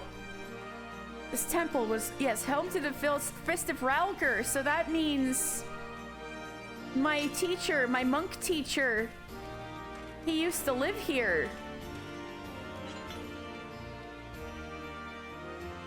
Trial. Ordinarily, I'd shudder at the thought of armed rebels trampling about in an ancient temple of immense historic importance, but Ralger is the breaker of worlds, so it seems rather appropriate, if anything. Thanks, Kryl. Fascinating. A massive, nigh imperceptible glamour encompassing the entire valley. I see now how the settlement was able to escape the watchful eyes of Imperial airships.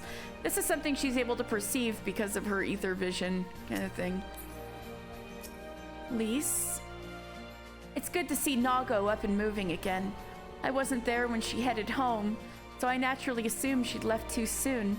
Always overdoing it, that one. Minago, you're feeling better! A pleasure to see you again. And Kryl and Y'shtola, without whose help I might not be standing here today. At least not so soon. Mefrid, you look familiar. Oh, so you really came. I never thought I'd see you here, but I'm glad. I'm glad. I remember you. Conrad, you'll forgive us our precautions, but we couldn't be sure who had crossed the barrier. We see you now for who you are, though. The Scions of the Seventh Dawn.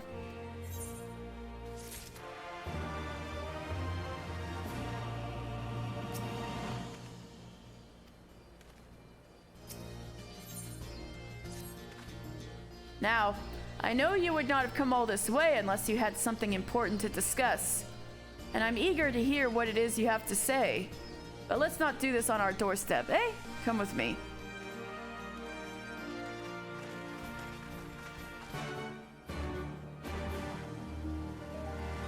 So this is Ralger's Reach. And towering above it is a statue of Ralger, who is, one of the 12, the god of destruction. And so,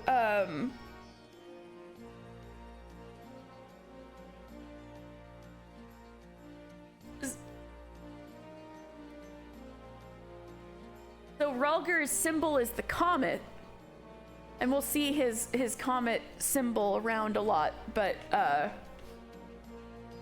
the reason why Girabania and Alamigo formed in the first place was because during the big flood, the calamity of water over 1,500 years ago,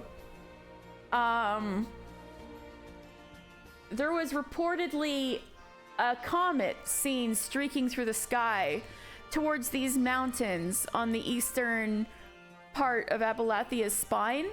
And so people who were seeking to escape the floodwaters fled up here. And so because it was a comet that guided them to safety, they thought it was Ralger guiding them. And so that's why Ralger became worshipped around here. But there were many disparate tribes in Giribania who kept fighting each other all the time. And it wasn't until a guy named Manfred united the clans and formed Alamigo that they became Alamigo. And so, and then the Fist of Ralger became the big warrior monk religion behind Ralger and built this place originally. And they were so powerful that well, I'll explain it more some other time, but basically it eventually got adopted as the state religion.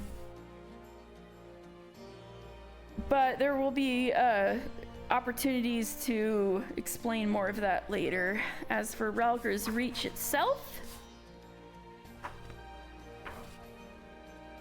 Ralger's Reach, a place sacred to worshippers of the Destroyer. The location known as Ralger's Reach sprawls around the base of the Temple of the Fist. The site was abandoned following its destruction at the King of Ruins' orders. That's Theodoric, the Mad King.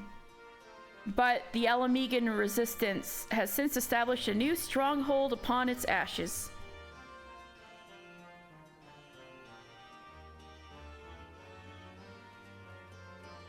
And with that, I gotta go to the bathroom real quick. I'll be right back.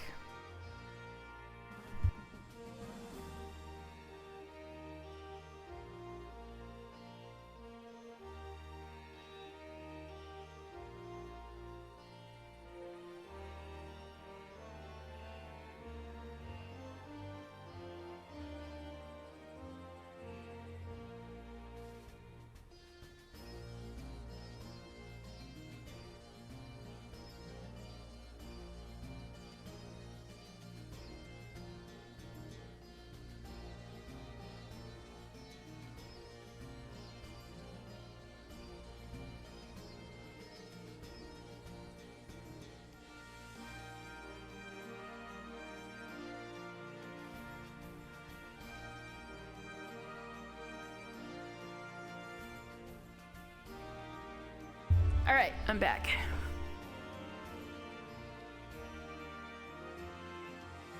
I'm back.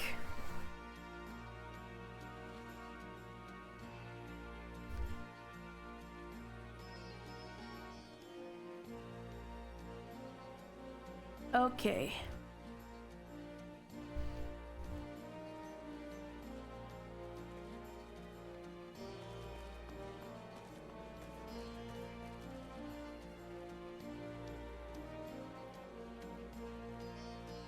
We got a little shop over here.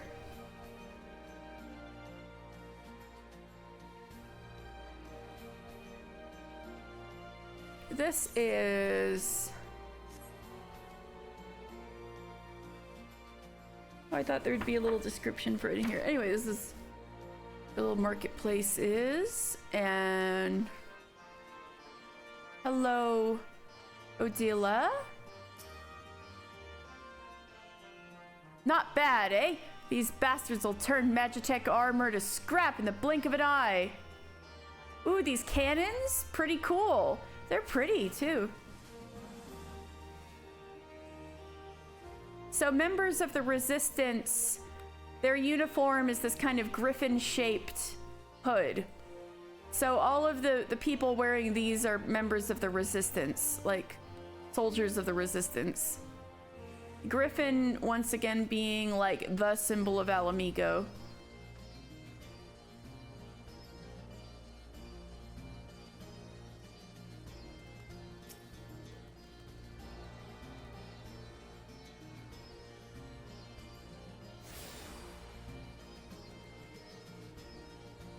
And we've got some snake ladies here. We're gonna learn more about this tribe later. So we've got Donna. The Vera have no love for the Imperials. Full glad are we to pledge our blades to the Resistance. Stale worm? Is that supposed to be like stale worm? Worm is dragon. I know that. It might be steel dragon. It might be actually really cool. Let me see. Yeah, oh no, stale is still. Sorry, I'm checking for real. So still, like stay still.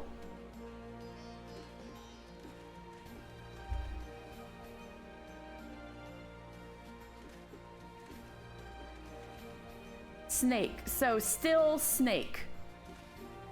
A snake that is staying still. That's his name. Still snake.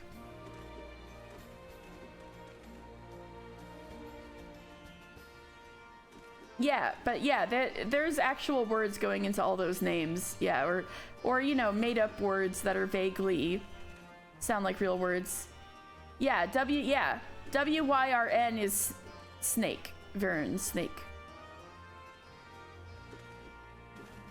But snakes are kind of worm-shaped. So yeah, these aren't... so the Vera is a tribe among the species which is called Ananta. And the Ananta look a lot like some Allegan chimeras we've seen. The Vera have no love for the Imperials. Full glad are we to pledge our blades for the Resistance.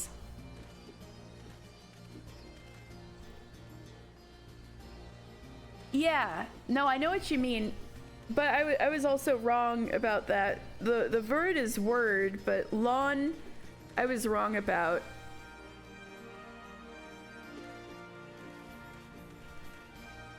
Lawn, once again, was...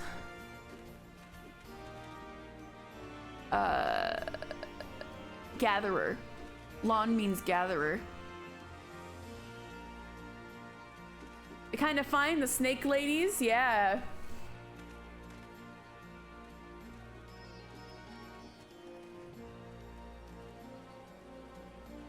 Deafening glare. So these big guys, so the ones with the names I was helping you translate are Seawolf Rugadin, but there's also Hellsguard Rugadin. And so the Hellsguard tend to have the same names, except they just say them in English. So his name is Deafening Glare, but you know, I just told you about a guy named Still Snake, which is the same kind of name, right? So it's the same kind of name, except that these Hellsguard have them translated into English. Anyway, Deafening Glare. This is the Barber. You'll find countless injured fighters in here, either undergoing treatment or awaiting it. Tread softly should you go inside. Emmett? Are you the guy... Emmett Selk? No. You wouldn't believe how many bandages we go through in a day. I pray we get more soon.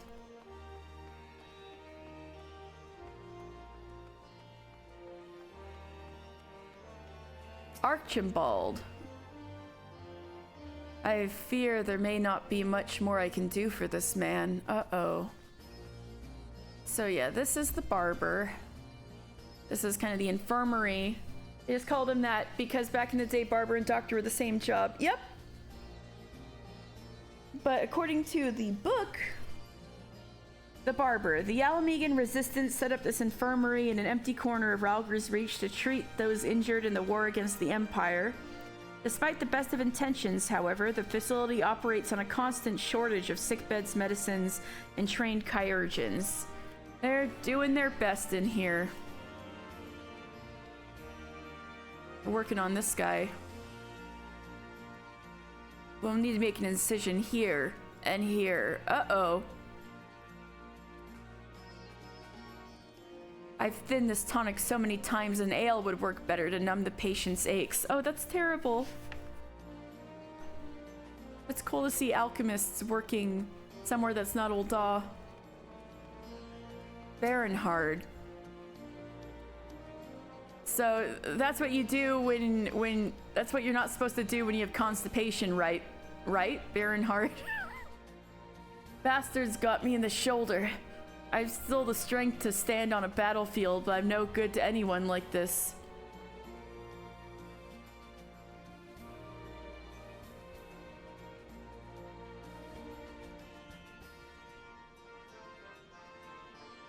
Put the medicines here and more beds. Orella. Too many wounded. Too little medicine. Too much to worry about. So I don't. Instead, I pray every day for the fighting to end. Ooh.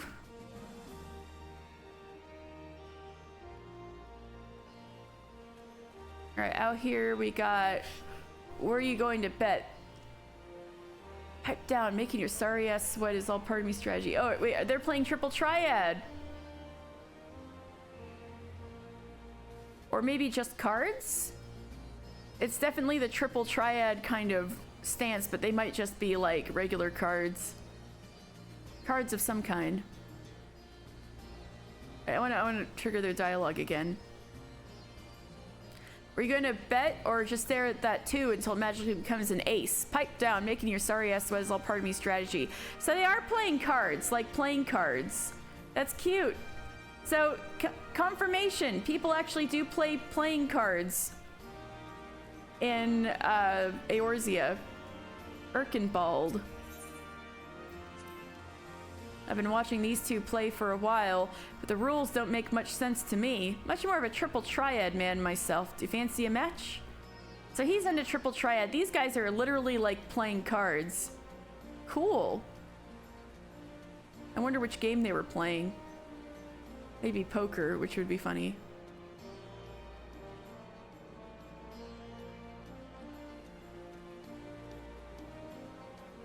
What a temple.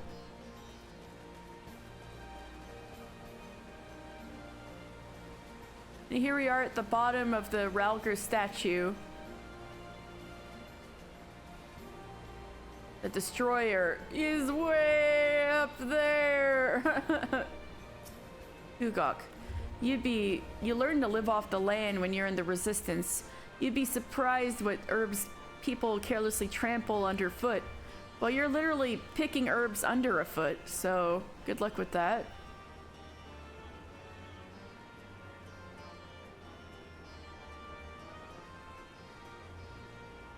Also, look, Mr. can swim! Swimming is in this expansion! Mr. can swim!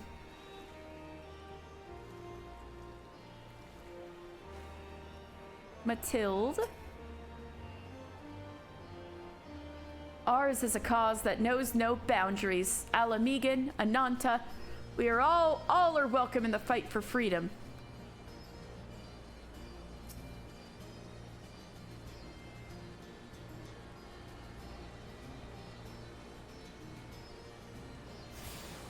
So anyway, the destroyer, now that we're kind of at a better place to look at it.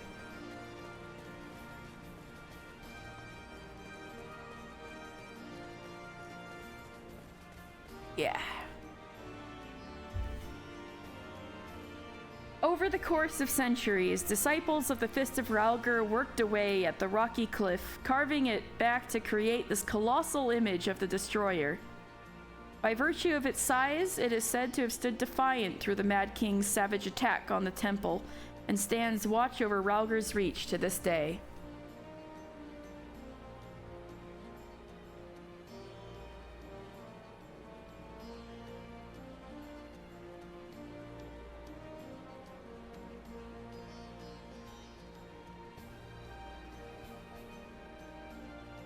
We've got an Ananta named Karma over here. The moment you let your guard down is the moment you die. Do I make myself clear? Faster, faster! Be quick or be dead. The Imperials will show you no mercy. Ooh, so she's a drill sergeant. Cool. Tebe? Or Teb?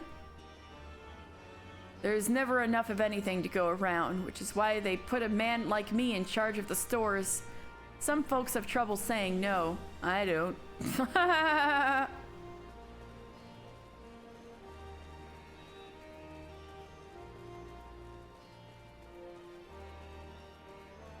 Minago. We plan operations here, and we're not entertaining entertaining important guests like yourself. And Mefrid, who I remember.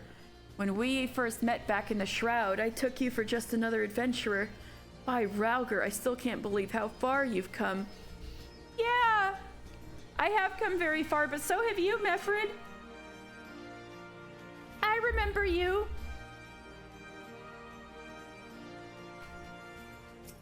Let's talk to Conrad.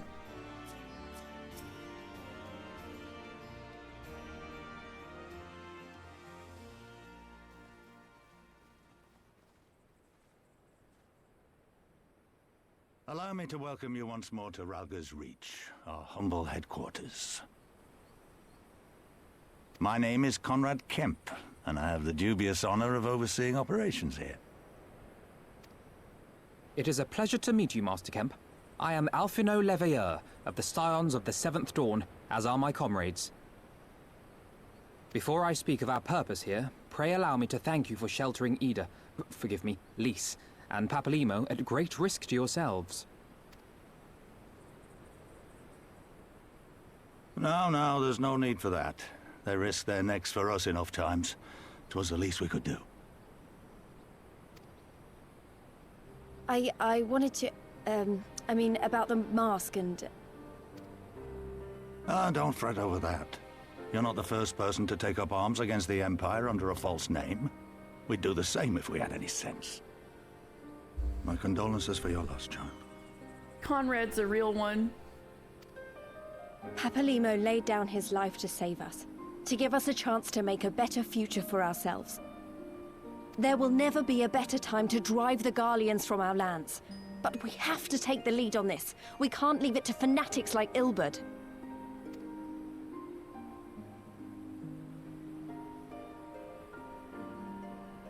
More than a few of our people were taken in by his promises. Followed him all the way to the wall. Good men and women who never came back. He betrayed them. When Minago told us what had happened, how the bastard had made sacrifices of them for his twisted ritual, by Rolger it filled me with an unholy fury. But what's done is done. Best we can do now is see that it wasn't all in vain. God, it sucks. That is why we are here today, sir, to see that some good comes of this tragedy. On behalf of the Eorzean Alliance, we do hereby extend a formal offer of military assistance to the Alamegan resistance. Do you now? Well, go on then. I'm sure there's more to it than that.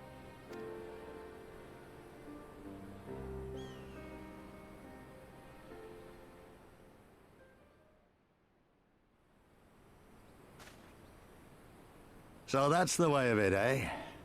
The Alliance, hoping to avoid a direct confrontation with the superior forces of the Empire, wishes to engage them by proxy with our vastly inferior ones. Proxy battle, huh? My comrades and I must confer on your proposal. A moment, if you please. Of course, Master Kemp.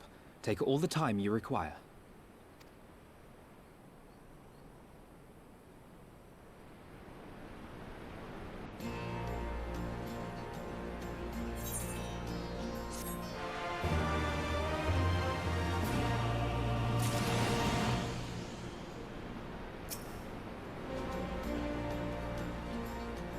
Papalymo and I weren't entirely honest with you. Though we were sheltered at Little Alamigo at first, we spent most of our time here, working with Comrade and his people. But you probably guessed that the moment I led you to the Reach, didn't you? Well, I thought you'd certainly been here before, but a lot of that time you and Papalymo were hanging out in Ralger's Reach, huh? Stola? So they would have us wait. Very well. Trial. I can't imagine that they would refuse, but if they did...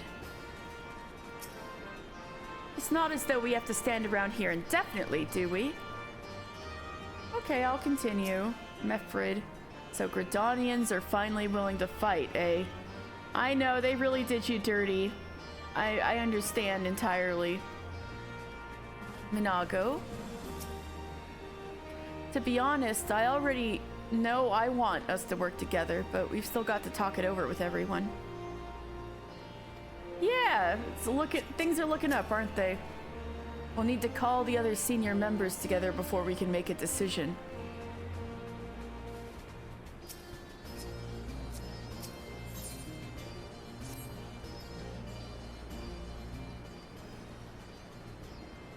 So, it would seem we find ourselves with a surfeit of free time.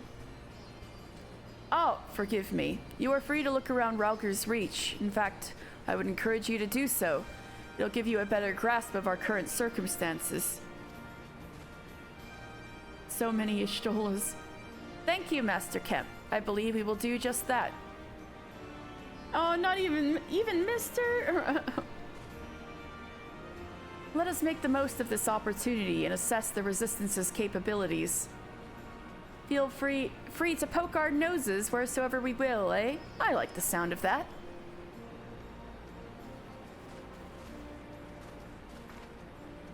Well, I already know this place inside and out. I can show you around if you like, mister. Great, let's get started.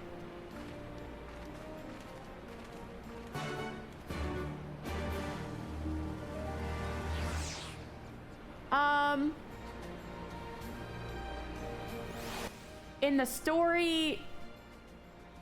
Oh, not the... You mean... I thought you meant the other players. The other characters? Well, you'll have to see for yourself.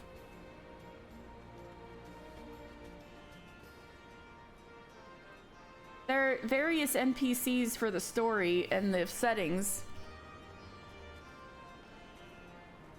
I mean, who they are is a big question because everybody's got their own story and background, you know? But as for other players, by the main story, I think they're treated as just like your adventuring friends who also have the Echo. And you're gonna learn what the Echo is very soon if you keep playing the main story.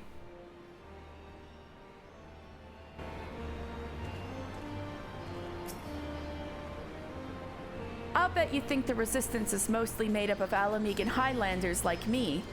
Lise trying to convince us she's a Highlander, okay. But the truth is that we don't even account for half. We've got Hellsguard from all the way over by the Spine in here, Abalathia's Spine, and plenty of Seekers of the Sun like Nago. White woman moment. There's even some beastmen, well, beast women, I suppose. Like that one over there, she's an Ananta. They've been with us for a while now. Well, one of the smaller factions has. The rest won't have anything to do with us. We're no different from the Garleans to them. They keep to themselves, spending all their time crafting. Ananta make the most amazing jewelry, by the way. They use magics to twist metals and crystals into shapes you wouldn't believe. It's a pity people hardly ever get to see their work. But then most don't even know they exist. Yes, we'll have to see the cool Ananta jewelry. That's enough about them, anyway. Let's take a closer look at the statue of Ralger, shall we? Oh yeah, I was already trying to lure that up, but I guess, we'll really get the grand tour from Lise. Oh, Chocobo Keep. Yes, lots and lots and lots of cool clothes. especially ones you can buy for real money, but there's other ones you can find in game. And the glamour prism system makes it so you can wear armor that you're not equipped with. Like this, Mister isn't technically equipped with this set at the moment. This is all glamored on. You can absolutely do that, and there's a lot of edgy lone wolf type gear, especially if you get the full game and get to Shadowbringers. You can absolutely do that. So yeah, this is the symbol of Ralger. Oops, shit. Well, I fucked that up by going on auto run. Let me try that again. Ooh, Mister's really swimming.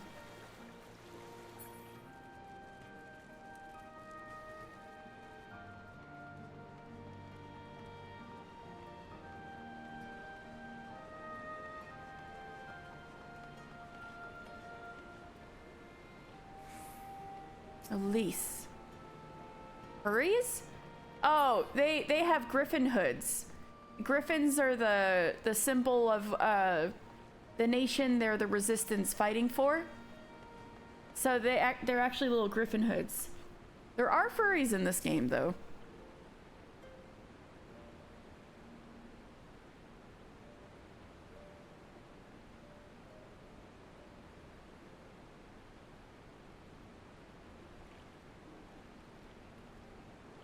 Pretty awe-inspiring, isn't it?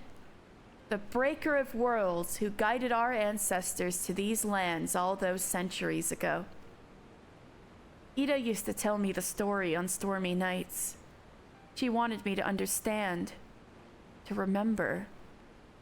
Also, stormy nights, Ralger is a god of lightning, probably why she felt inspired to speak of him.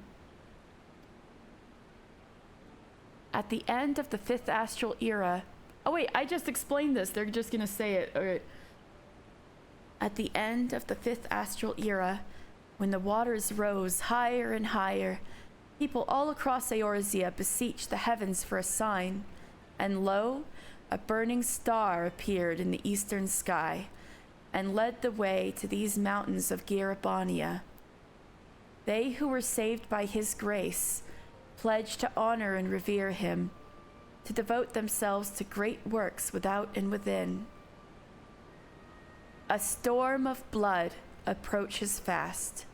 Hells open, heavens weep. For no one soul doth lie beyond the measure of his reach. That last part was inscribed on the stone by a monk of the Fist of Ralger. Ida explained it to me. A day will come, bringing strife and sorrow that none may escape. Waste not these precious hours, but in quiet preparation make strong the mind and body. I don't know if that storm of blood is finally upon us. Well... Lise, I hate to tell you, I was told this is gonna be Stormblood. I don't know if that storm of blood is finally upon us, but if it is, I have to believe that everything we've been through, everything that has led us to this point, will see us through in the end. Oh, sorry, that was all a bit melodramatic, wasn't it? Let's keep moving, shall we? Off to the infirmary. Shit, I already showed the stream the infirmary too. Oh my god, they said the DLC name, the expansion name, yeah. Pog. They dropped the title.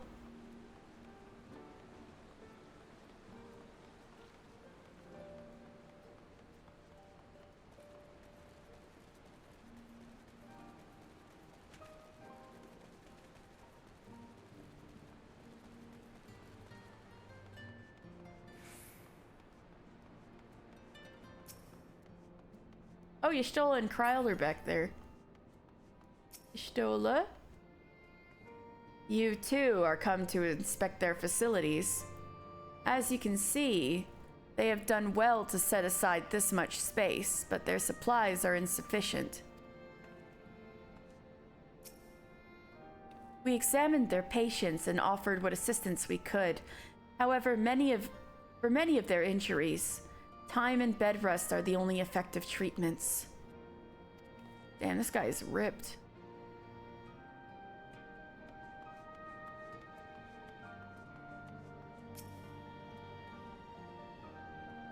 Okay, Alexei, okay. This is the infirmary, as you can probably tell. Here's where the resistance healers patch up the wounded and tend to the sick. No matter how carefully we planned our operations, casualties were inevitable. It's a sad thing to think about, but it's also important to remember the cost, as Conrad would say. We should go. I'll show you to the Aetheryte Plaza next. Ooh, yeah, I need to attune with that thing.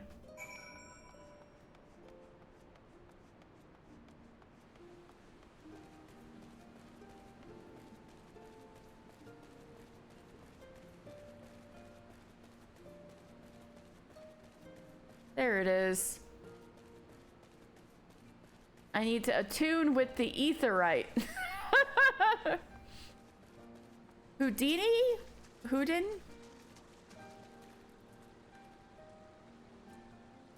Welcome to the Ralger's Reach. I shall answer any questions you have to the best of my ability. What do you do here? I am Houdin, a loyal member of the Resistance fighting against the Empire. It is a hard fight, but nothing compared to what my defenseless countrymen are currently dealing with. We shall not rest until the day we taste victory. What kind of place is this? Sushi Baka. There are the craziest names you can imagine out there. Ralger's Reach is our base of operations. We are protected by the watchful gaze of the Temple of the Fist. It was set ablaze long ago by the Mad King Theodoric. I've heard from an actual Fist of Ralger monk about that. The majority of the monks there massacred. My predecessors. The ruins now serve as a place of refuge for those who need it.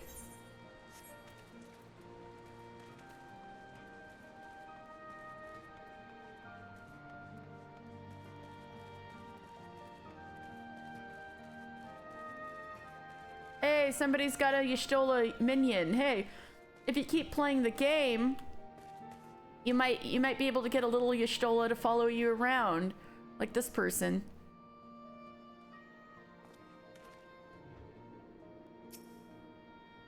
I'm gonna tune to that thing.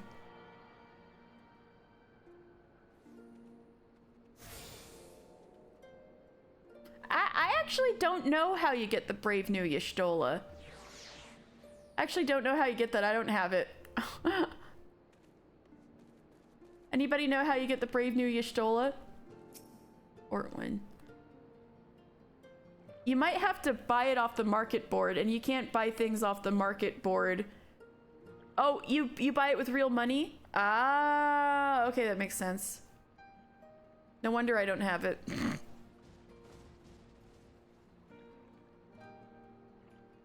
I've been told to destroy the Aetheryte should the Imperial army find its way here. Though I truly hope it does not come to that. Oof. Orders to destroy the Aetheryte. Oh yeah, I should probably set this as my new home point.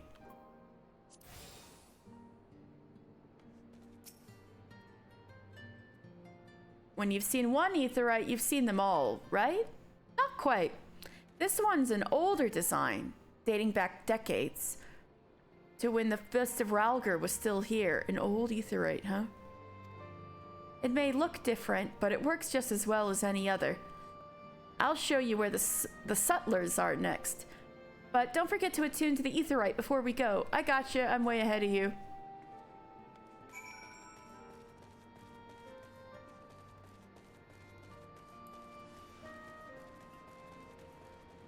One day, I believe, Alexei, it will happen one day. We got switch sticks. Shko!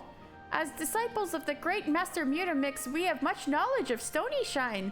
Uplanders love Stony Shine, yes? We make for you best price.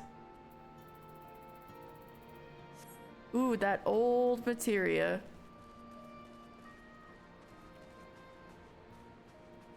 We got a Helissa? Our fighters never know when they'll be able to take a meal. All I can do is try to make sure that when they do, they'll have something to look forward to. Ranulf! My Fire Emblem man, Ranulf! Moaning about our dearth of supplies isn't going to change anything. It is up to me to find a way of replenishing our stocks, or people's lives may be at risk. Rowan, I remember when you were streaming, going through the MSQ, and you had Fire Emblem Ranulf on the side of the screen because of this guy. Yeah, Ranulf. Your chat guardian. Ranulf the chat guardian. Yeah, I remember that.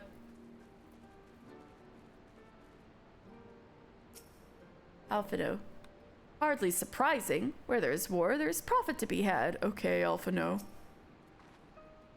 Oh, excellent. They've no shortage of settlers here, but should we have need of their services?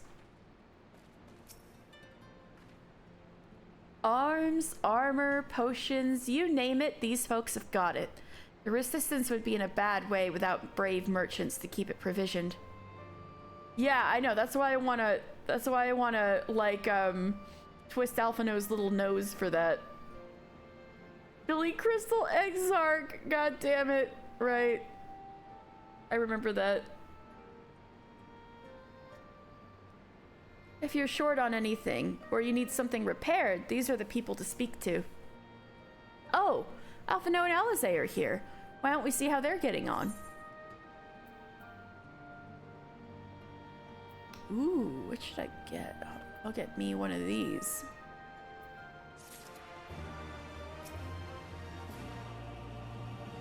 If you need to buy anything, now might be a good time. I think I'm okay. But thank you.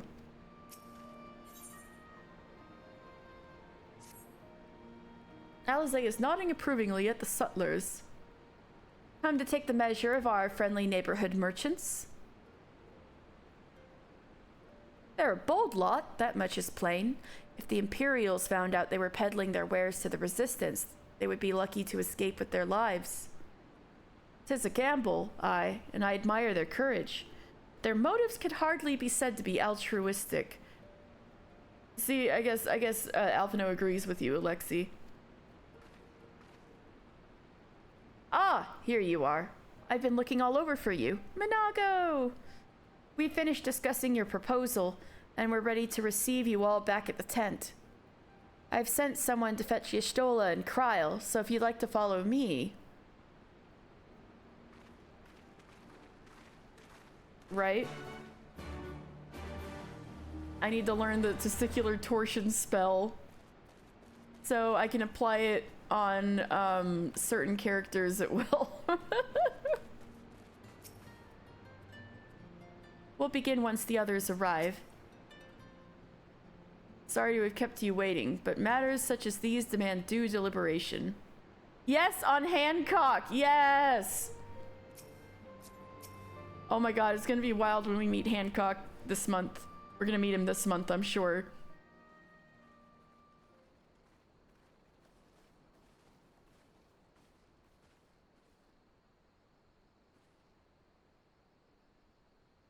Map of Eorzea. Thank you all for waiting. We have reached a consensus.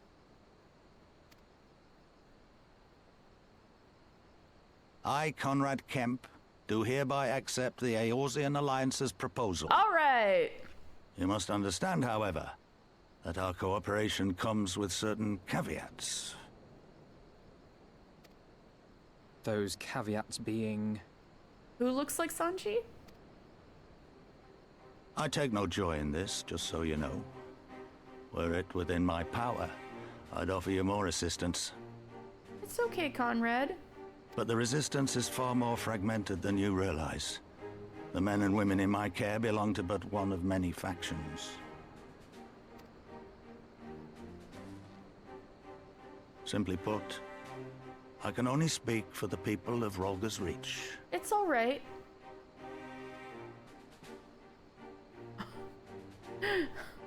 Oh no! But Hancock has nicer eyebrows than Sanji.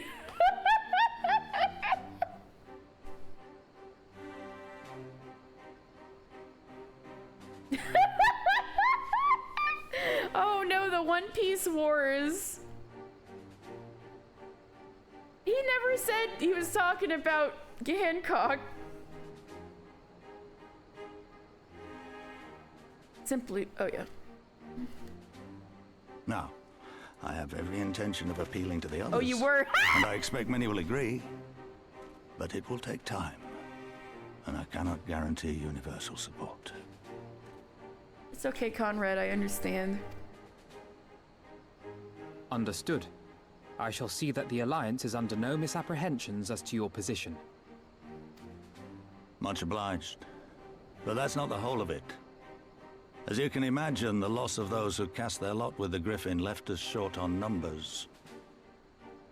Some of our most trusted veterans died at the wall, and we've had to fill their posts with the young and inexperienced. Frankly, everything's in a right bloody mess. Yeah. Oh, we'd be more than happy to help you get back on your feet. If we're going to work together, we'll be doing ourselves a favor. Well, there's no shortage of work to be done, that's for sure. We're in dire need of new blood, too. We'll help, we'll help. Ishtola and I could lend a hand in the infirmary. From what I saw, they could do with a few more healers. Very well. I, for my part, shall return to the Rising Stones. I'm certain there are others among the Scions who would welcome the opportunity to fight for Alamegan liberation. You guys having One Piece Wars, oh no.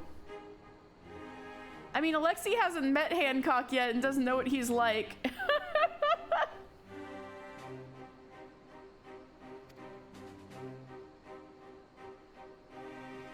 We'll help you fight for liberation. Is there anything else we can do to help? I had something else in mind for you, Lot. Monargo and Mefred will tell you more.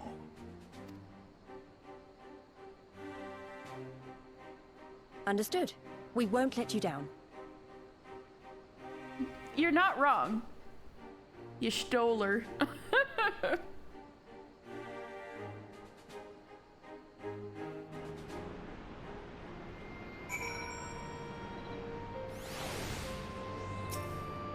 See, look, Alexei, you can wear clothes. Like, look what this Weaver crafter's got going on. Cargo pants, button-up shirt, little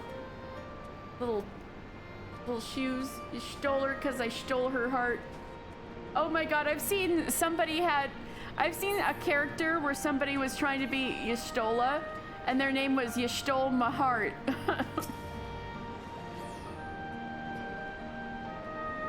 What a relief. For a moment there, I wasn't really sure which way it was going to go.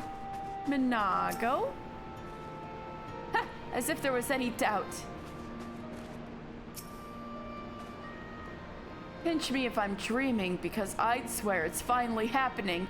The whole of Eorzea committed at last to the liberation of Alamigo. Believe it or not, it may be happening. Now that we've dealt with the formalities, we can get to work. I'm glad you're here with us, friend. Alright, let's get to work. Right then, Minago and Mefred are to be our keepers. Knowing not of what they require, one task is as good as the other. Make your choice, mister. Oh, one of these where we get to make our choice, huh? I go for...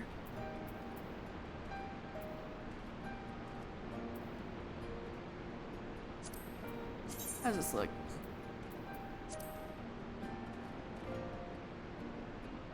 I never see anybody use these.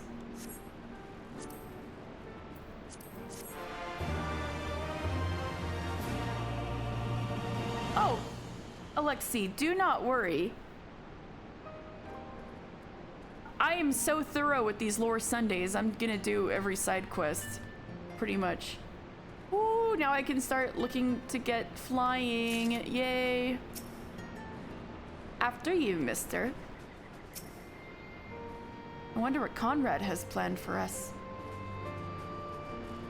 You're doing super OP for bosses. You are leveling up real good. Your hunting log is also good for leveling up.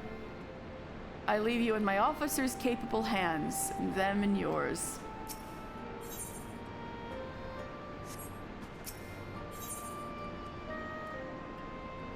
Friend of a friend in need.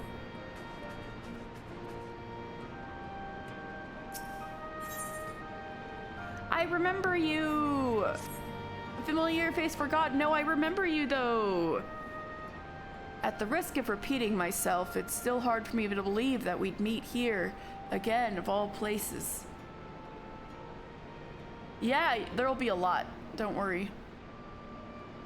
Though I reckon you probably don't remember me after all this time, eh? I do remember you.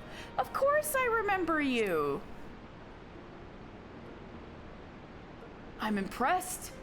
Given everything you went on to accomplish, you'd be forgiven for forgetting all about your time in Quarry Mill. Suffice it to say, we didn't forget about you either, nor the lives you've saved.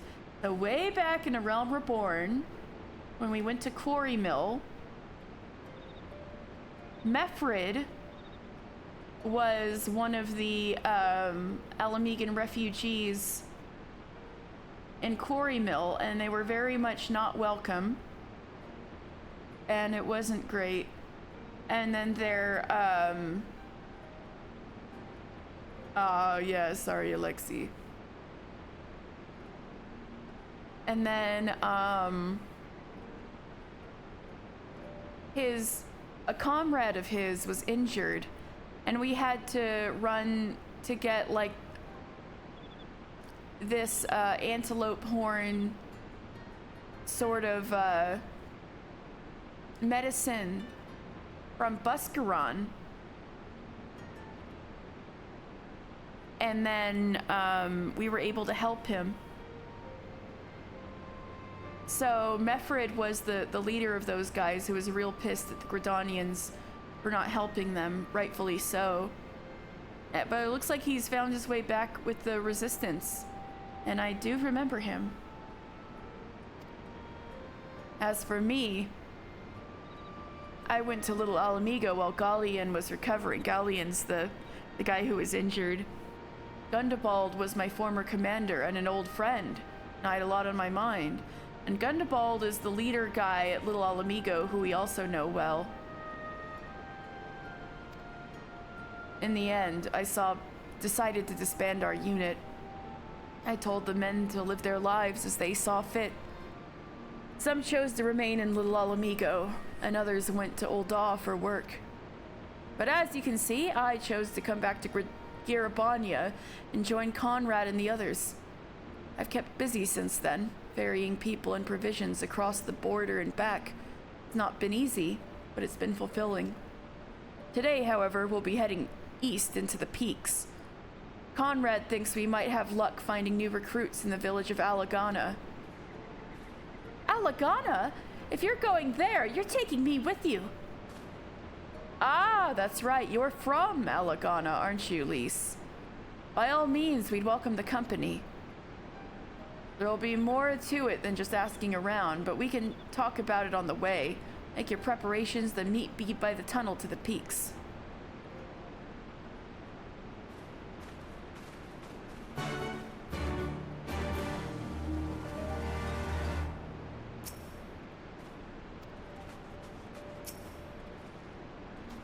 All right.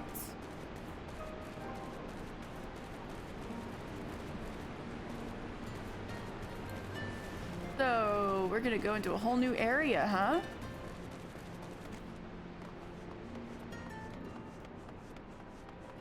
Hello?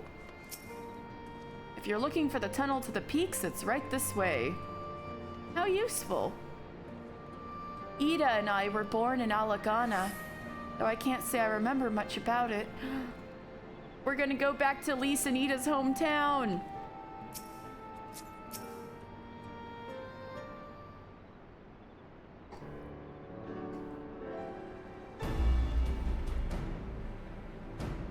This tunnel will take us all the way to the peaks. We're on a mission for Conrad to Alagana. Clear the barricade if you would. Aye, sir. Shouldn't take more than a moment. There's more villages there than out here, but also more Imperials keeping a close eye on things. We'll need to tread carefully.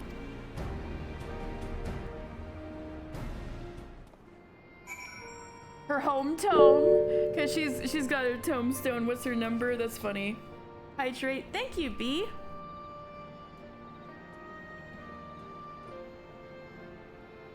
Ha. Oh, her hometown? Charlian. Which, you will be able to go to in Endwalker. It's like across the sea to the west, and it's a nation of scholars, so lots of smart people.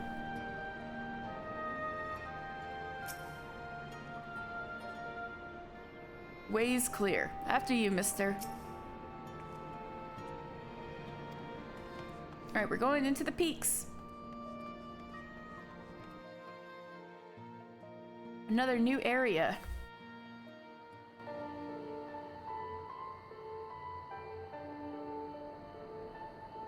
Very pretty area. I remember the peaks of Girabania. Silent watchmen that would stand long after we were gone. Well, we're not in Charlian. Those We are the came people who would have seeking cared. allies to join us in the fight against the Empire. People who had had enough. People who had suffered every possible indignity. Who had been treated like animals, day after day after day.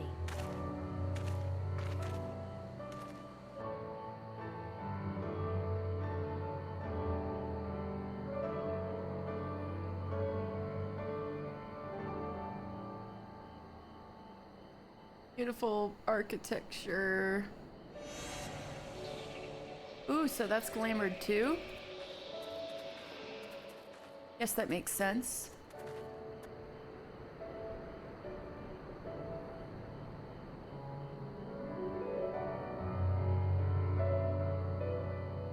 Okay, so the thing is that the tattoo thing, there's like, oh, you got your PhD? That's only a thing in Charlian.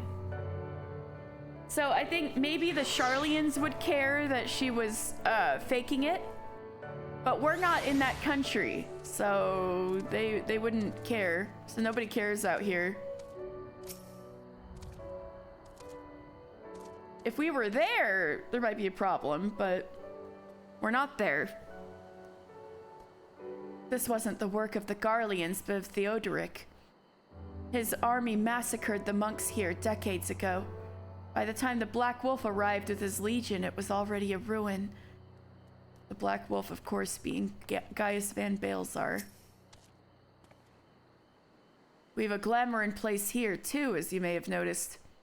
So far as the Imperials are concerned, this is not more than a testament to the savage impulses of a lesser race. Remember, though, once we leave these ruins, we'll have no glamours to conceal us. The village is to the east. Keep watch for patrols as we move.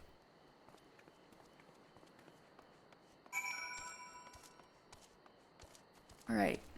Alright, Karage-kun, can we be sneaky?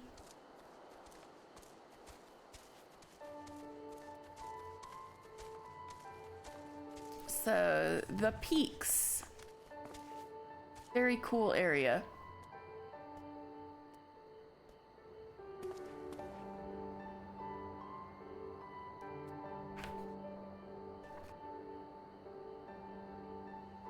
Situated midway along the eastern arm of Abalathia's spine, this region is characterized by a succession of steep, stony pinnacles which grow in height and density the further south one travels.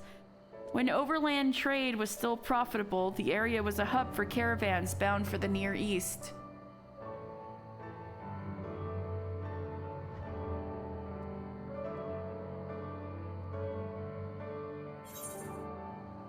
So, Emprise is the name of these ruins.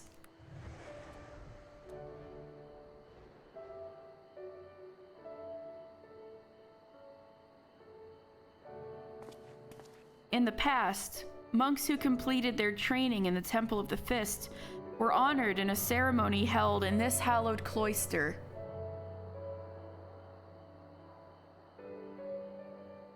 Once alive with activity, thronging with monks and pilgrims alike, it was laid to waste at the Mad King's command and is now home to naught but ghosts of the past.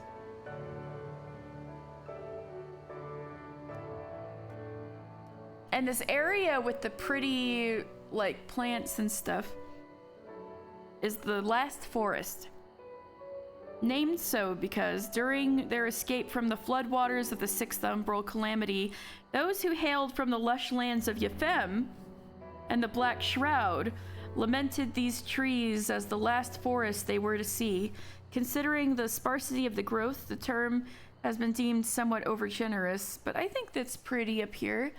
But yeah, so if they were, if there were refugees from Yefem and the Black Shroud who ended up here, they were probably from Amdapor and Mok. And they were driven back down after the floodwaters receded because the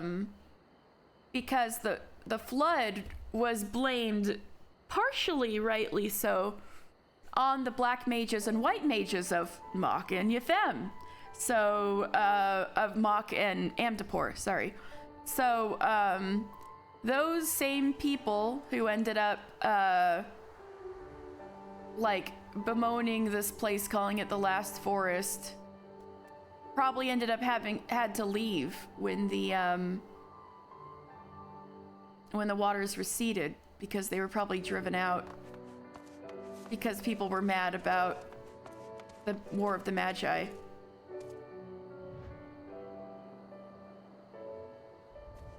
Well, it's just a nickname.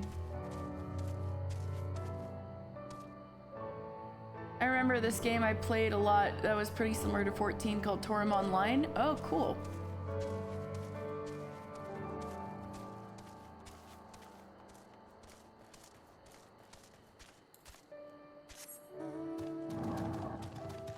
Midgard Stormer, you're still hanging in there.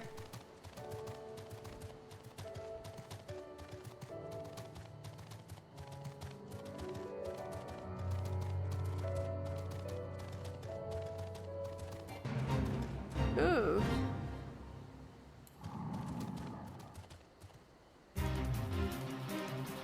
Deadly butterfly. Gods, look at that tower to the southeast. How long did it take them to build it? Yeah.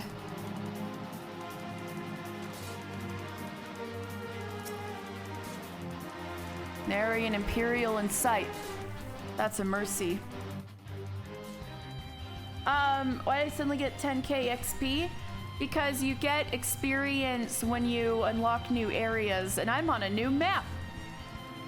When you discover new areas, I guess, and walk into them.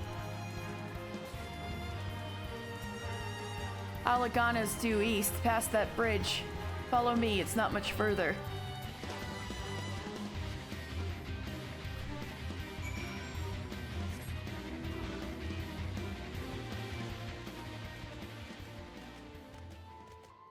I think it's quite pretty here.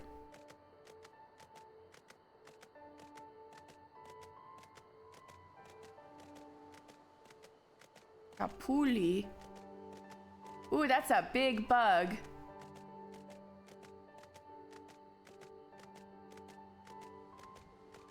Not them walking away and just vanishing. Yeah. I know, right?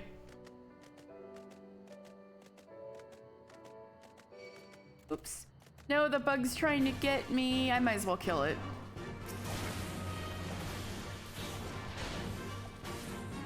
Oop. Gotta remember my combination on this thing.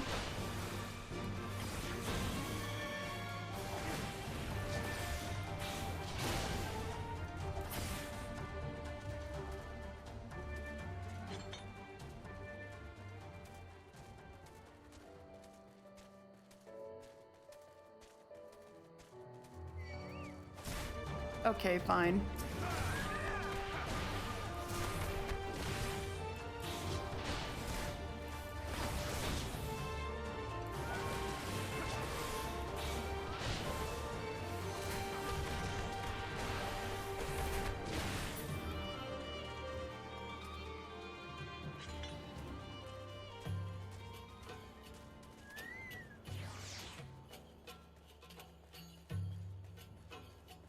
So this is your hometown, Lise? I couldn't have been older than 5 when we left this place. My memories are hazy at best.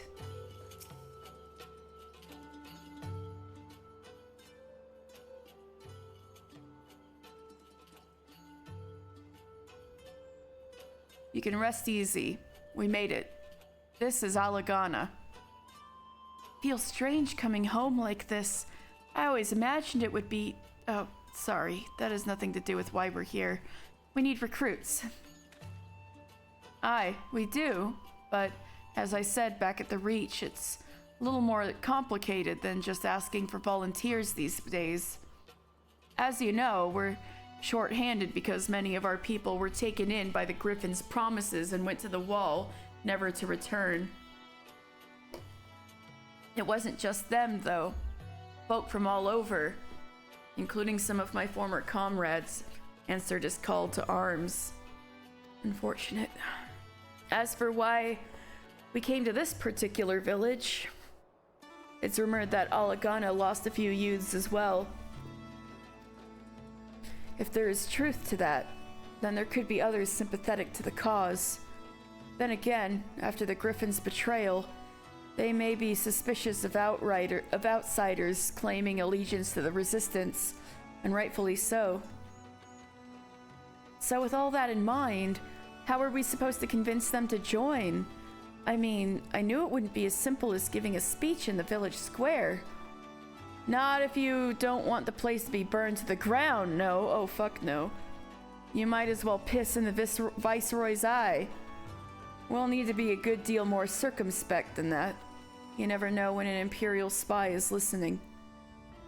You must speak with the Elder first. I know for a fact that he can be trusted. We'll learn what he has to say and decide what to do after. Sounds like a plan. Let's hope there are still more brave men and women here willing to fight.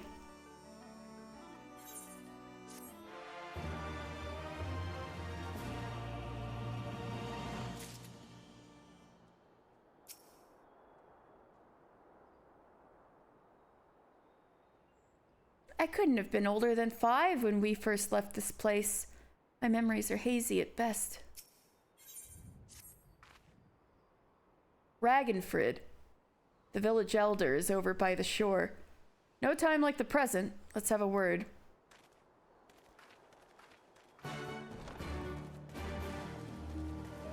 So this is Alagana.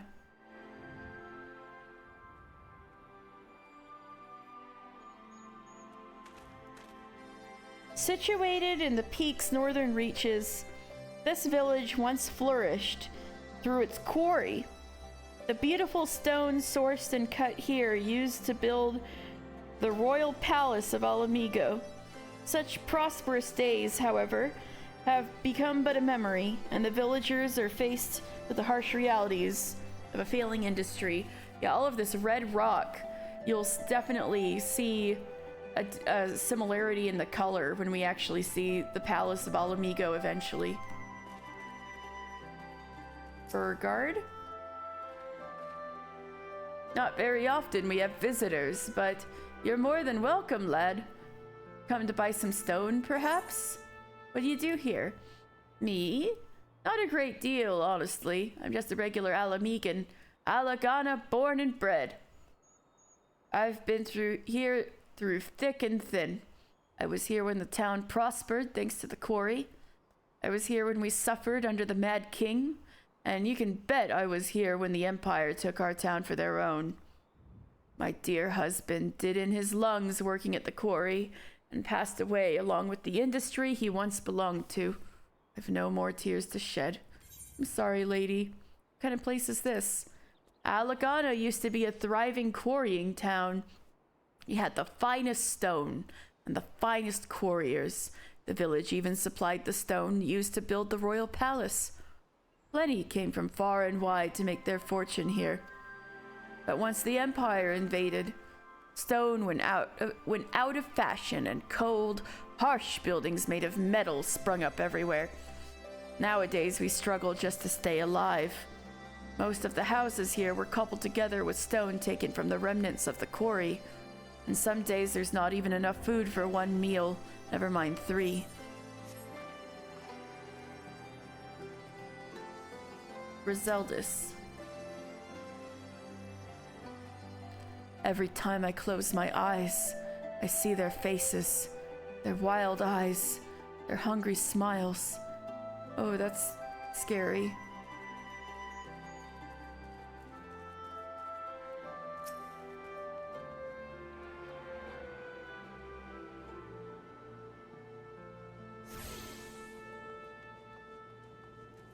Hidden Hearth. When my sister first went to work at Byron's Bread, I had hoped she might be able to share some of their harvest with me. Alas, it does not seem like they produce much in the first place. It's wild how she seems like she's a min-height Rugadin female, and yet she's still taller than Mister, even though she's like min-height.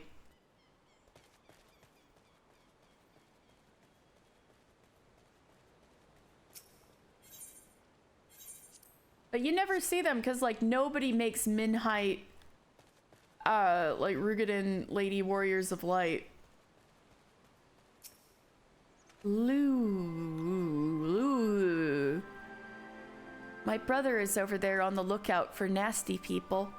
Not really sure what he plans to do if one does happen to appear. Now, where in the 7 hells did he go? That's your brother.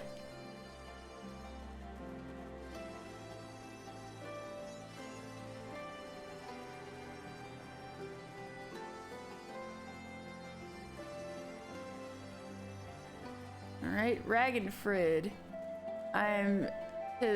You're the elder, right?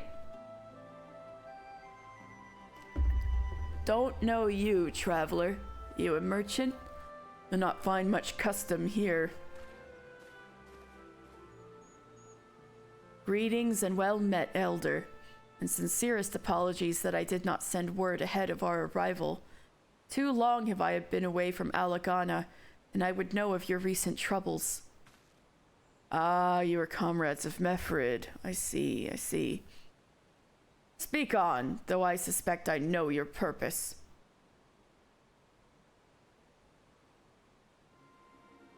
The Griffin came with many men and left with many more. Such is the rumor. Is it true?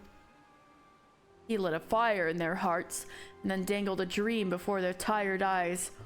And now you come to steal away what few remain.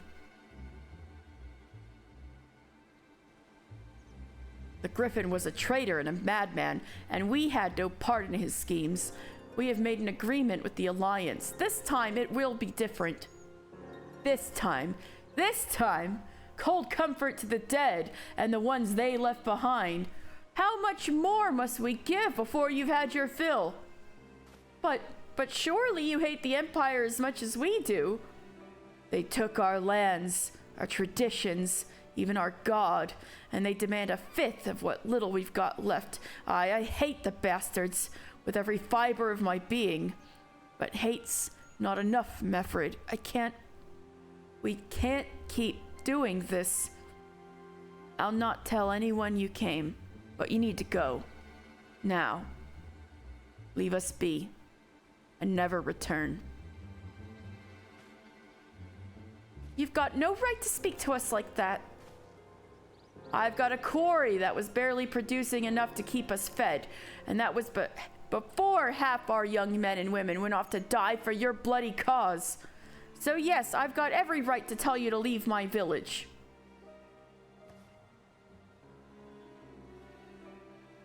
No, you don't. Because it's my village too. My home. What in the hells are you on about?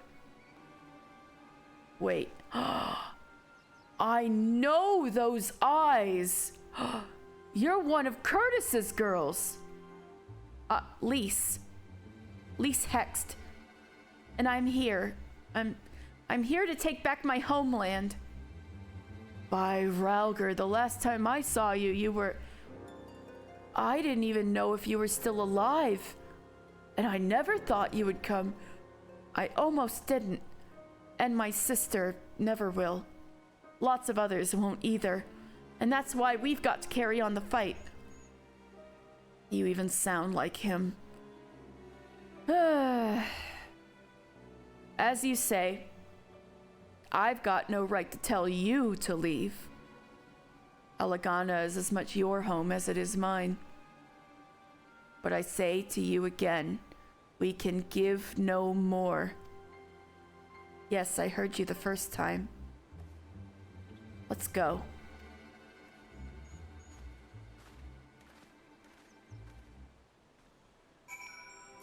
Lise, I know you're mad, but I think it's understandable.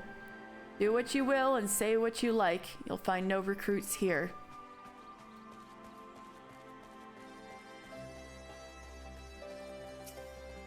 Ansgar?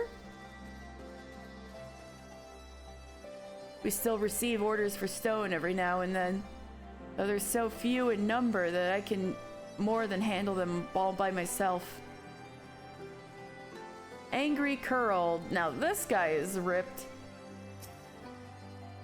Here's the leftovers. Dust and gravel and the like. Us too, you might say. We've shaped the peaks, they've shaped us in turn.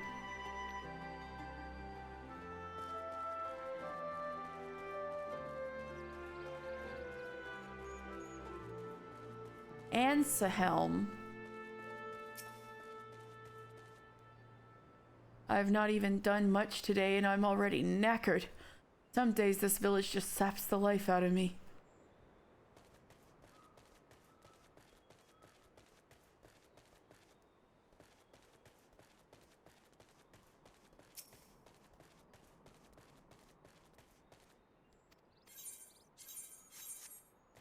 But man, gorgeous view here though, even though their life is so depressing lately.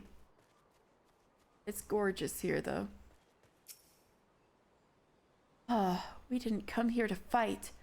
I hope I haven't made a mess of things. That could have been handled better, but what's done is done. At least we've been granted permission to stay. I was hoping Ragnfrid might help us to recruit some of his people, but that clearly isn't going to happen. If we're to convince any of them to join, we'll first need to regain their trust. It's risky, it's hardly subtle, but I say we approach the villagers directly, see what problems they've got, if we can do anything to help. Makes sense to me. Let's split up and ask around.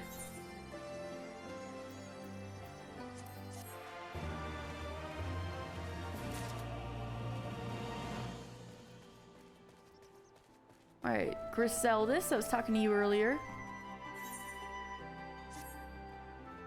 You'd best keep your distance if you know what's good for you. Say your piece and move on. Looking for folks down on their luck? Congratulations, you've found one. As you can see, my leg ain't what it used to be. Some days I can hardly walk for the pain. Mornings are the worst, especially after cold nights. Hard labor's right out. Too much pain and trouble for others. It's a tea what helps with it, though. I need to grind a chipuli horn and a hornbill talon for the blend. Eh? You'll go and get some for me, just like that?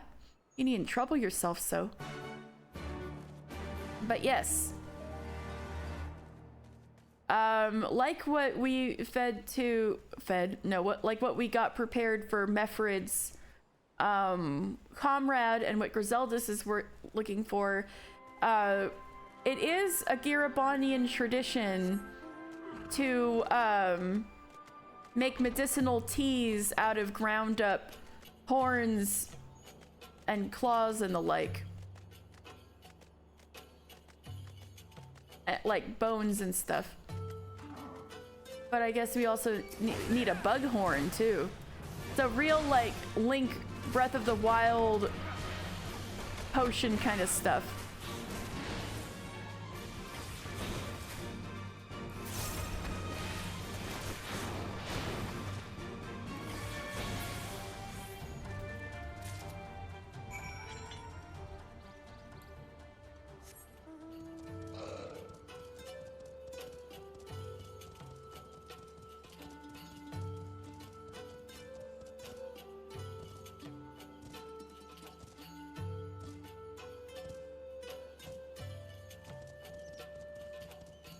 I really think this area is beautiful.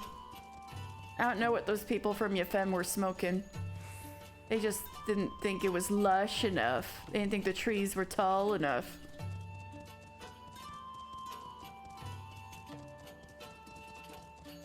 But also I think it's because I'm like, I'm from the high desert, you know? So when I see a good high desert kind of location, I'm like, oh, it's so pretty.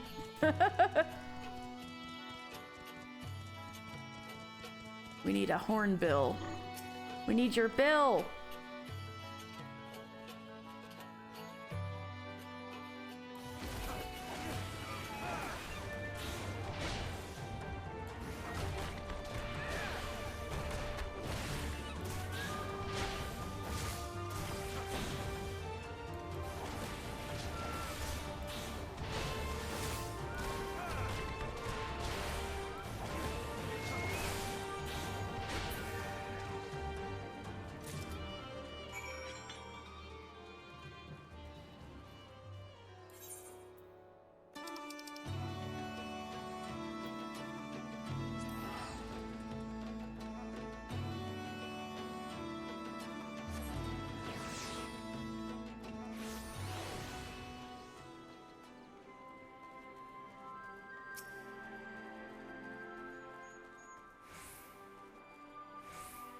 You've been gone a while.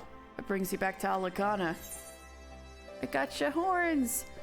Tripoli horn makes a fine medicinal tea when ground into a fine powder and mixed with other ingredients.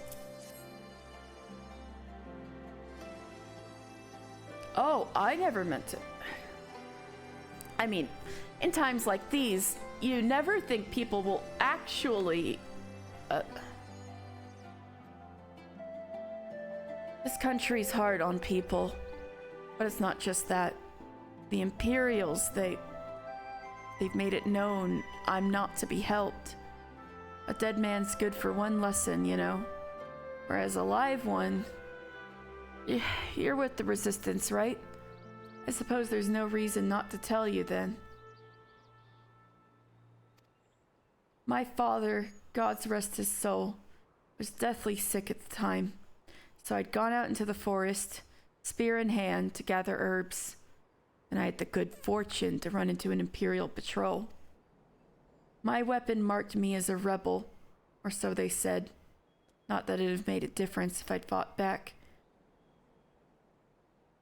I know what a lot of them were about the moment that centurion laid eyes on me. Didn't matter in the end, of course. Some people just like to hurt others. And by the time I limped back to the hut, it's too late for my father. Too late for me too, I and many others, I imagine. Help them too, if you like. I'll be grateful and say thank you. But beyond that, I wouldn't hope for much. So, what I miss, basically, we're trying to get recruits out of this town, but that asshole who summoned the dragon was like, hey, come join the Resistance, and left here with a lot of their young people and betrayed them all, and they all died. So now we're like, we want recruits again, and they're like, fuck you, even though we're like not the same people as the last people who recruited them. Yeah, they're traumatized. Oh no, I don't want to recruit children so they get traumatized. No. All right, do I remember all this lore? Okay, I have encyclopedias. There are 3 encyclopedias of Final Fantasy. They're Final Fantasy 14 lore books. Yeah, but we're not gonna encourage child soldiers. We want to do this right, but no. That warrior of light could easily destroy the Empire single-handedly. Why are people having him talking to people? True. But I like to be nice, you know. Just say it was a prank and they'll forgive you. No!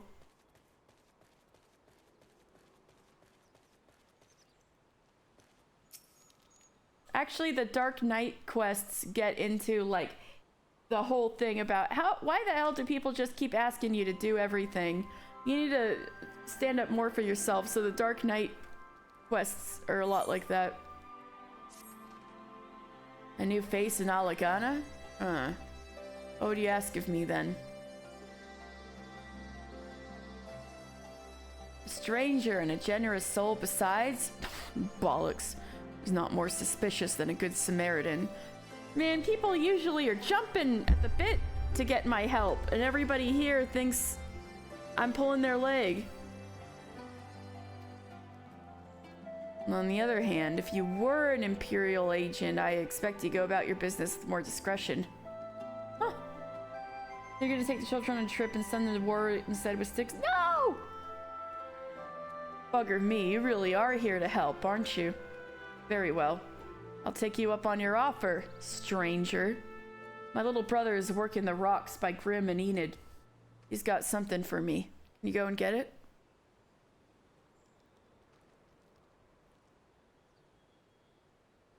They take the help.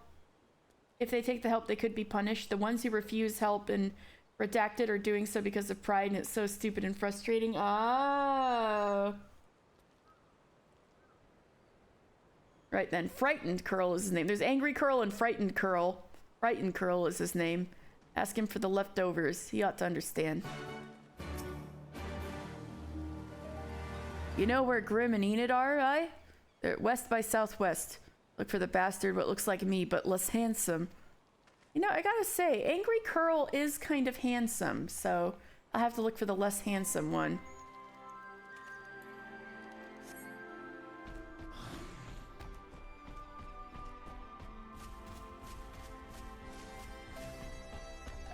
Because I just got here. They don't have TV here. They're under Imperial occupation. These guys don't know who I am yet. Yeah. That too.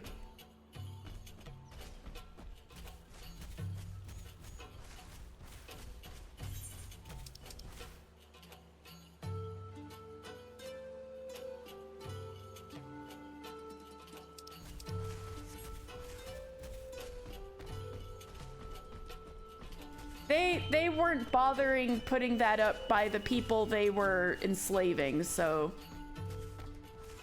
maybe they'd bother around their own soldiers.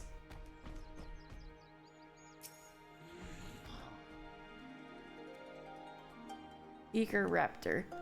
I do hope you haven't come by looking to buy crops. Afraid we've nothing to sell at the moment. So this is Byron's Bread.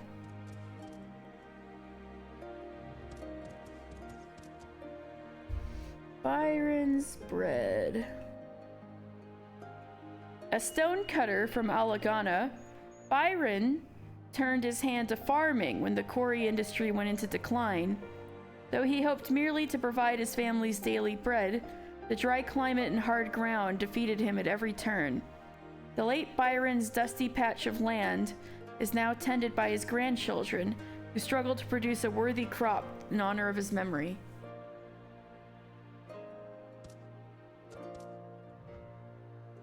There are reporters, but for their own little areas. There's not going to be a newspaper for this area. This area is currently actively under Imperial occupation. Like, the enemy has taken over this area. So they're not going to have newspapers out here. Oh my god, guys, it's Immodest Mouse! There's more rock here than soil. It's a miracle anything grows at all. It's Immodest Mouse! Welcome to Byron's Bread. Come to buy some of our produce, have you? What do you do here? I keep myself busy farming these lands. Although it's hardly the most fertile of soil, and every year the harvest worsens. Some days I just want to give up. Oh my god, tell him we'll all float on all right. That being said, it's not as if we can all float on working at the quarry like the old days. No, we'd all be better served looking towards the future. Our children would not thank us for clinging to the past. What kind of place is this? It's a farm created by my grandfather, Byron.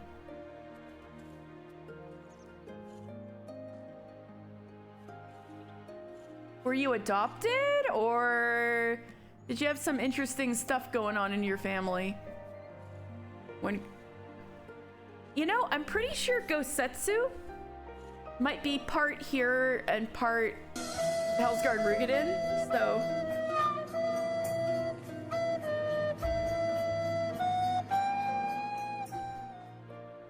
If he's not adopted, it's possible that there could be, like, here in Rugadin kids. Oh yeah, I know. I mean, he's also literally got the name. He's got a Hellsguard name. Like, there's no getting around it. He's even got a Hellsguard name, so like... But his grandfather definitely has a Hero name, so I'm like, huh. Maybe you're part here? Or... Oh, Gosetsu. Yeah, and he's referred to as a Rugadin, too. But, you know, he looks so much more like a Hero than other Rugadin that I wonder if he's, got some Hero heritage. Yes. Yes, but he does look very different, but they are the same species, yeah. Exactly, pretty big and wide, he is. It's a farm created by my grandfather, Byron. When the quarrying industry began to decline, he chose to become a farmer so he could keep providing for his family. The name Byron's Bread came to be after the villagers developed a saying, "Every mother in Alagana knows their bread is buttered by Byron." Grandpa actually passed away before he managed to reap his first harvest. That's sad. He left the farm to Father and I. We did our best to make it a success. I'll never forget what Grandpa did for us. His blood and sweat cultivated this land. I would disgrace his memory were I to abandon it.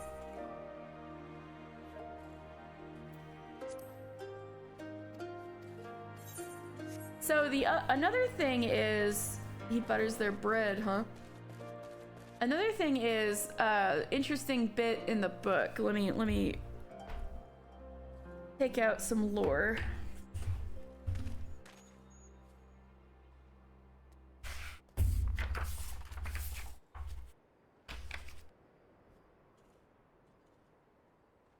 In some of the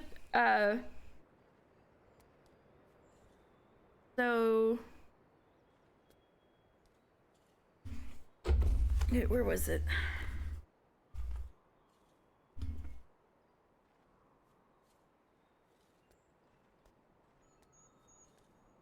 They don't have a lot of crops. So, yeah, it is pretty bad for making bread, but they do their best, you know. So, I said earlier that the reason why Alamegans,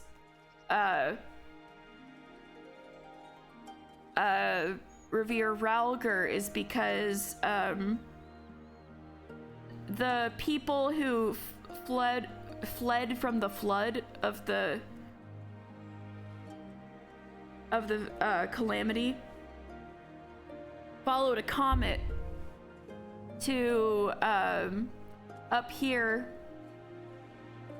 in the east of these mountains. So these mountains were real high up so they could escape the waters. So it was various peoples from various different nations that ended up here. But yes, they found salvation from the floods, though life among the high peaks proved unforgiving. The survivors were of different races and nations, and soon they fractured into factions. Troll of Primal. Louiswa, I think, had pretty good control of the 12.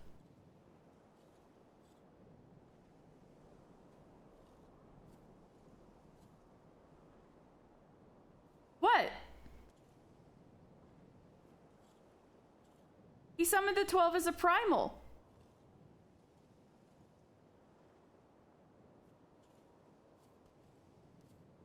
and they were basically doing what he wanted. Maybe Louisoix. Grandpa's just that cool. So I think you were seeing control of a primal in that video and might not have even known it, Alexi.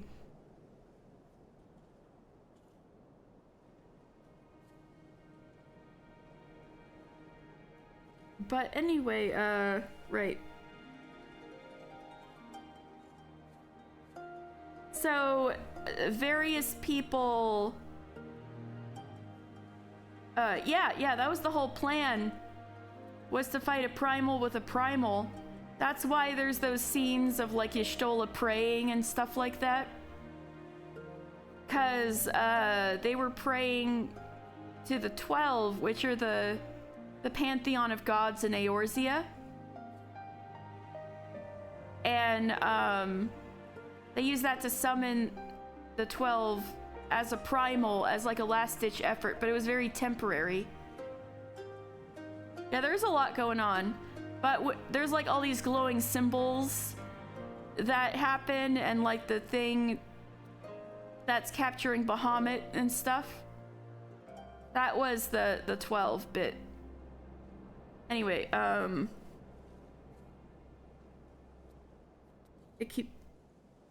yeah, the blue glowing thing. Yeah. There's that, and then there's also the cocoon, which was what Papalymo sacrificed himself for, to do that again. That's a different spell, but kind of similar. There was going on at the same time. Anyway, so there were various factions that formed and various tribes. So there was a lot of warring tribes going on in Garabania because it was so hard to grow crops here. There was very few resources, very few ways to feed these people who had fled up here from the flood. So the different tribes fought bitterly over what little resources there were to be had, and the feuds continued for many long years. Yes, but I don't think it's enough to have it wasn't, water wasn't as much of a concern to them as food. Their problem was food. That's why I'm saying this while I'm staring at a farm, is that they were having trouble with food. Anyway,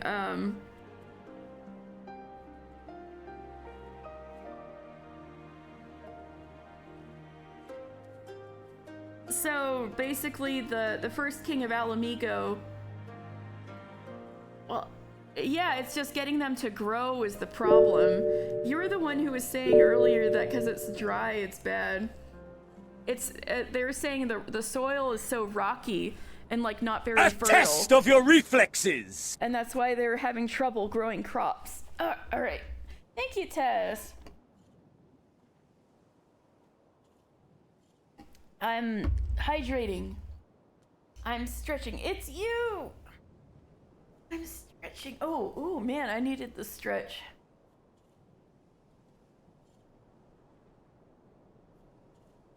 But yeah, the problem was the soil and the rocks made it hard to grow stuff. Thank you. And so, well,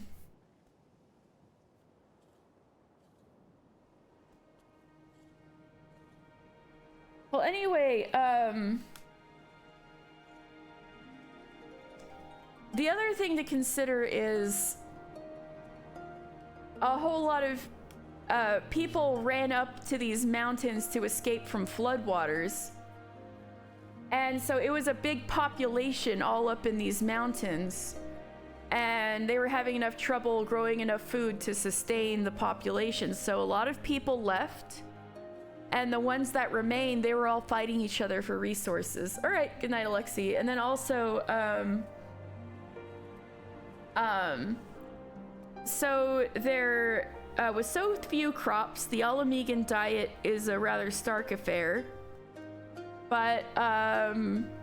they did get some more variety in there because back then, Alamigo became a very vital overland stopping point of trade between Eorzea and the Near East, like Radzat Han and Western Ilsabard. This is hundreds of years ago, before the Garlean Empire. And so Alamigo became rich and powerful by the tariffs they would put on overland trade. And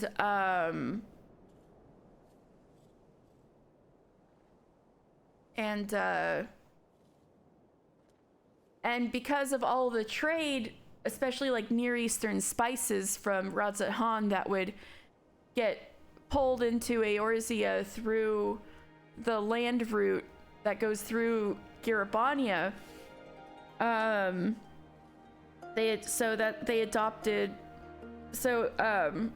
cuisine had a bit more. That's how they were getting food when they were having trouble growing it themselves. They'd trade for food, and so they adopted foods from the Near East and Ilsabard and spices and such. Yeah, the foreign influence is said to be particularly apparent in the usage of spices. And yeah, they also mention the medicinal teas again, steeping ground horns of beasts in boiling water. So yeah, that's what I wanted to say was since it's so hard to grow crops here because of the soil,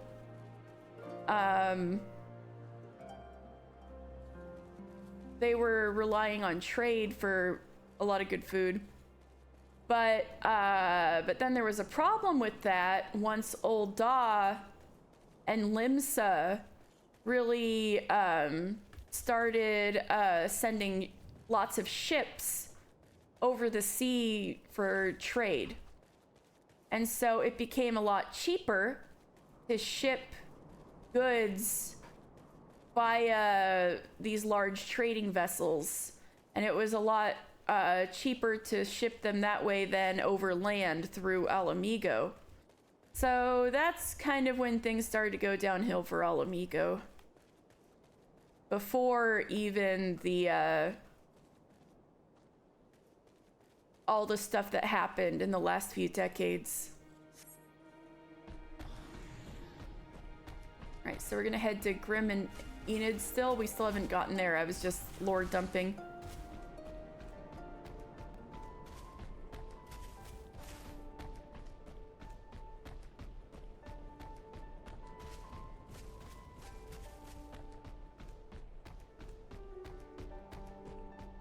We got some meat-eating Kikerns, and this ziggurat we're gonna talk about later.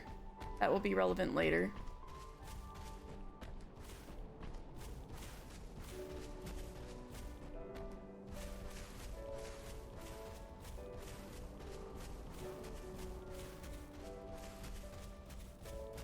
Well, we haven't run into any Garlean soldiers yet. Ooh, the butterflies glow.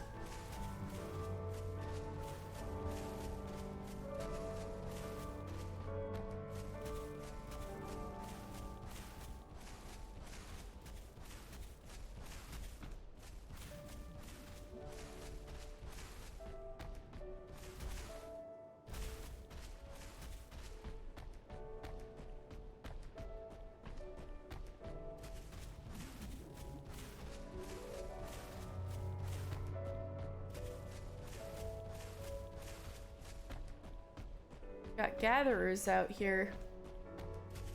Oh, they're fishing.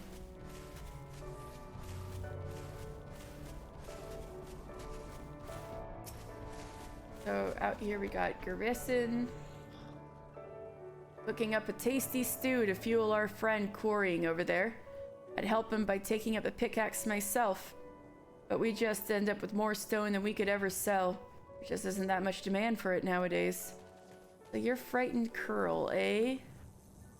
Okay, you're right. Actually, he was right.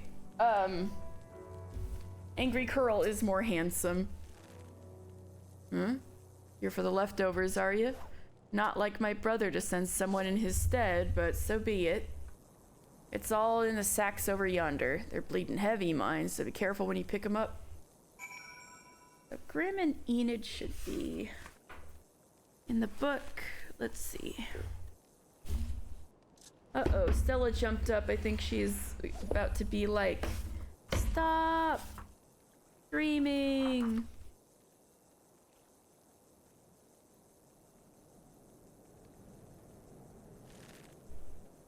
Yeah, Grim and Enid.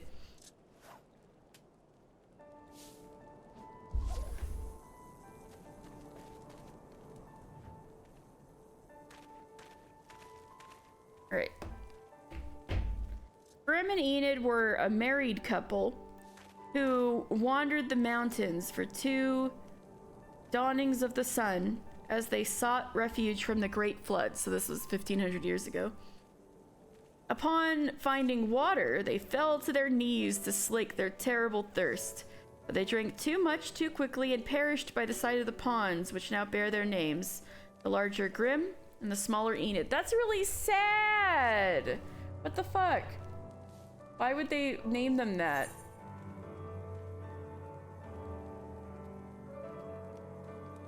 So I guess this is Grim and this is Enid, huh?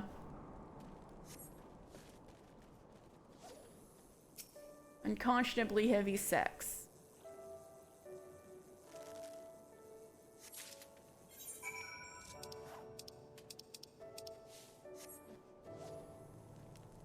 Or no, more like this is Grim. Oh, I get it. This is Grim. And this is Enid, the 2 pawns. This is Enid over here. So sad. What the fuck? This is Grim. This is Enid.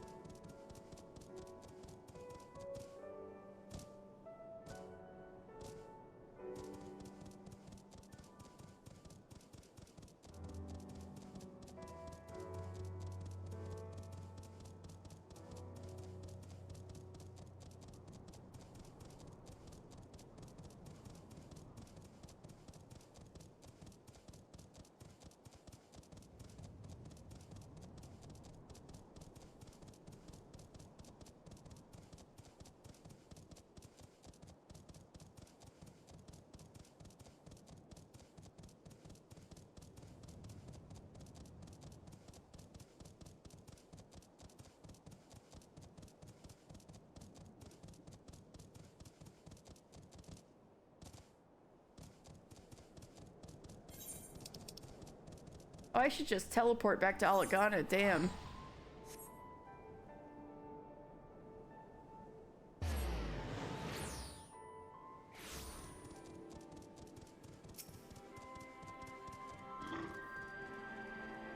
Ah, the new face. You have my leftovers?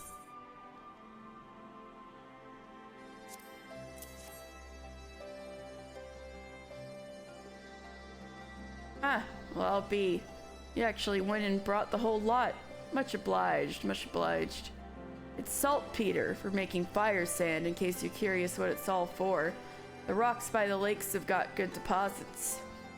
It ain't hard for my brother to pass for any other plodding quarryman, all the while sweeping bits and pieces off to the side to bundle up and sell to the settlers what trade with the resistance. Ooh, okay, that's cool. It's a living. And a way of fighting back, besides. Our way of spitting in the Garlean's eye, for putting our father in an imperial uniform and shipping him off to some faraway province 15 years ago. Sorry that happened to you, though. Ooh, you got you some milk? Good. Is it good? To know if he's dead or alive, even. Though if he were alive, he'd be not long for this world if we were caught fighting for the resistance. This is the best we can do. Lactose free at that. And fat free. Does it even taste good anymore? Straight up just the milk. Wow. That's the long and short of it. We do what we can, though we know it's not enough. I think you'll find that most folk here ain't much different. Everybody's got a reason, but in the end, the result is the same. I suppose I just wanted you to know, that's all, that we know why you're here, and that even if we can't join you, we wish we could.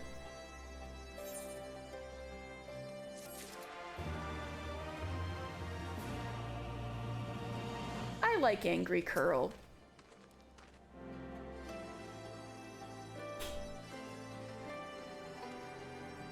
People rag on drinking milk as just a drink, but I love it. I like it if I like how the milk tastes. It has to be good milk, like, to me. That's just me. Efred, how are you doing? Ah, there you are, mister. I've been trying to help the villagers deal with this food shortage of theirs.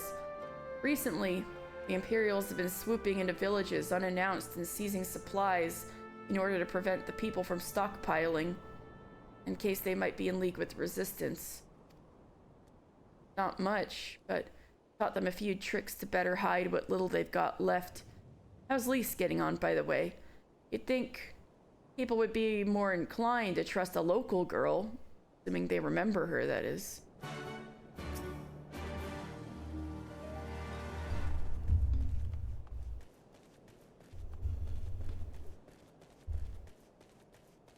Stella really doesn't want me to stream anymore. But I wanted to get to the scene, cynical youth.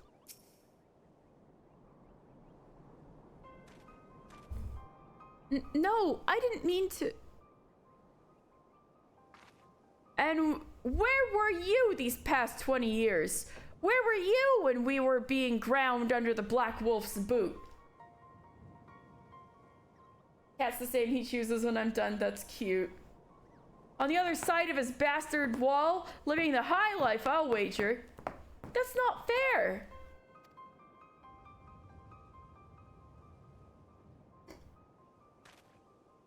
Oh, and who's this?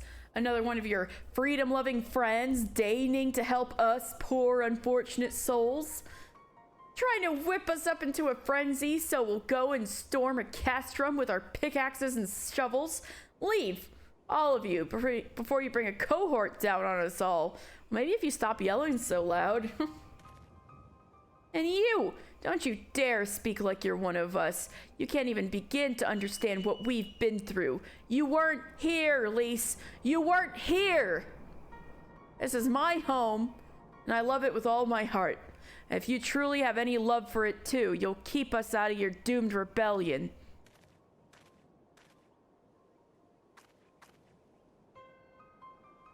He has a point. No matter what I say or do, it doesn't change the fact that I left them behind.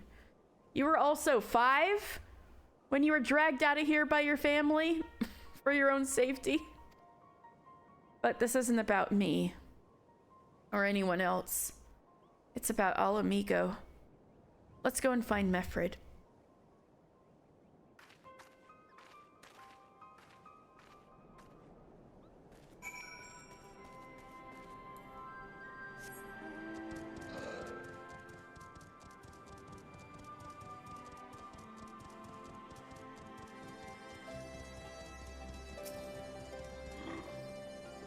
I knew it wouldn't be easy, but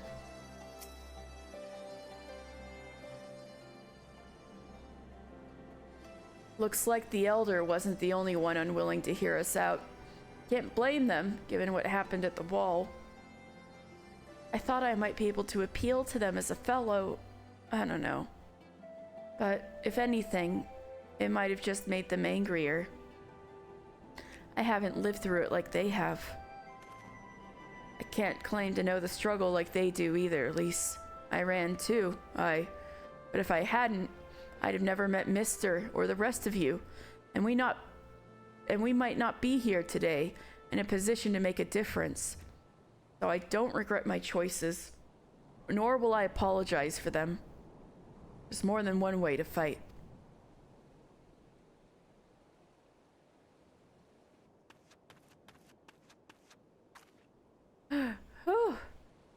help! Someone!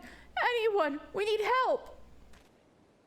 I don't like the sound of that one bit. Come on.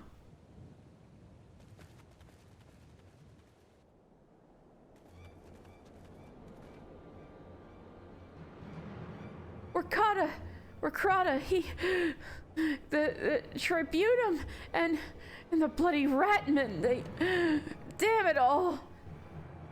You there, take a deep breath and then tell us what happened. It was all business as usual. The Tribunum's due soon.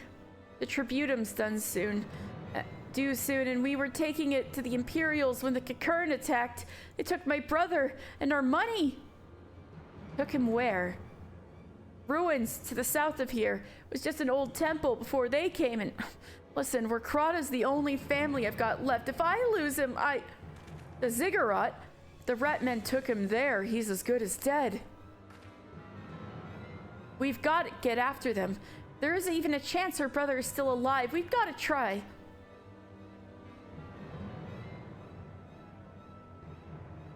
Ooh, he feels ashamed that he wasn't jumping to help.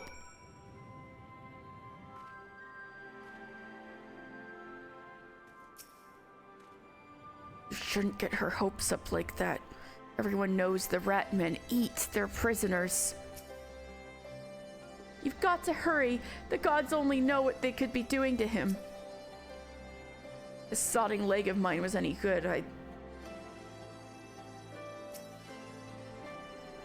We can save him if we hurry. Come on. Jelly decides your bedtime and you just gets mad if I ignore her. Yeah, I mean, same with Stella. You're right, Lise. We've got to help them. Well, actually, no. Stella doesn't determine my bedtime. She determines when I stop streaming. Because she's okay just napping on me on the couch. She doesn't really give a shit if I go to bed or not. But if I'm, like, in this chair... She doesn't like that. She wants me like on the couch or in the bed to nap on. Anyway, we've got to help them. If not for the missing man, then for the Tribunum. The Garleans won't suffer excuses if they're late. The Tribunum has to be like what they owe. The occupation. We're wasting time. Let's go, go, go!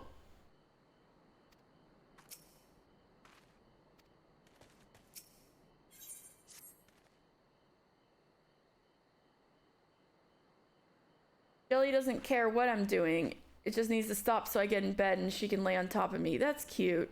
She especially hates me being on the phone, though. She screams and screams every time I'm on the phone. That's kind of hilarious. Oh no. So Rakrata's being held somewhere at the Ziggurat to the south, which has been taken over by a host of Kakern bandits. That about covers it then. Be prepared for a fight. They may not be the most challenging foes, but there's sure to be a lot of them.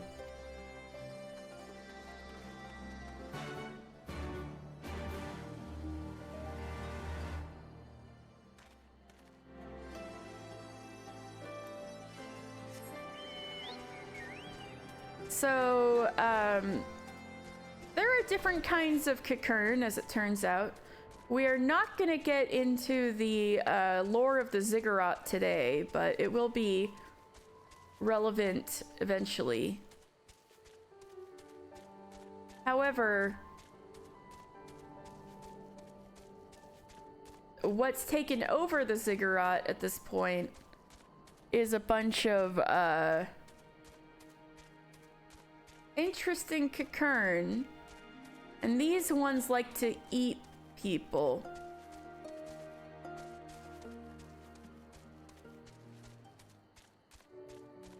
Just these Kakern, not all Kakern are like this.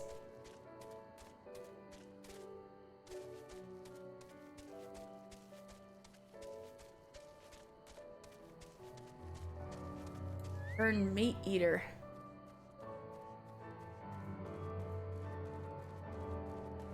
Here's the Ziggurat, which I'm not going to explain, but damn, look at that view. Doesn't that look cool? With the moon and everything. Anyway.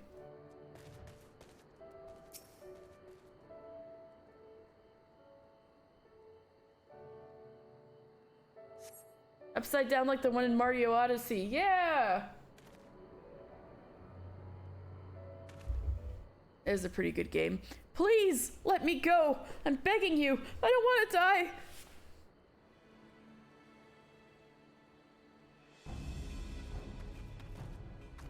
Hear that? I think it came from the top of the ziggurat. Their glowing red eyes, oh god. Who dares come to loot our man flesh? Ours to eat, ours to eat.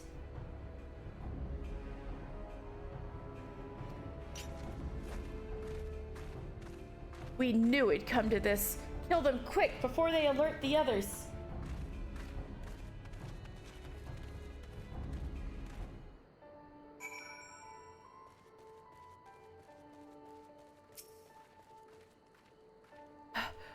I thought you said there'd be no challenge. Oh, I also said there'd be a bloody host of them. Looters! Man flesh is ours! Man flesh is ours!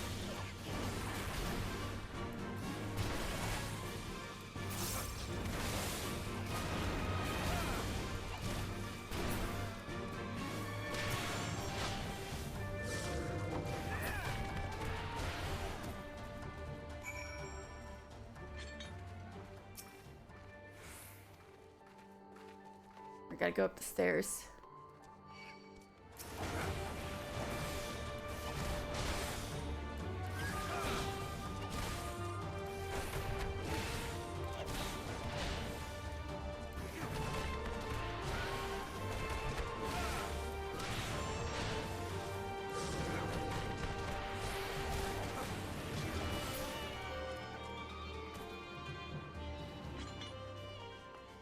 Up more stairs.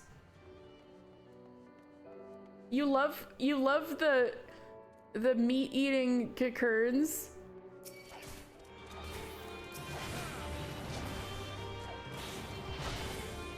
I want this ether current, damn it.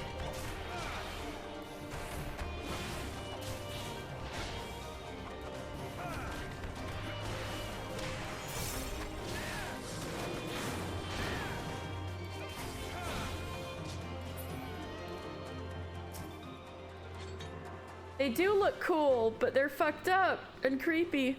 But they do look cool, you're right. Like, let me see. Yeah, they do look pretty cool. They give me similar vibes to like, how the Pikmin predators look at night. Oh, he's alive. Let's save him.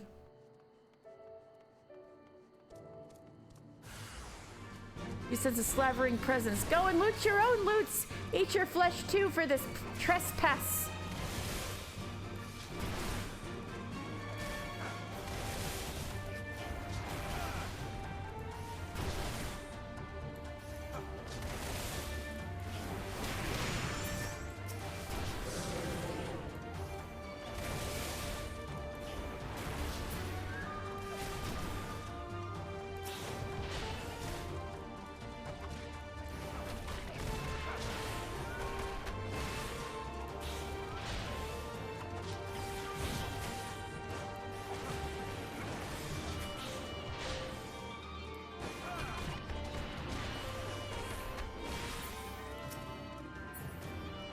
You're alive!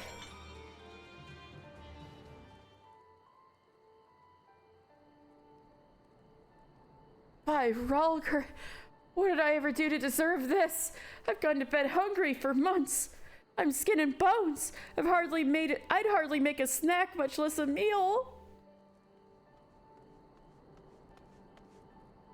Oh, you found him!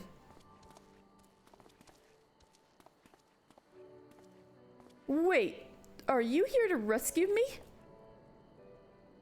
Your sister sent us. It's going to be all right. My sister, oh, Ralger be praised, she's safe.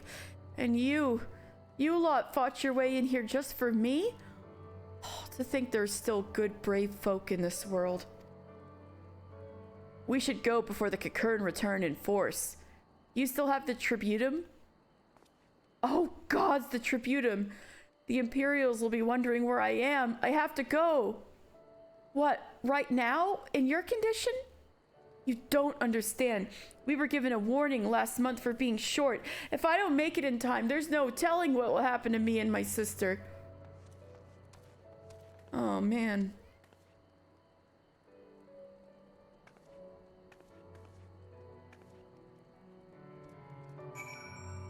So as for why these Cocourns are like this,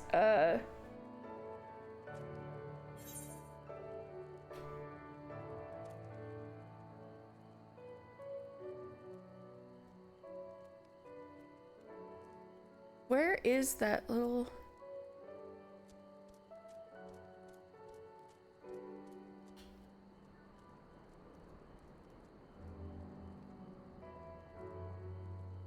Here. Oh, it's a bit far. Well, when we end up going to Momorune's milk, I'll explain why the Cocourn are like this. Momorune's milk is like their village of these weird people-eating Cocourn. But there's an interesting reason why they're like this anyway. On, like him, are barely considered people under Imperial rule. They're to work hard and pay their taxes, and if they don't, there'll be 7 hells to pay. Beatings, imprisonment, enslavement, and as for your women folk, well... So when he says on... a lot of,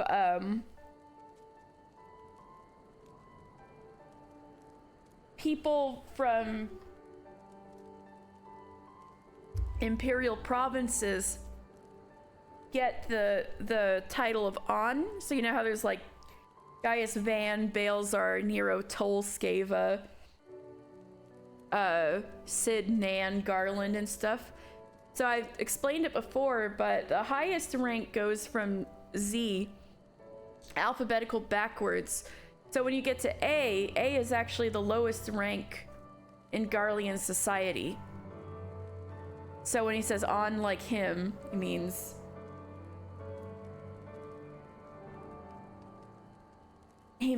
that he's of the lowest rank in Garlean society.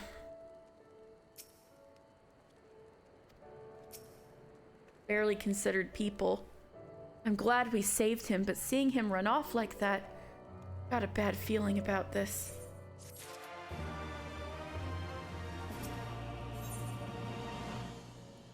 Oh. Hey, Rowan. Look who we're gonna meet. Listen, Mr. Mefrid. I think we need to go after Warkrata. I think we're about to see some women's wrongs. Are you guys ready to see some women's wrongs? Wait, you would never not be thinking of stopping him. You heard what he said. If they don't pay one way, they'll pay another. I know that, I do, and I don't want to interfere. I just want to see that he makes it there safely. If that's the sum of it, then fine. Let's head down and see if we can't pick up his trail. Are we ready for some women's wrongs? Chat?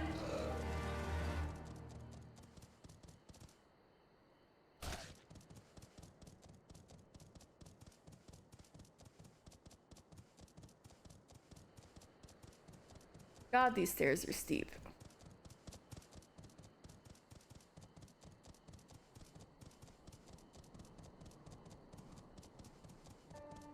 You're looking at flights and you thought you found a good one and you saw layover in O'Hare. No!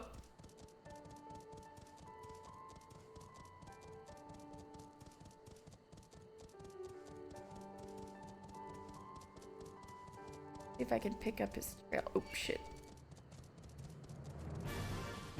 Aha!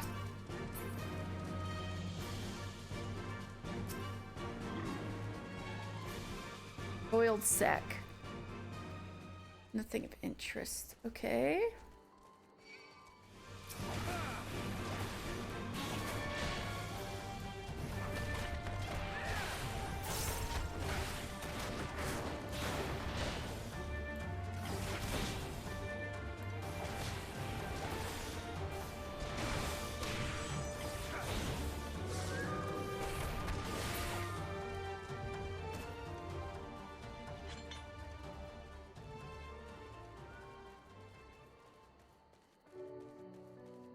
Oh, there's something over there.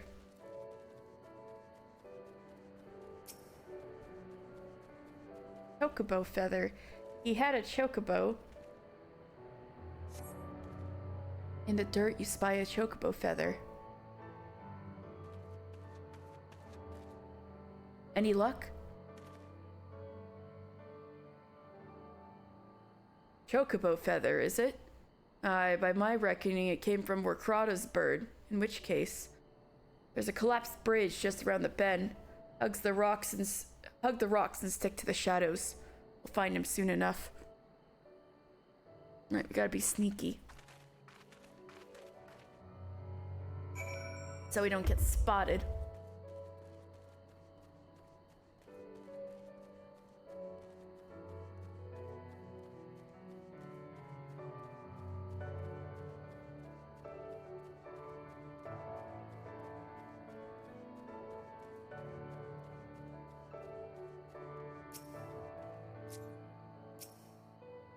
Can they really see us? All the way up there in the tower?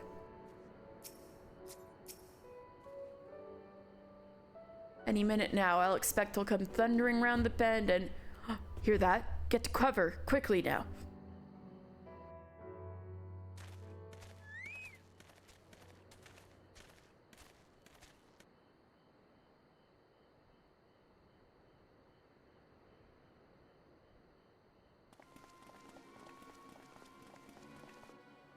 Are they Imperials?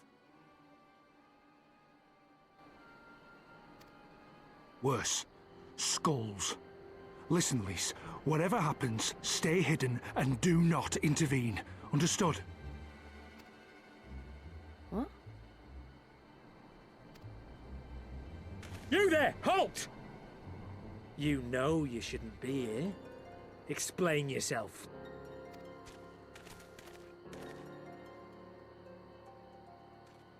Forgive me, sir. I came to deliver the tributum.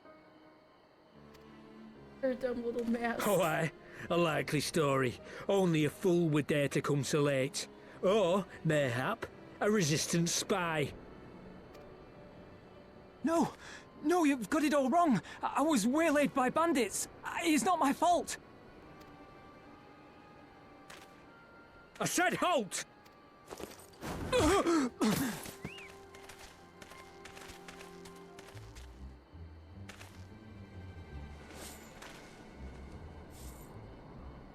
Is this a joke?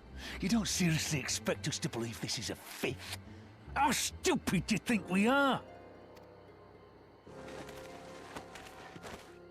It is, I swear, on my mother's life. Spare us. You came late, you lied about bandits, and then you tried to cheat the Empire of its due. These guys have Alamegan accents. Just saying. Think you can kill them all? Including the ones watching from the tower? Even if you did, others would come for him and his family. You'd be condemning them all to a life of hard labor. Assuming they didn't just execute them, that is.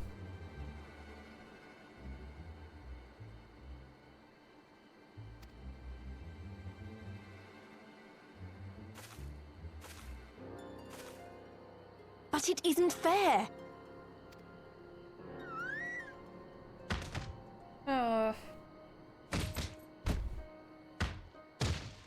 It's your bloody fault we're stuck out here patrolling this god's-forsaken wasteland. It's your fault I have to listen to people go on and on about how Alan Egans can't be trusted. I've worked and toiled harder than any man. I'm a citizen, goddammit. And what are you? A stupid, stubborn little dog who'd sooner bite the hand that feeds him and pine for the good old days.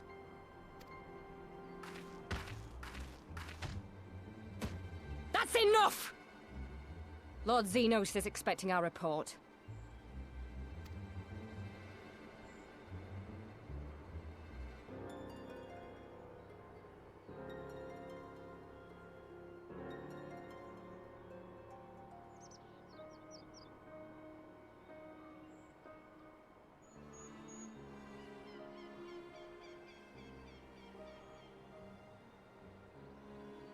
I bet the poor bastard can't believe his luck. He gets to go home. We should do the same. Damn. Fucked up.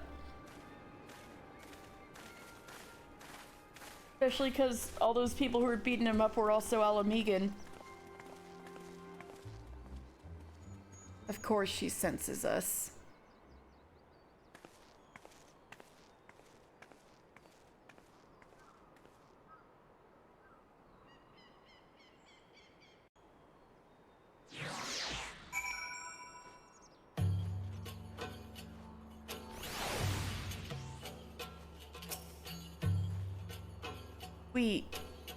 We could have done something instead of just letting it happen. I'd heard their commander was keen-eyed, but gods, that was a near thing. It tears me up inside to see our own kinsmen doing the bidding of the Viceroy. They made their choice. And if it comes to it, I'll cut down every last one of them myself.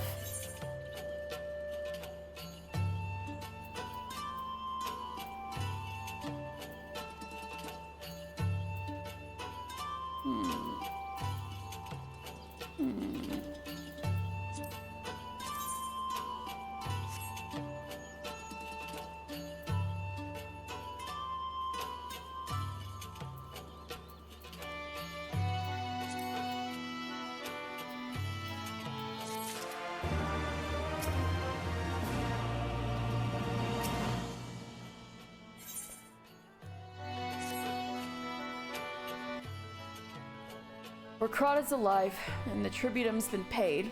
That's all that matters for now. I, for one, would rather not wait around to see if the skulls decide to return. We'd best get back to Alagana and tell Ragnfrid his man's got the job done.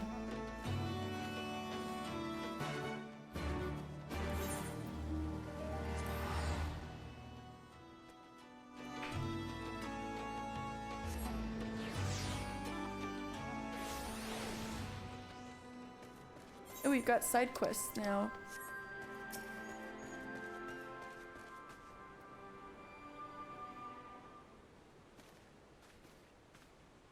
We owe you a debt of gratitude for what you did. Crada told me everything. How you fought with the Kakern and saved his life. For all the good it did. We saw what happened when he met with the skulls. How they beat him half to death. We could have stopped them. I reckon you could. Mefred's a warrior, as is your comrade, and you're strong, like your father. That much is plain. But I think, Ralgr, you did not, because it would not have ended with them. Crada and his sister would have been branded insurgents, not the whole lot of us. Bones heal, scars fade, but the dead remain dead. We're alive. That's more than can be said for only the gods know how many others. That's enough for you, is it? To put up with whatever they do to you so long as you get to see another day? That's right. You grit your teeth and you learn to live with the pain. I'll admit, I was quick to judge you, Lise, and for that I apologize. I know you and yours mean well. I do. But I'm telling you, gods in the heavens is my witness that we've got nothing left to give. We can't help you.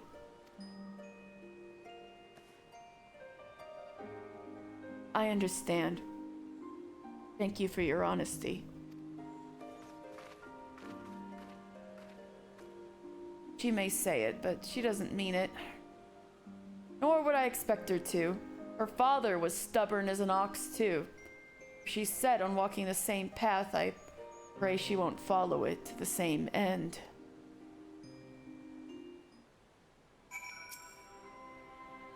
I knew Curtis when he was younger. Golden locks and piercing blue eyes. When I finally looked into hers, I saw at once she was his.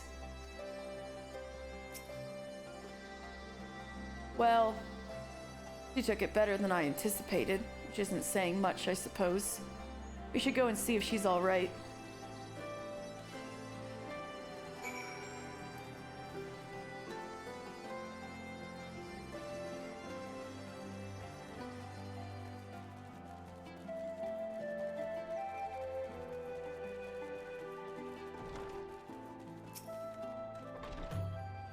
Ah, there's our stray. Mayhap you should take the lead in this, mister.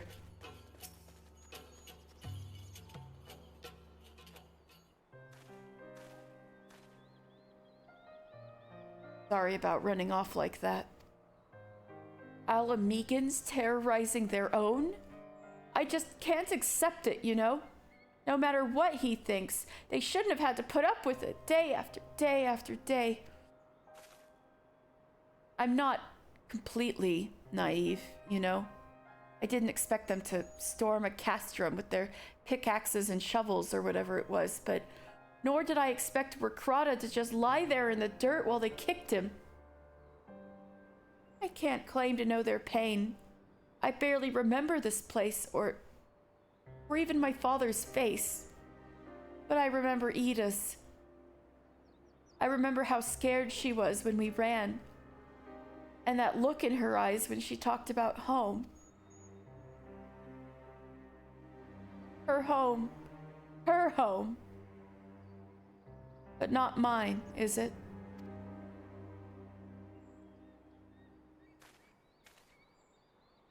There you are, Lise. I've been looking all over for you. Well, you found me. Got something else to say? I do. I said some things to you before that I shouldn't have. It wasn't my place to do so, and I'm sorry. All that rubbish spouted about how I loved my village.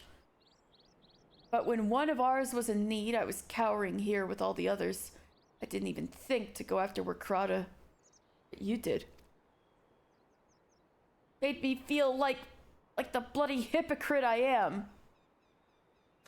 If I truly cared for my people, I'd fight for them. So I will. If you'll have me. You're asking to join the resistance? Oh man, we got one after all. When you put it like that, I suppose I am. But not just me. There are others I know who have been thinking about it for a while now. There's not many of us, and we're not hardened warriors like you lot, but your heart bleeds for Alamigo, then that's good enough for me. You and yours are more than welcome at Ralger's Reach.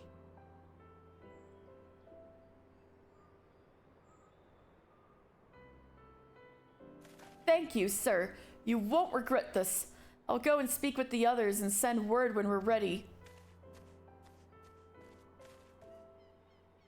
Still think this isn't your home?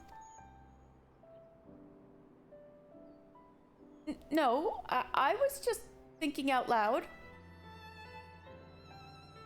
And with that, my friends, our mission is concluded.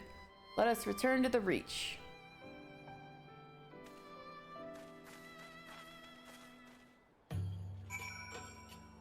Back to Ralger's Reach, then. We will be back, Alagana. We will be back.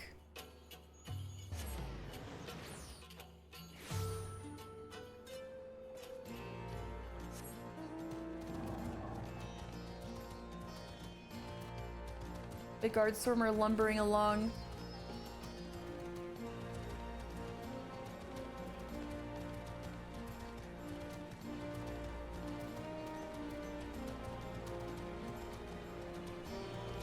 Oh, I should have used the Ethernet shard. Oh well. We're going leisurely.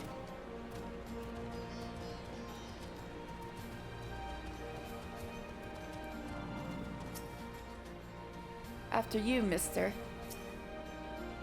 If you don't mind, I was thinking of staying here and assisting Mefred with the training of the new recruits.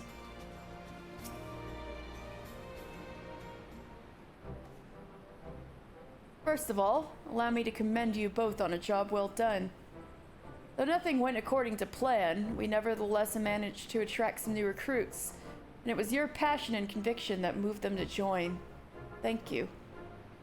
No, thank you for giving me an opportunity to find out what our people have been through these past 20 years. It's been humbling. And troubling, too. I'd heard about the skulls. That was the first time I'd seen them in the flesh. I know you say they're the same as any other Imperial soldiers, and maybe that's how I'll have to think of them if our paths ever cross on the battlefield, but when, not if. That day will come, Lise. You can't afford to hesitate when it does. Young, old, conscript, citizen, Garlean, Alamegan, none of that matters. They've all got their reasons.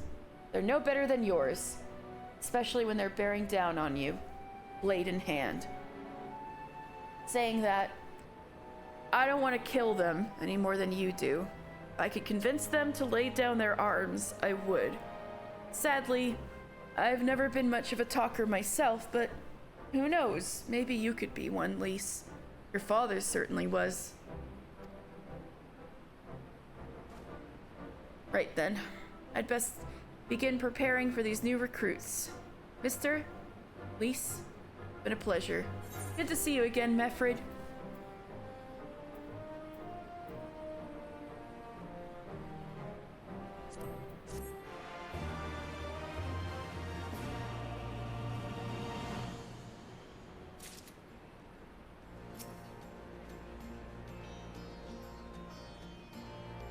Thank you for your help in Alagana. I'll admit I didn't have high hopes when we first set out, but the results speak for themselves. Well done.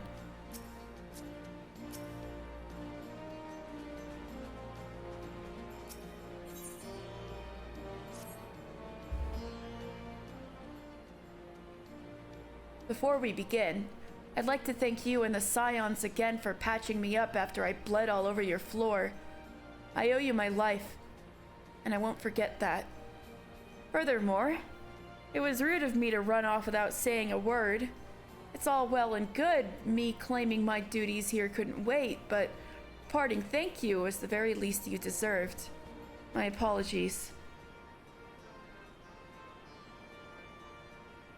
And thank you. Now to business. Commander Kemps entrusted me with a formal reply to be hand-delivered to the Alliance leadership. It covers everything we discussed, as well as detailing the disposition of our forces. What I need is an escort, 1 or 2 men at most, so we can make it to the wall swiftly and without attracting undue attention. Very well, I shall join you in this. Alize! General Aldin commands the forces at Castromorians. It should be simple enough to see it into his hands. Great! That's just what I wanted to hear. When you're ready to depart, meet me at this pass leading out of the Reach.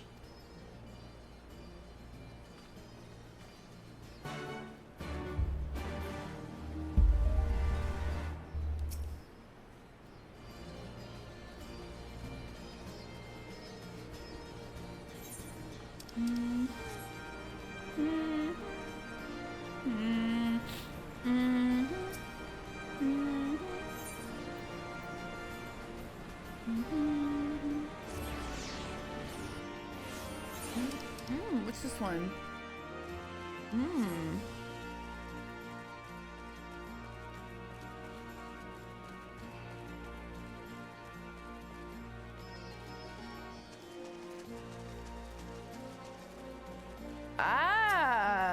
Let's pick this up real fast. Sightseeing log, Olger Ironheart. Huh? That there is a seeing log, unless I'm mistaken. Do you perhaps know a woman named Millith? I do. What are the odds? Millith is my niece, lest you wonder. And she has told me much and more about you in her letters. Now, but where are my manners? Olger Ironheart, at your service. I'm an explorer like most of the clan, and my niece bade me search with you and such knowledge as I've accumulated. Share with you such knowledge I've accumulated. Here, lend me your log. You're so speepy. I am also speepy, but like, I really... Okay, here's my vision. Okay, so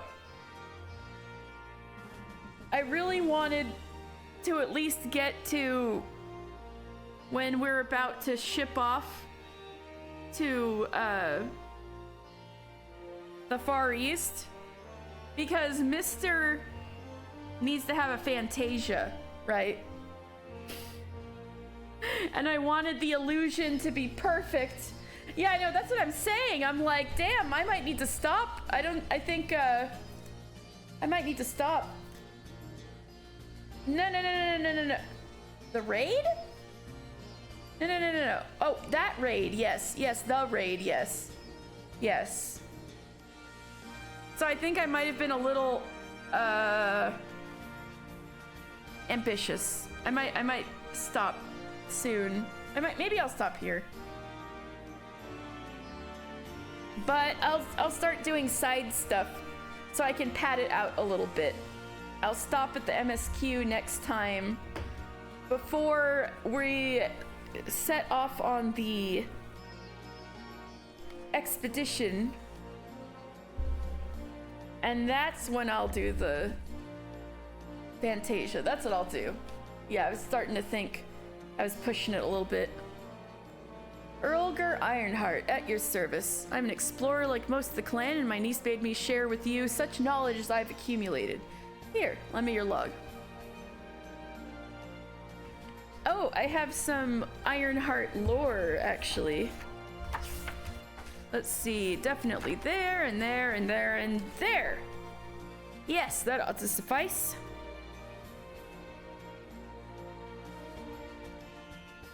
My explorations have taken me far and wide, but dearest to my heart are the regions of Al Amigo, beauteous in their ruggedness, and the lands of the Far East, glorious in their diversity.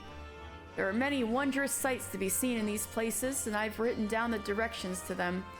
Some will prove more difficult to reach than others, but if you're even half as resourceful as Millith says, I'm confident that you will find them all. And with that, I shall leave you to resume your adventures. Go forth, my friend, and take in such breathtaking vistas as even my father, the great Roddard Ironheart, could not see in his lifetime. So, Roddard Ironheart, I've got some lore on. So his father, Olger Ironheart's father, Roddard.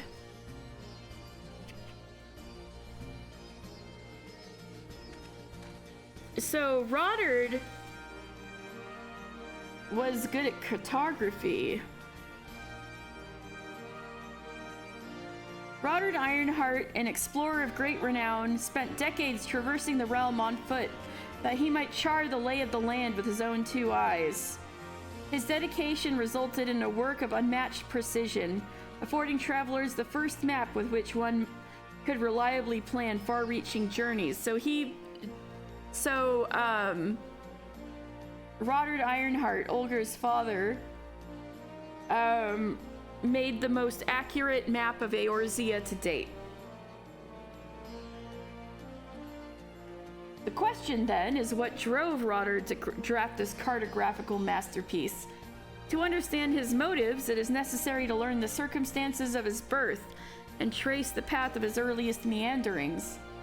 Roddard was born to a pair of performers who belonged to a traveling troupe. His father a lute player and his mother a dancer. So that would be Olger Ironheart's grandmother and grandfather. Lore on lore on lore. Yeah, man.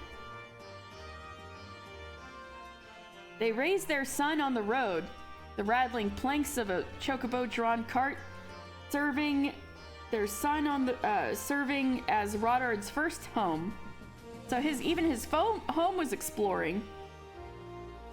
Considering the ever-changing scenery of his childhood, it is small wonder that that the man he became could never settle in one place for long. When Roddard came of age, a tall and gangly youth, he inherited his father's lute and struck out to travel the roads alone. So, the Ironheart grandpa was a bard. His was a life of ceaseless motion, walking hither and yon for malms at a time, halting only to strum songs for his daily bread before moving on to the next town and the next audience. Soon, however, Roddard found that his sedate journeys from village to town and town to city were unable to sate his growing wanderlust, Thus did he lay plans to venture to a place uncharted and unseen by any explorer, the mythical plains of Pagalthon, which will be interesting for anybody who's beaten Shadowbringers, but from the outset it was an endeavor doomed to catastrophe. To reach the ancestral home of the Amalja, Rodard needed to cross the Badlands to the northeast edge of Thanalan. The map he had purchased in Old Daub Back Alley, however, was a less than authentic representation of the terrain. Unsure of his direction, the hapless adventurer stumbled through the sun-blasted rocks for 4 days until he finally collapsed from exhaustion. Yet even as the path to Thal's Hall stretched out before him, Rodard was rescued from his fate by a passing caravan. The near-fatal experience instilled within the young man a profound respect for the importance of preparation and dependable cartography. And it was shortly after his misadventure that Rodard Ironheart, the now legendary explorer, would embark upon a lifelong expedition to draft a true and accurate rendition of all the lands of Eorzea.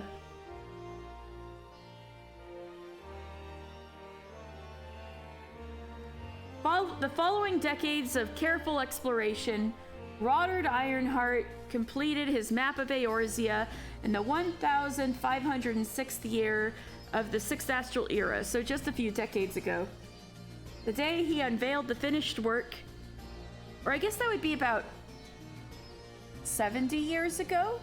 Olger Ironheart must be a little older than he looks then. The day he unveiled the finished work, he inscribed these words onto the crisp new parchment.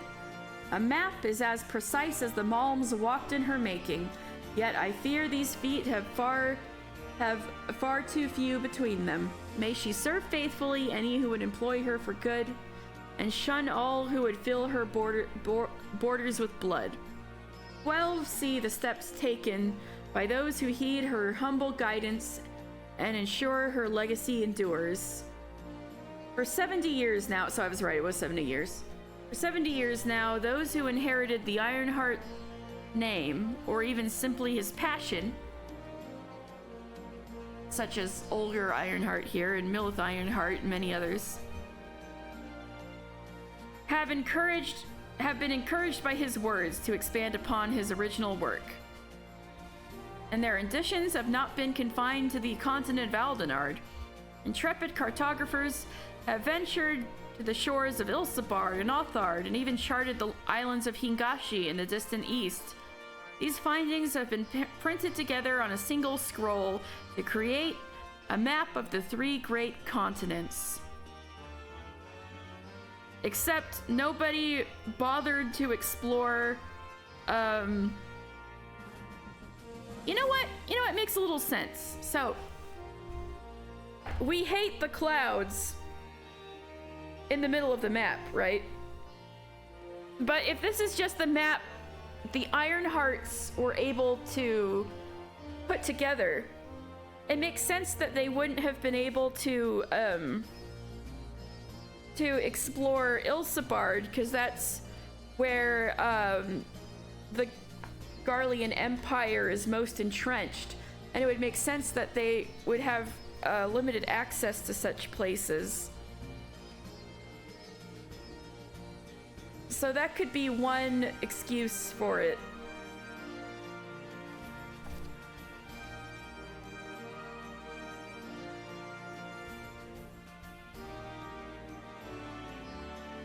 Oh, wait, they mentioned this. All right.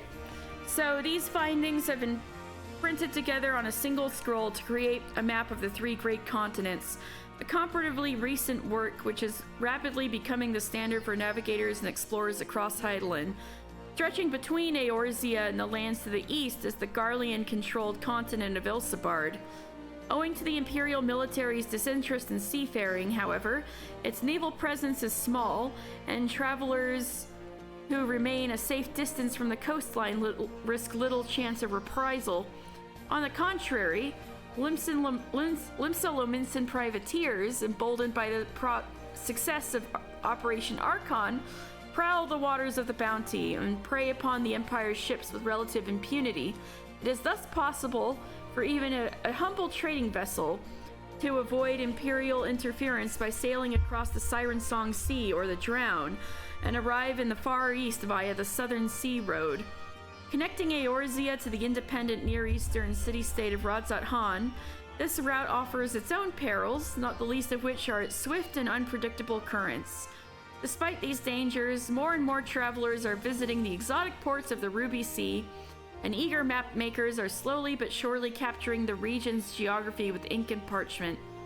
Refinements are being made, not only to the maps of the Far East, but to those of the territories within Eorzea as well. The end of the Dragonsong War culminated in a political shift within the walls of Ishgard, and the heretofore isolated nation has once again flung open its gates to outside visitors. Cartographers have since been able to fill in that region of the three great continents with near-forgotten locations, including the majestic Somal and the towering Cenotaph, a symbol of the newly repopulated town of Idleshire. Such significant additions are often thus reflected in the march of history itself. So, that is a promise that we will be able to see what the hell is in Ilsabard as soon as, we get an expansion there. Anyway, I think I'm gonna stop for now and pace myself a bit. But tomorrow I will make preparations for... Oh wait, before that, Rowan, are you still alive? Are you alive? No, are you still awake? We can watch the trailer. Or I could save the trailer for next time. Yeah. Alright, so I'm gonna log out. And what better way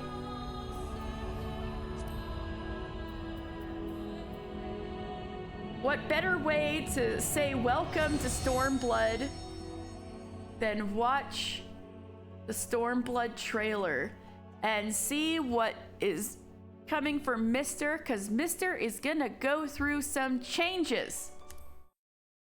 Let's see what's gonna happen to Mr.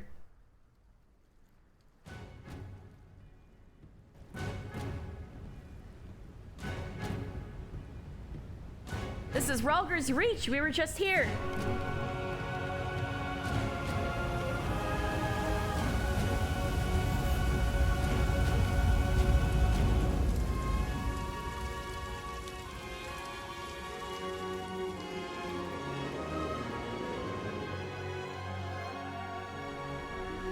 There's the destroyer. And on the finger is... Oh! Lisa's gonna get a cool dress.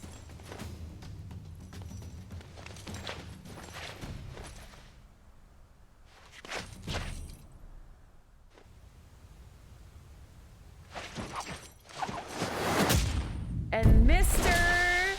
as a monk. This was gonna be his outfit when I finish the Stormblood monk quests.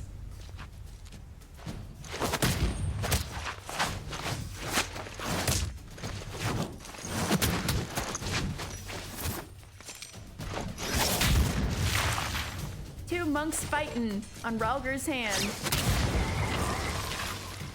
They're monking.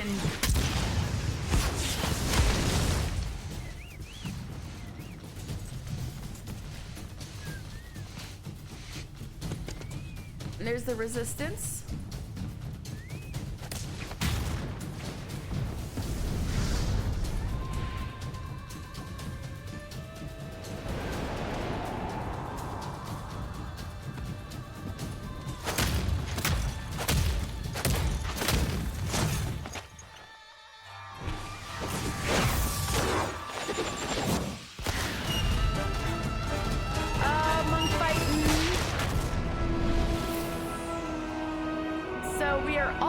Going to go back east. So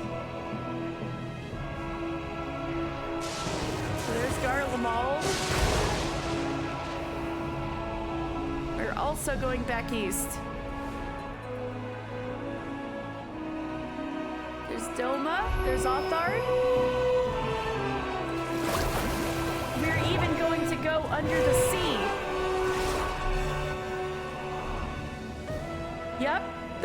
towns under the sea.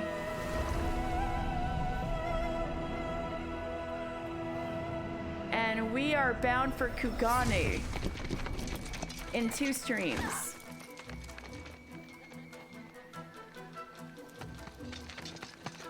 So we will indeed be in the Far East.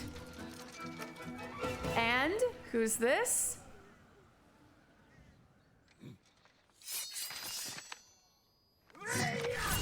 It's Mister again! He gets 2 jobs!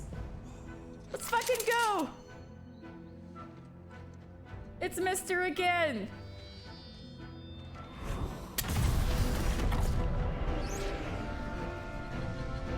You don't bring a sword to a gunfight? Guess what? That doesn't apply to Mr. Final Fantasy. Let's fucking go. Mister's getting so cool. Look at this shit.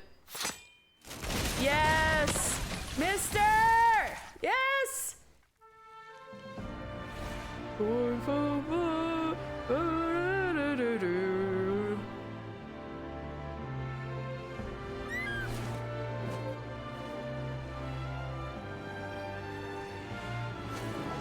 Storm of blood, born from blood of our fallen brothers.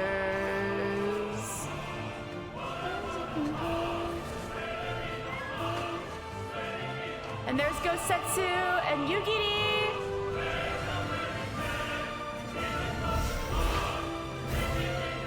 All right.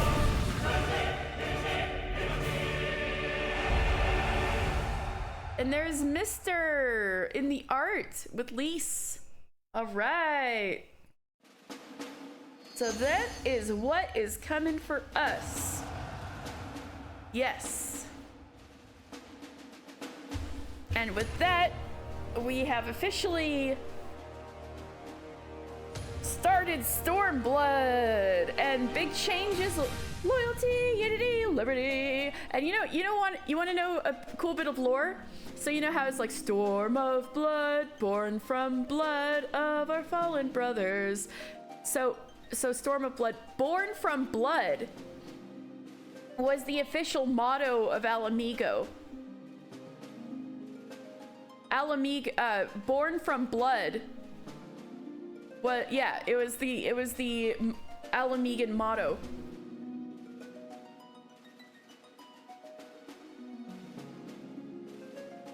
All right, let us raid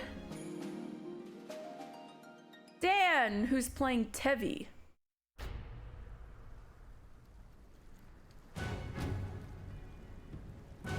Those spookums wouldn't have lasted if the monks got at him. I know, right? I need these freaking monks when I'm like trying to get through Bloodborne.